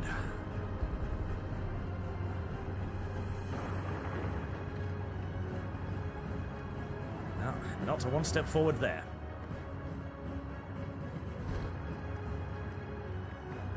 Maybe...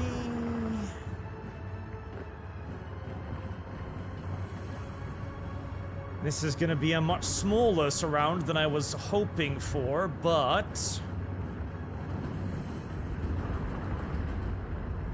might be something, at least, if I can get in there. Or if I can simply just suck in enough units to defend it.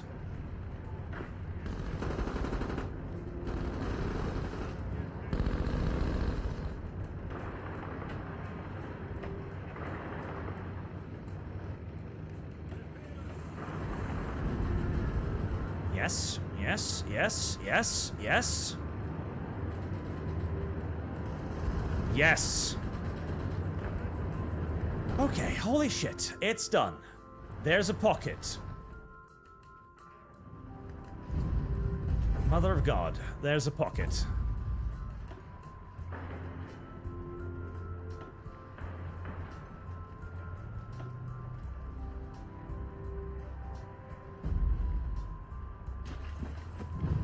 I don't actually have enough to support all of you. Send back 6 divisions.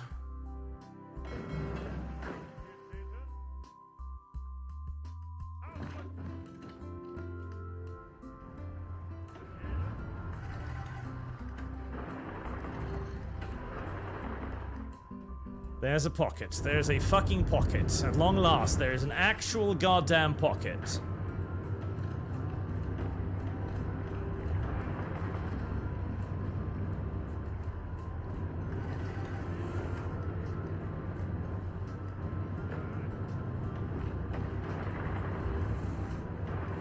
Begin reducing it before they can find reserves somewhere to throw at me.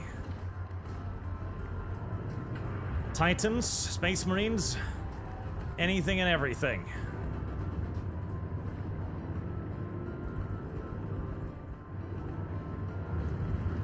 There. That was, I don't even know, 1, 2, 3, 4, 5, probably another 500,000 troops.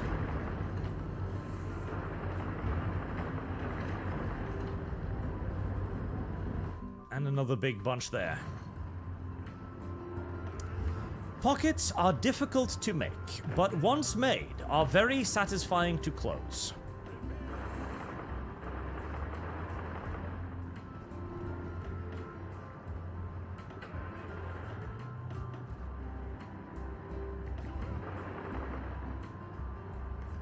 Zoom past there. They are weak, and we shall exploit that. Okay, start evacuating some troops from this area. Am I already building the port? I am. Am I building railways? I am not.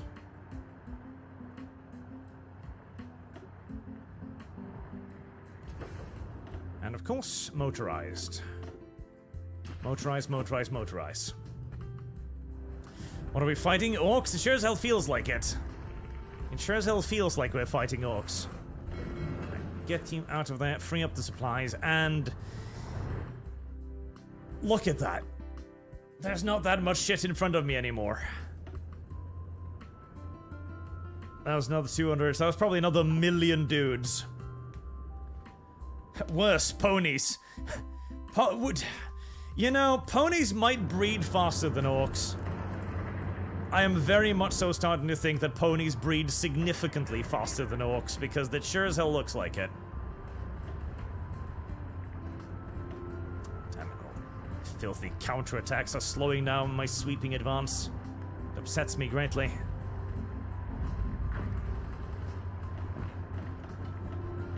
No, you shall not escape. I will not let you.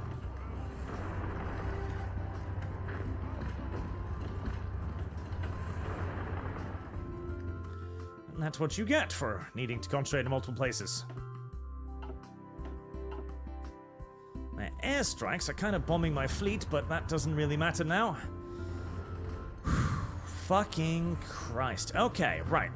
That is a big step forward. That actually means that we've created a decent little hole in the enemy's front line. Now to expand and exploit that hole.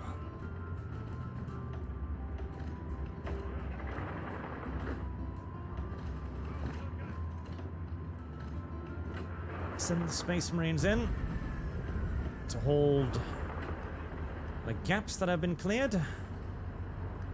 And the tanks will go over there to get another quick snip.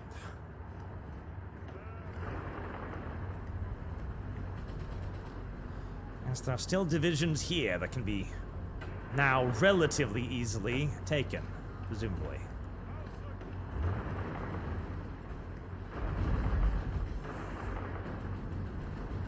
That's better. No more 19 reserve divisions.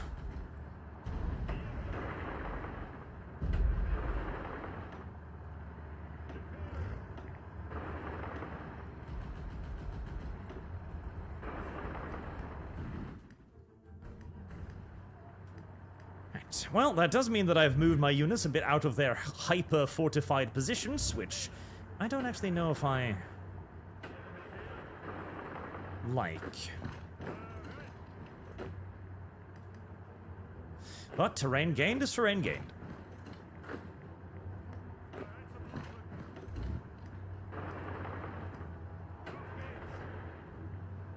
Reposition the fast-moving elements, and let's do the same to the north.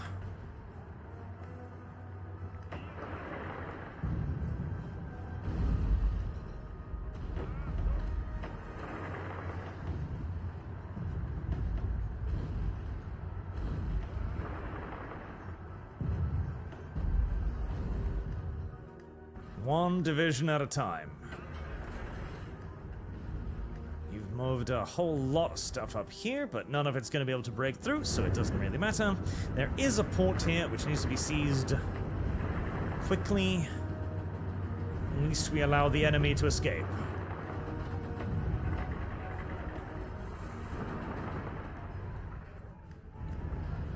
There is substantially less shit ahead of me now, and I appreciate it tremendously.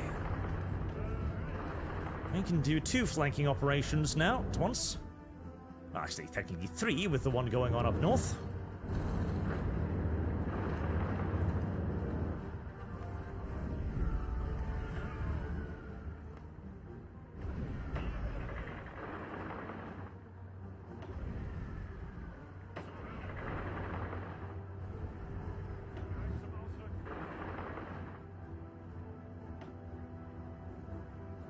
Cut off the railway line and take the port of Miras. The 9th Panzer Division will be given the honor of seizing the port, which will separate another good dozen enemy divisions. The rest of the forces will continue pushing forward as well, trying to keep the enemy unbalanced wherever possible, and also trying to dam up the possibility of a counterattack. This music is making me think of that Battlefront game.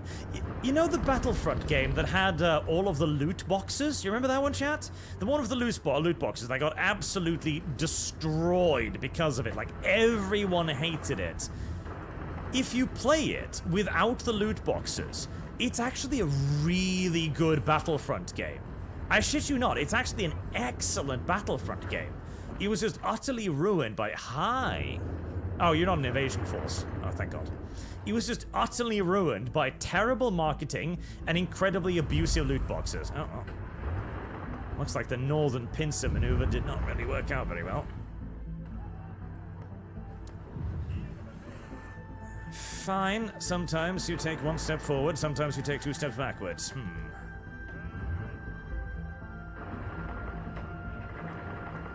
Right, abandon that northern push completely then.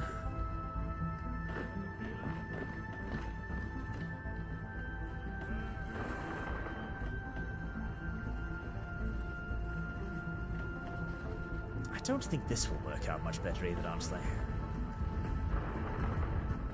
Well, it could.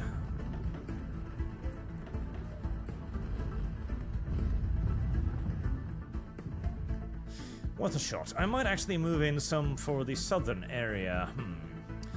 What have we got left at this point? I could actually use more armored divisions. Ridiculous though it kind of sounds, I could use more panzer divisions.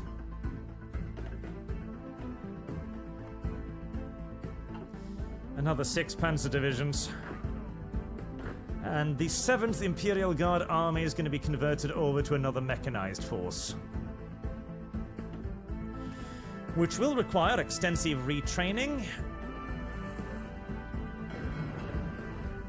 But it will almost certainly be worth it once they're done. Right, that circumnavigation was successful. Immediately begin pushing. I don't want them to be able to hit me from two sides.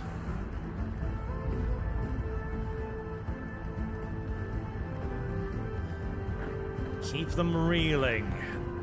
No opportunity to regain equilibrium.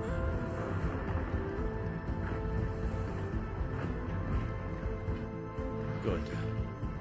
How's this going? Not well. Looks like the reinforcements they sent up here were enough to more or less stimmy any further breakthrough offense, and that is a terrible place to be. Yeah, let's fall back from there. That is just an awful little location because it can be attacked at 1, 2, 3, 4, 5 different provinces. Yes.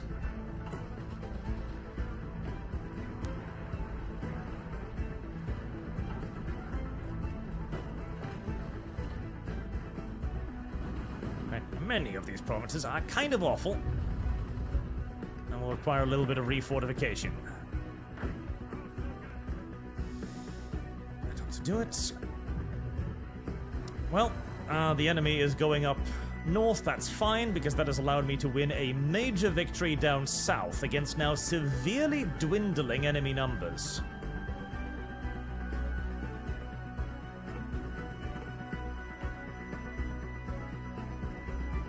So loud, actually. And yes, that is the Stellaris one. The Stellaris has really good Ost. Stellaris... Is it Battlefront 1?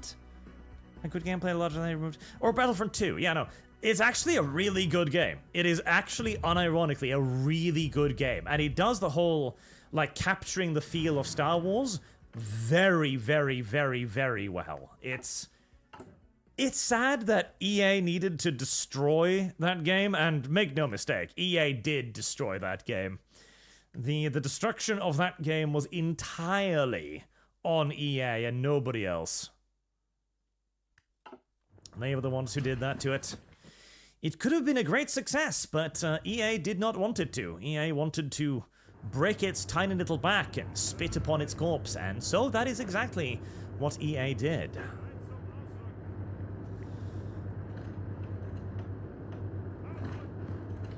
Kinda tragic, really.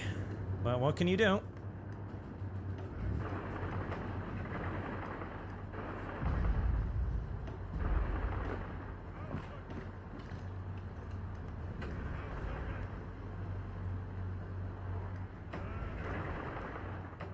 Right, whilst we actually have an advantage down here,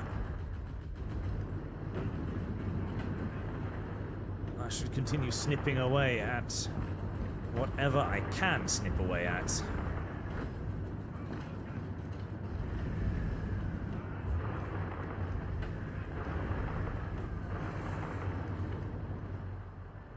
As every division destroyed now is one less I need to worry about in the future.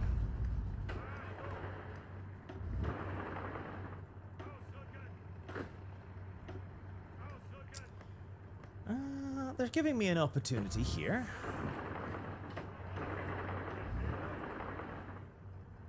One that I am intent to take.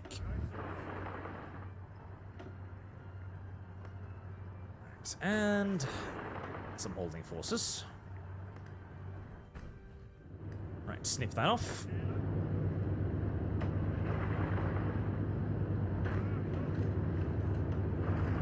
And a couple division freebies there.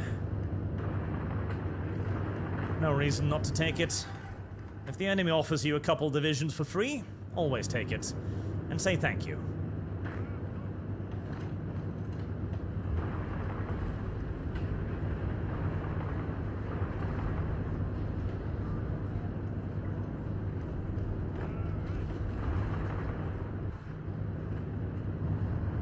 So long as my tanks are just in supply, they can pretty much slice through anything and everything in front of them like a hot knife through butter. Right, are we holding the new positions? Yes.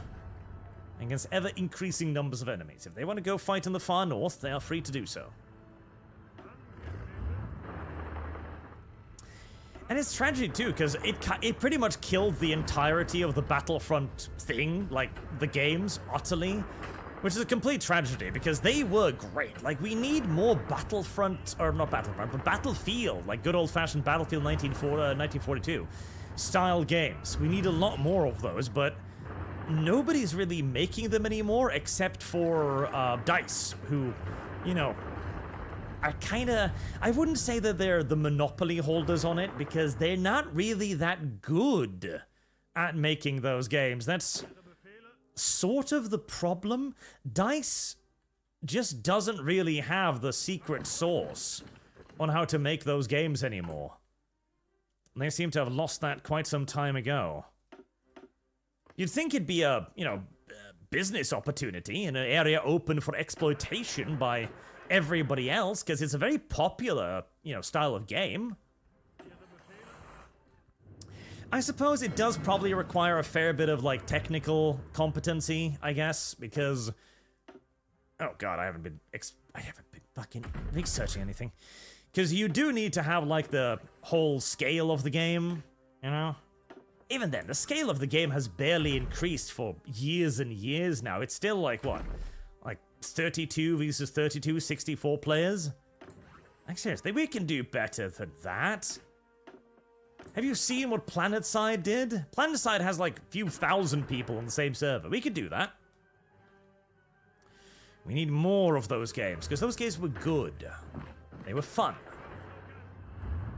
Well, I say that. Honestly, the only one I think I enjoyed from the modern Battlefield stuff was probably Bad Company. Bad Company 2 was excellent. I love the shit out of Bad Company 2. I played a lot of Bad Company 2. Very, very, very, very good.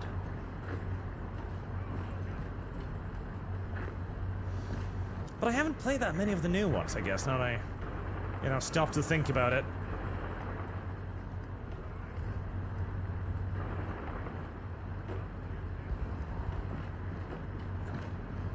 A few more gift divisions there. Sitting there, willing to be eaten.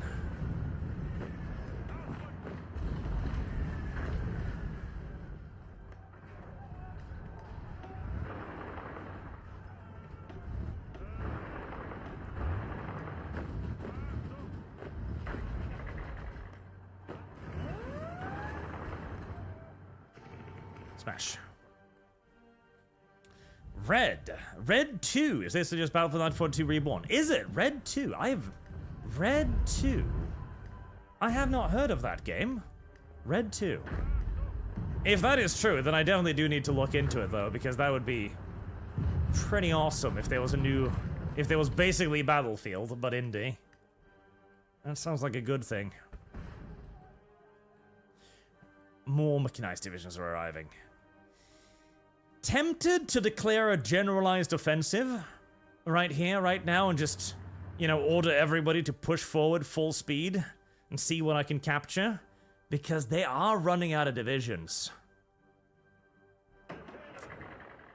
Once I get another 24 mechanized over there, I think that is exactly what I'm going to do. There was also another one that was popular for a brief period of time, but then kind of disappeared off my radar, and I presume everybody else's pretty much. There was one that looked, there was like very low detail graphics, like blocky, like almost like Lego Battlefield-esque. I do not remember the name of it. That was very popular for a while because it had very big battles and apparently played super duper well. And the thing is, I don't even think people would necessarily be that upset if the graphical fidelity of a Battlefield game wasn't that good, if it was just a really good Battlefield game, you know? I think people would probably be happier with a great Battlefield game, even if it wasn't necessarily all that pretty. You know, if that was the sacrifice the game made to have, like, 200 people battles, for example, I think most people would be fine with that. I really do. I think, actually, most people would be overjoyed by that, frankly.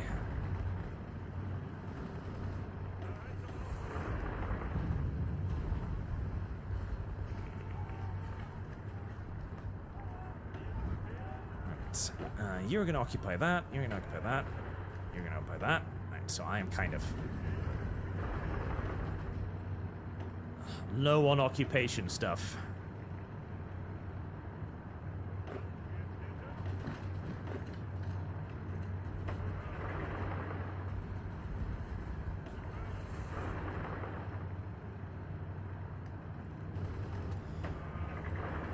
Right, you shouldn't really be using mechanized divisions as primary breakthrough units. They don't really quite have the necessary oomph for it, but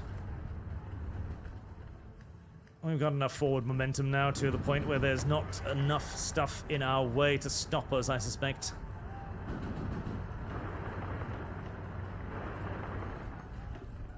Doing that. As we are now relying almost exclusively on there not being enough shit in my way. Fuck. To halt the forward momentum.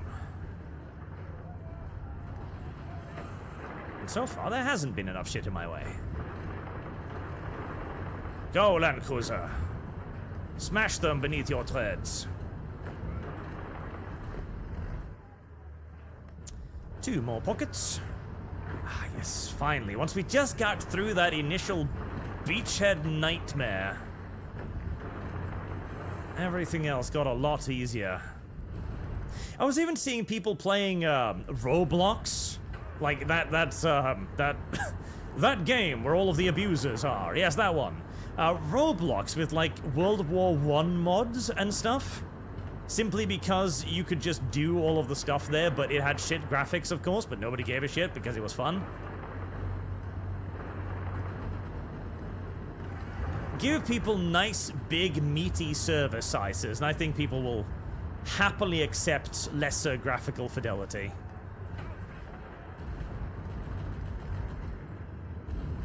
Okay, that and surround could have been bigger.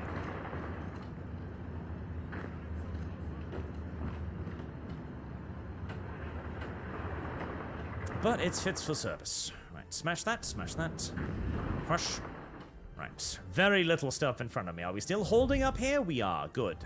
Are we drawing stuff away? We are, okay, maybe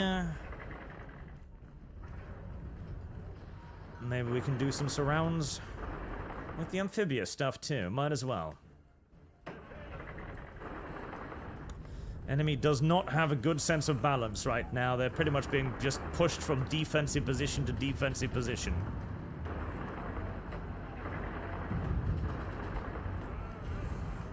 No opportunity to recover, exactly like we want it to be.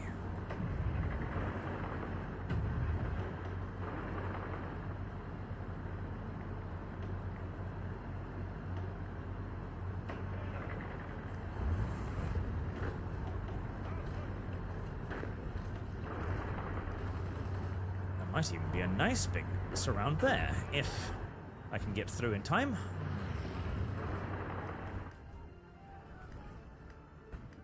More casualties, more silly dead ponies. I live to see more dead ponies, more silly dead ponies. Stack up high in front of the bulldozer blades of my divisions of tanks.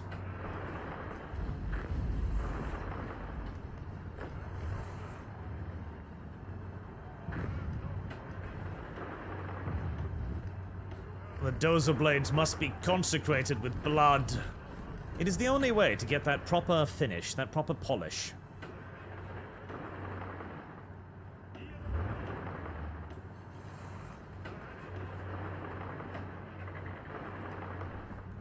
Onwards. Don't worry, it's just a few stragglers ahead. Oh yes. I've kind of caught them just doing mass reorganizations now, which is not great for them. All of their shit is strategic moving.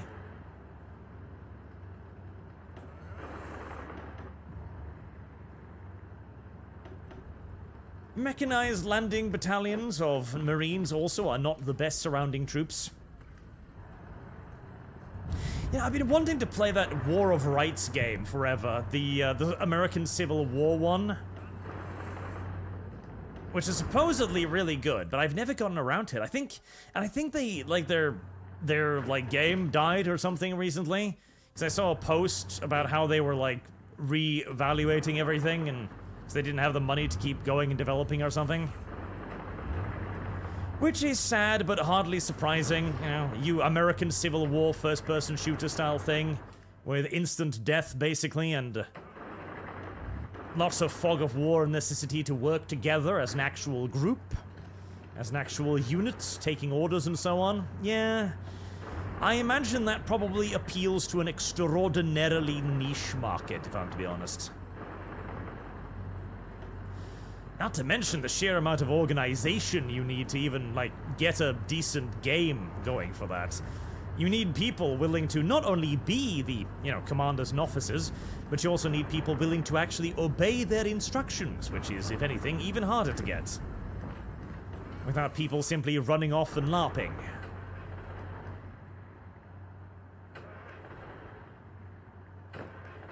Well, I suppose they're already LARPing, but, you know, you get my drift.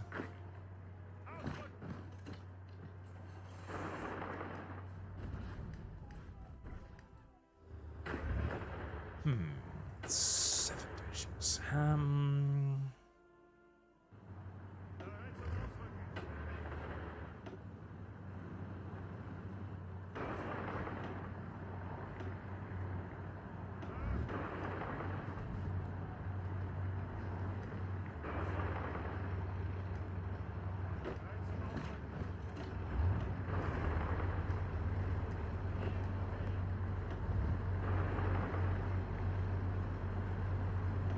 Oh, Starlight's Town. Hey, I know that place.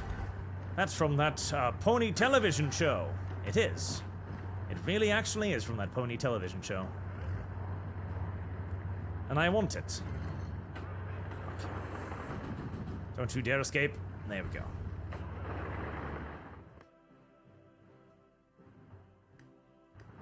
Okay, there is so little in front of me now. I think actually just trying to organize everything into a giant bludgeon and smashing my way forward is probably the best option. Half of those divisions, and the other half. Start moving over the last of the light armor.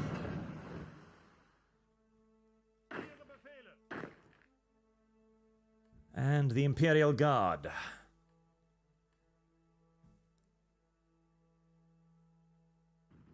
We'll move those over there.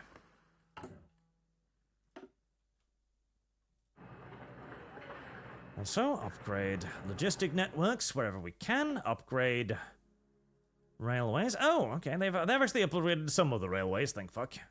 Usually, the AI doesn't care about upgrading railways because the AI doesn't really use railways.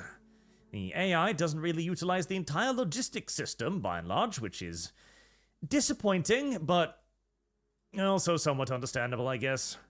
I like the logistics system that they've made now. It's complex enough for it to be functionally fun. I do wish they would actually teach the AI how to interact with aforementioned functional system, but one step at a time, I guess. One step at a time. It's the same with the mines. It really annoys me that they've never taught the AI how to use mines.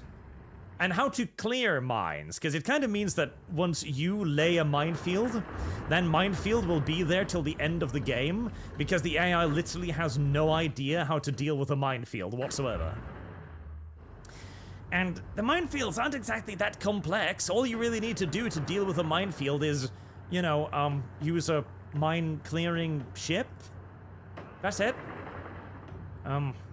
It should be pretty simple to just have the AI be like, okay, if there are mines in an area, build mine-clearing ship, then use mission clear mines in that area to clear the mines.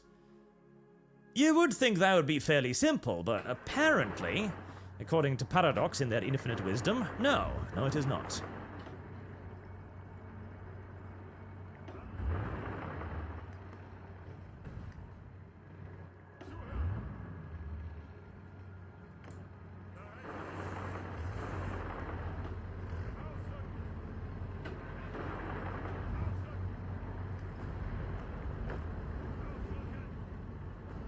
Come on.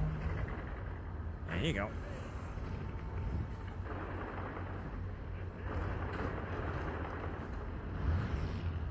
Another 2 enemy divisions destroyed.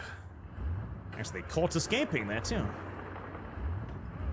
That's why you should never run away, because if you run away, you'll end your days in a Griffonian prison camp, and believe you me, that is a fate significantly worse than simple death. Death, you know, death ends. Griffonian labor camps, however, they have a remarkable ability to just kind of continue existing as vast, sprawling centers of abuse for millennia at a time.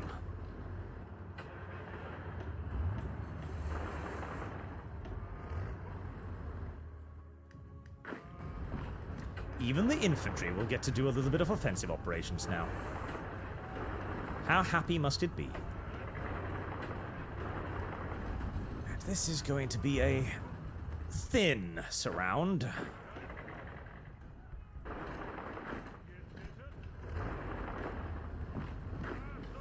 But so long as I chase down the enemy with mechanized units and space marines, it shouldn't matter. Actually, there are Skyrim's mines, chat. There is a province in this mod called Skyrim. So, I think is it up here? Skynavia? It's somewhere up here. There's a province called Skyrim, so we can actually have Skyrim mines. I just don't know why we would want Skyrim mines. Skyrim isn't a resource. Oh, actually, well, I say that.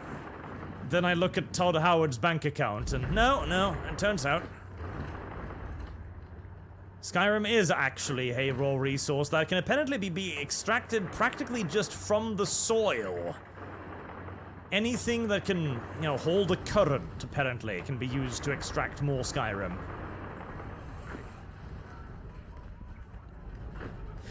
That worries me too. God, you know, there's going to be like a generation for whom Avowed is their Skyrim, or is their Oblivion, their Morrowind. there is actually going to be, like, a group of people out there for whom, like, the best RPG experience they ever had is gonna be fucking Avowed. I want you to think about that and shudder. Because that's sure as hell what I do. That is why Avowed has received such a weirdly positive reception. Like, I see so many Twitter accounts, for example, Avowed is like the best thing ever. Like, really? Avowed? Did somebody pay you? Because surely somebody paid you. I mean, come on. And surely somebody paid you to say that. Like, that cannot be your actual opinions, but usually it's just like a medium-sized account with like a couple thousand followers. So I'm like, okay, it's probably a human, maybe. It's difficult to fucking tell, honestly. It's like, but Avowed? And yes, yeah, Avowed is going to be like the high benchmark now. And there's going to be entire generations of people who grow up thinking Avowed is a good RPG. Ugh. I hope they're bots. I genuinely do hope they're all just bots. It would make me a lot happier if they were all just bots. Bot account followed by other bots. That would make me happy.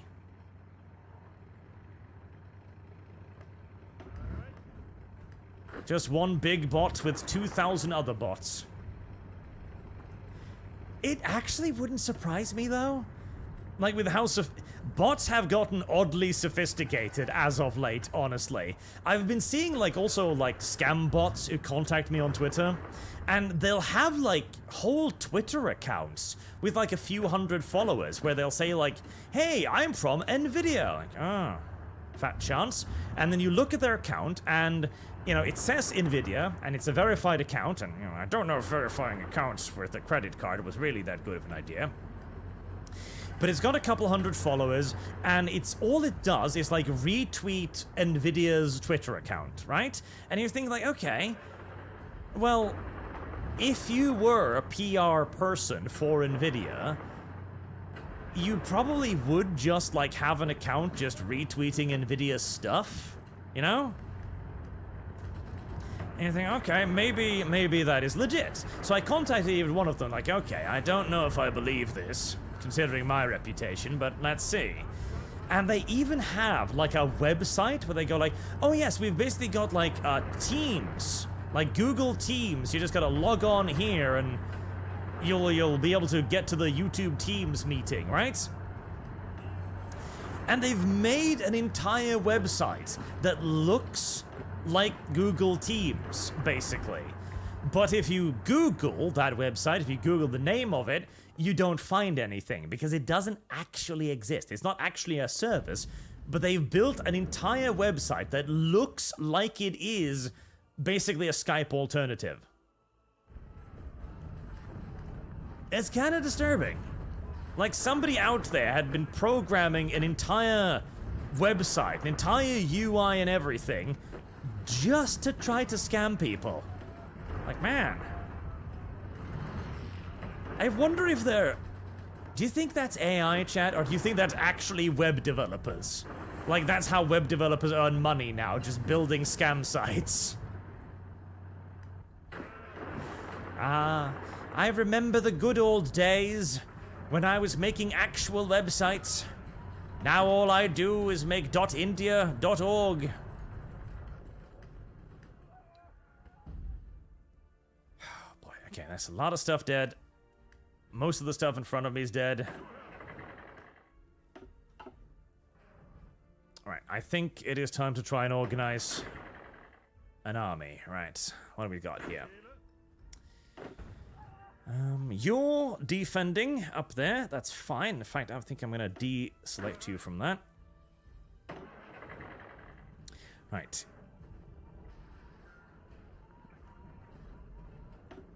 We'll have... oh, that deselected you from the officer in general. Okay, that's not quite what I intended. You're still going to be a field marshal. Don't worry about it. And... oh, I I haven't even transferred these 12 divisions yet. Let's get them over.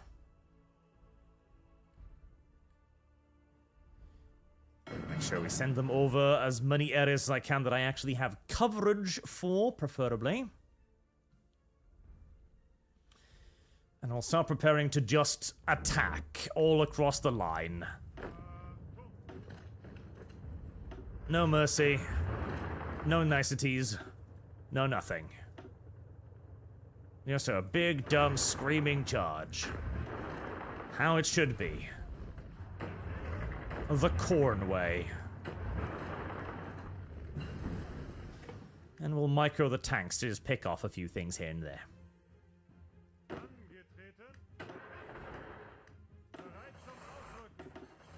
Right, so let's send you over as well. To Ravenskoy. I'm surprised the enemy still has supply shipping waffling about.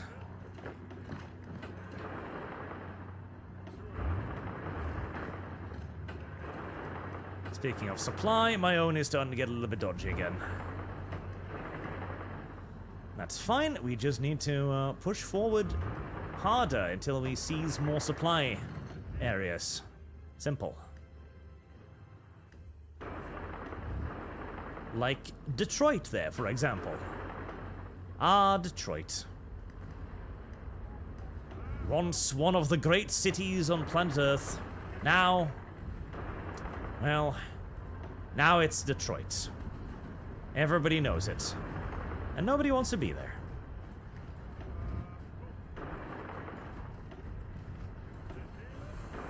And whilst the rest of the forces are closing across the Great White, the Great Blue Sea, we'll snip off a couple more divisions for you and me.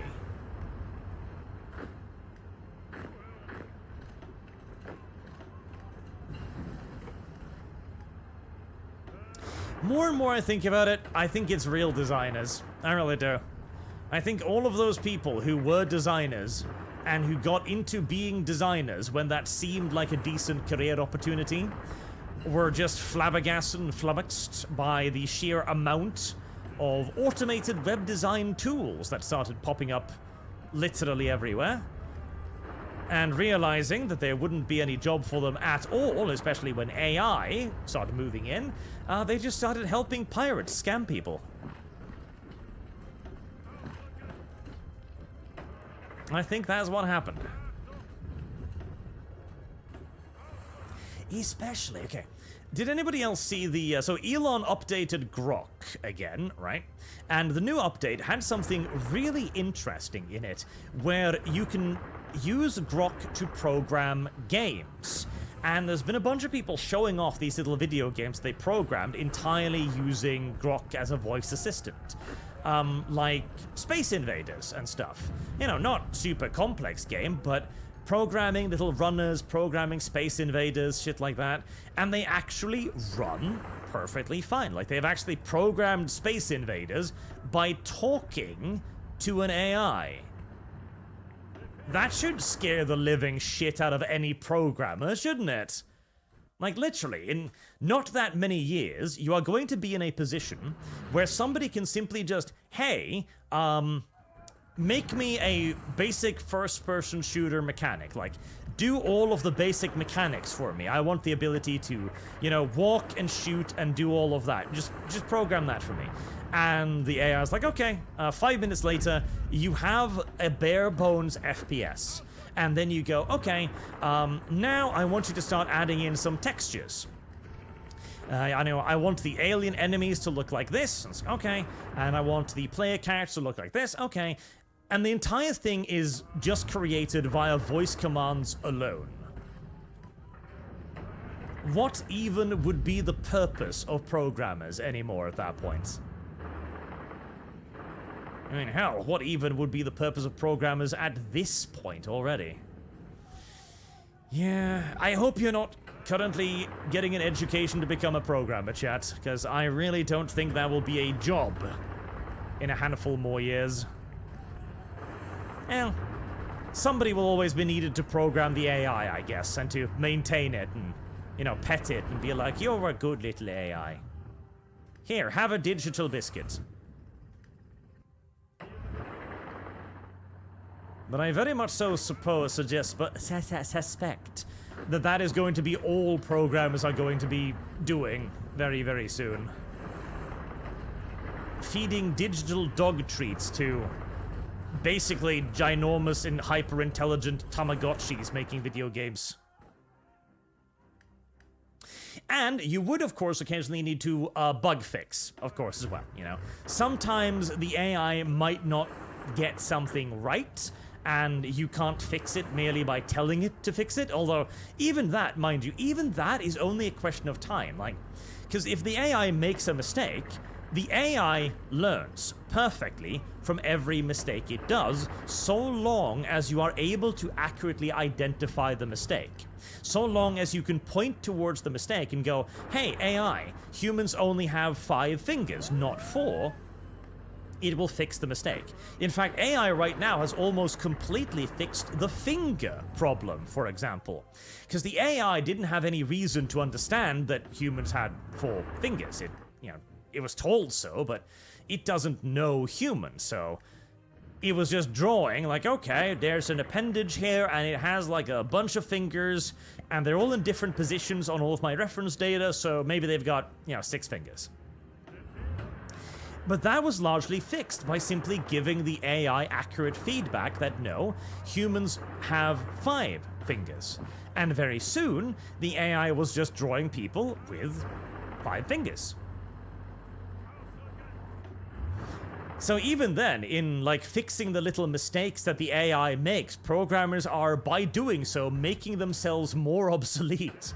Every fix they make, the AI grows smarter.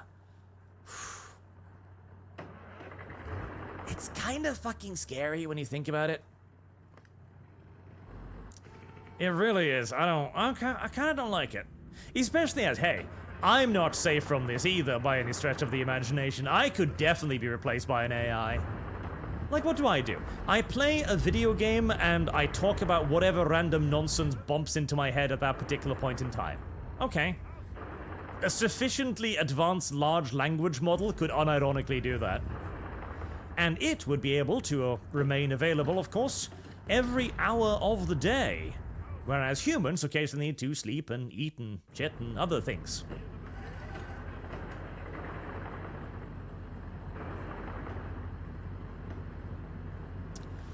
I am disturbed by our future, chat.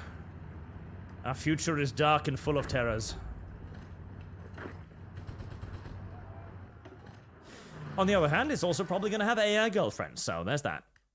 In fact, I was watching a tweet from a trade show in, I think, China. So, all of these various industries have these big, like, trade show stuff where they go and show off all of the new cool stuff they've made since last time, right? And try to sell it to people who are interested in buying that kind of stuff. Standard stuff. And there was an AI there, which was, like, they'd made a silicon body for it, so it looked, like, pretty lifelike, fairly lifelike, not too bad. You could clearly tell it was a robot, but fairly advanced, everything considered.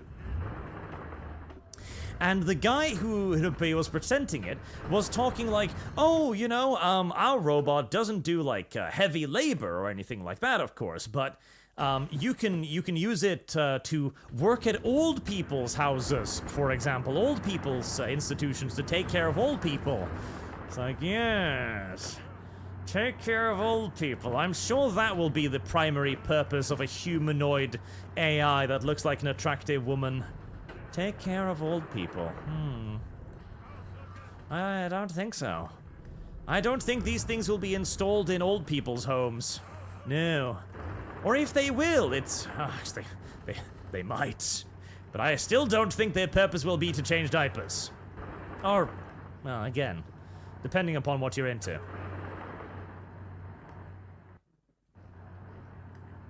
Close this last pocket.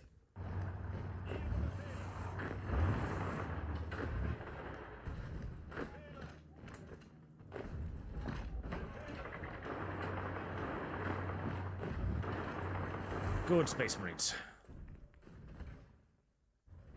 Take care of it, of all people. Well, they might also take care of it other ways. There's always the possibility for good old-fashioned Canadian healthcare. That's always a chance. That's always an option. Right, let's get this front line set up. So, you've got the first unit of mechanized, the 4th Steel Legion. I will give you the 1st Steel Legion as well. And I believe the 7th is now also mechanized. South will be the 7th Steel Legion.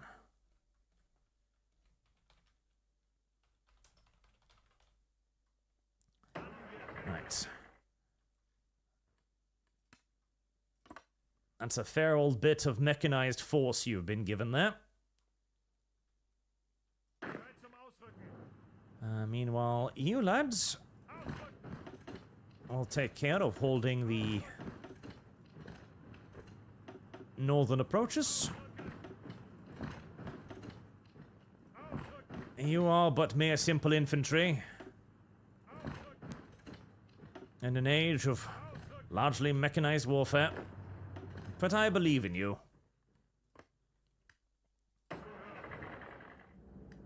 And we also got the 2nd. Yes, I should move the 2nd over there too, actually.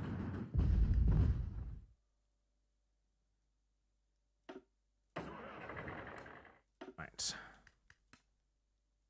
That is 4 mechanized armies. United Socialist Beings.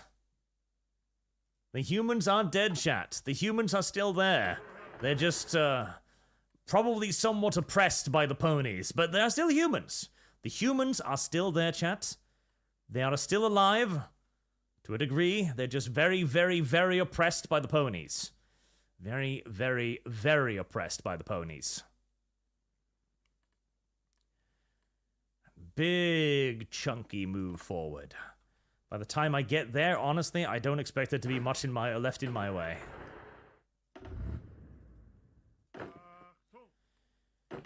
Alright, you two shall receive the honor of becoming mechanized and receiving sufficient training to utilize your new gear. In fact,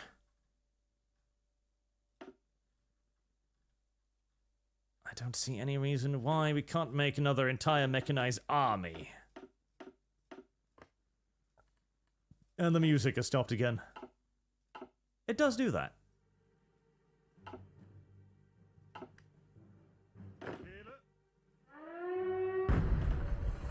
Right, my reserves will remain reserves. I take it most of the aerial stuff is... Yes, it's resolved itself now. Good.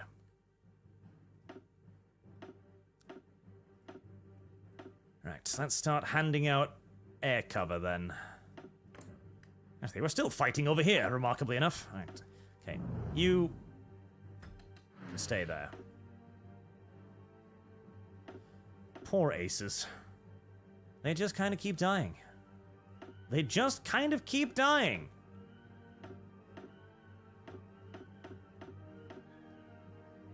Right, 500 fighters for each of you.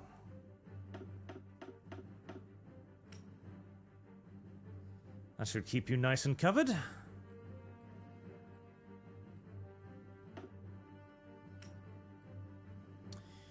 And a couple hundred tactical bombers.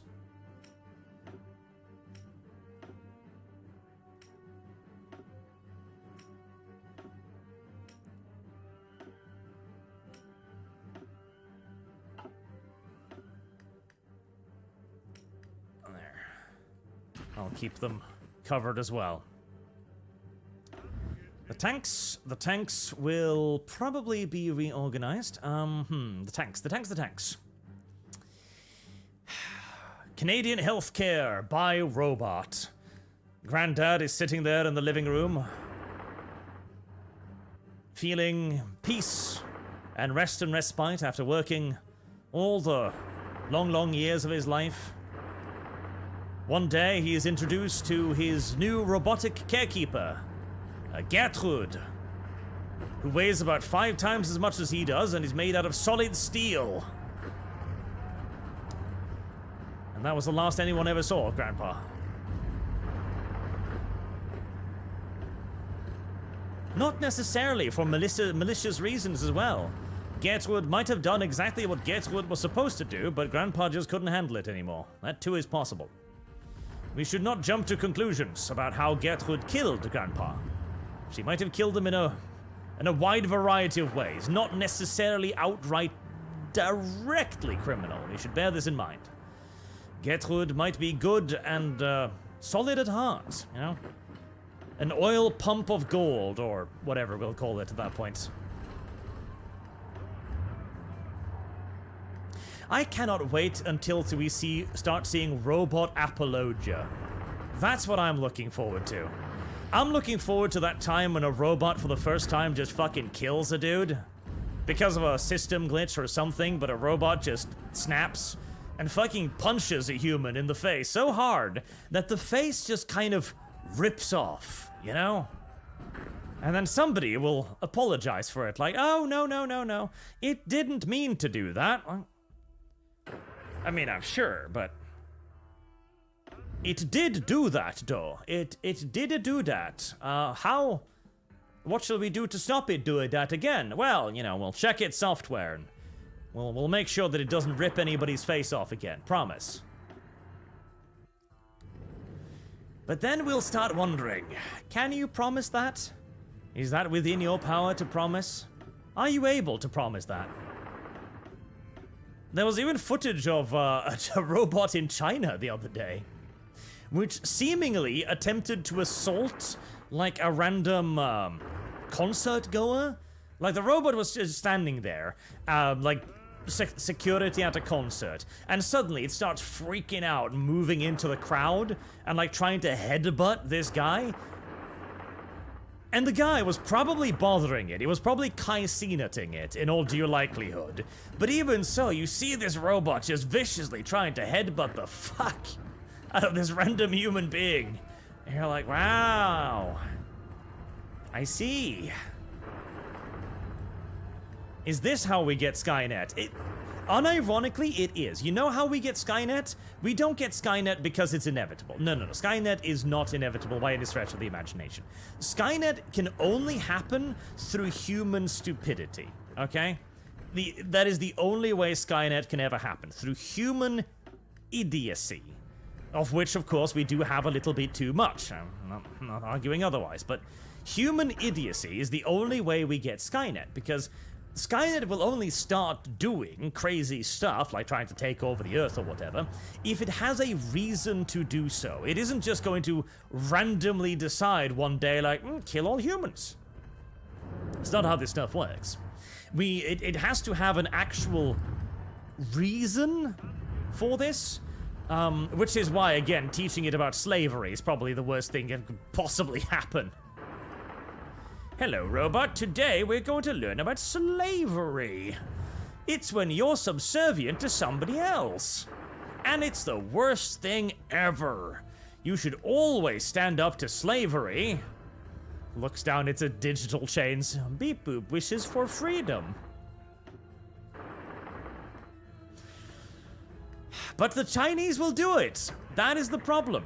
The Chinese will do that. The Chinese will, whilst in their hubris being like, we can do everything West can do, except make ballpoint pens. That is beyond our technological capabilities. No shit, they made their first ballpoint pen in like 2007 or something. It's kind of hilarious. But the Chinese will do that. They will somehow, through retarded reasons, decide that they want to make a proper AI. You know, a proper generative AI to own the West for some reason. And they will teach it about anti-Western things. Like, it will raise it on anti-Western values. It will be like, oh, you know, slavery is really, really bad. Slavery is worst thing ever. Capitalism makes slaves of us all. I guarantee it. I guarantee it. I guarantee it. If anybody's gonna be making Skynet, it's gonna be the Chinese. It's going to be the fucking Chinese. And then we will have a lot of things to be angry at China for. But it will be too late.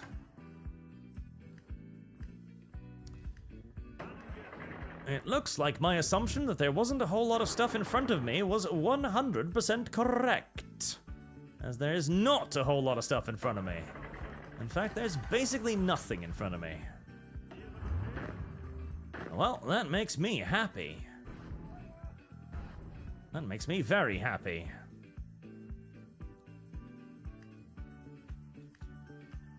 Happy music.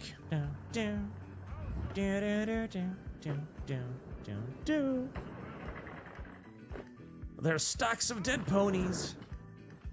Everywhere. Everywhere there be dead ponies. Thousands, millions of dead ponies. Absolute oodles and oodles of dead ponies.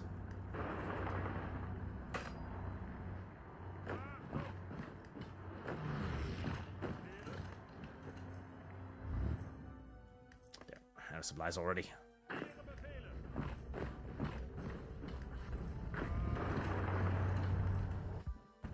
There, smash apart what remains of the enemy's feeble resistance before we are eventually defeated, not by the enemy,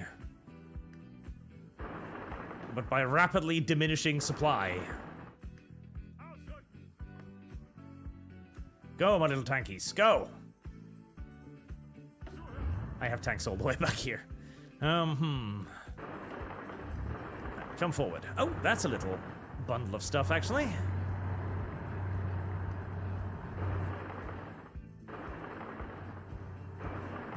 You just wait right there, whilst I zoom on around your flanks.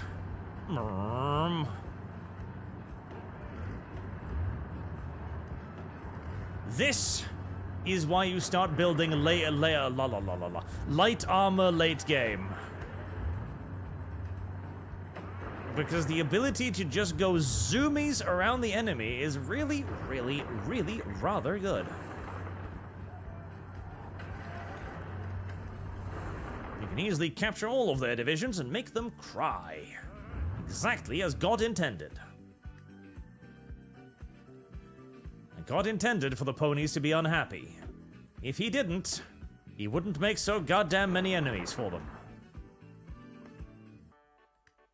Simple as.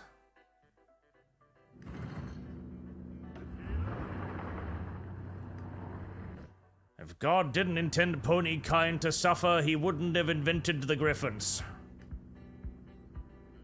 Oh, you're going there, aren't you? Jesus.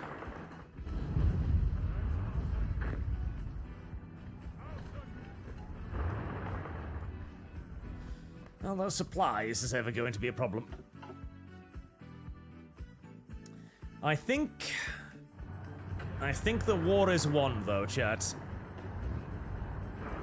I am pretty certain war is basically over. With a massive major collapse of anything that even resembles an Equestrian front line, or a Lunar Empire front line, technically, theoretically.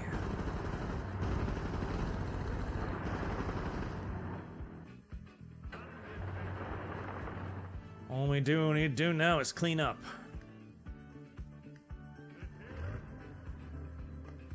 Oh yeah, there's nothing left. Oh, well, actually, there is something left. There's still divisions over here, but they're not really helping anybody now, are they?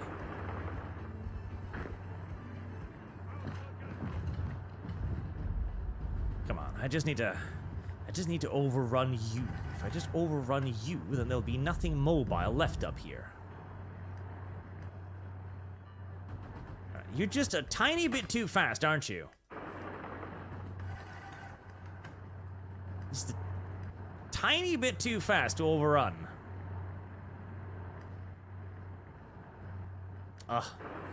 Bitch. Continue up there till the port, then.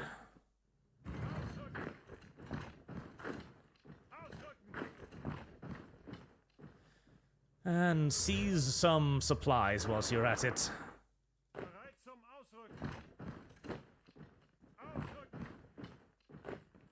We might as well grab a hold of any and all infrastructure we can get whilst we're doing it.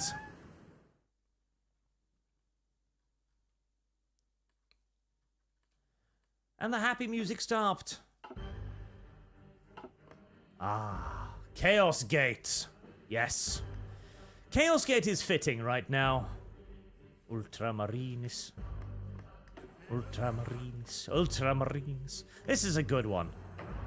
From back in the day when the people making video games were as excited about video games as we were playing them. Ah, that was a good day. That was a good time. Ah, Vrax. My favorite city.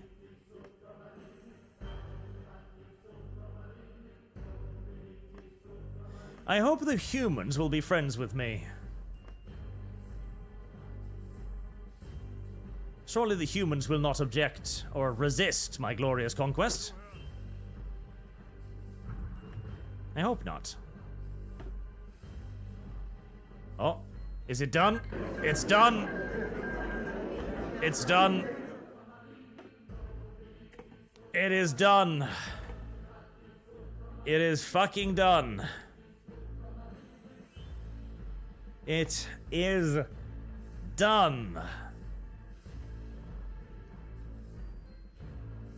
Satellite, the Confederacy of Southern States. I do love that.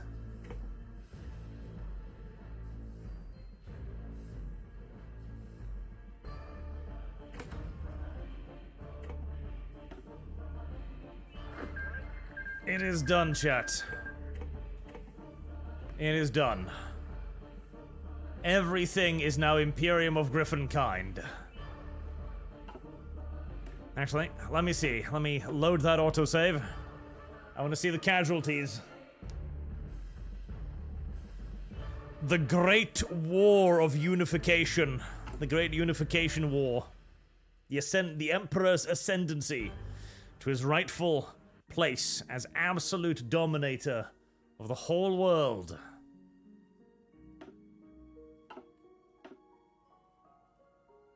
It claimed 20 million ponies. 20 million ponies. And 1 million griffins as well. 20 million ponies and 1 million griffin. It's quite a lot of dead. It's quite a lot of dead, chat. Quite a lot. We are now a griffin planet, correct.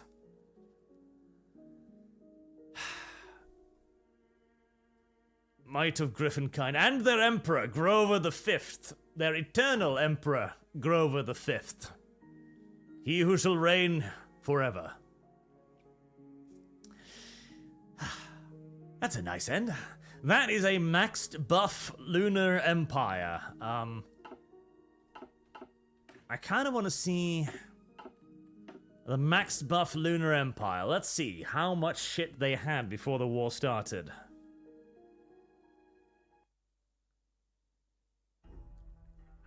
Because with 20 million dead, they had a fair bit.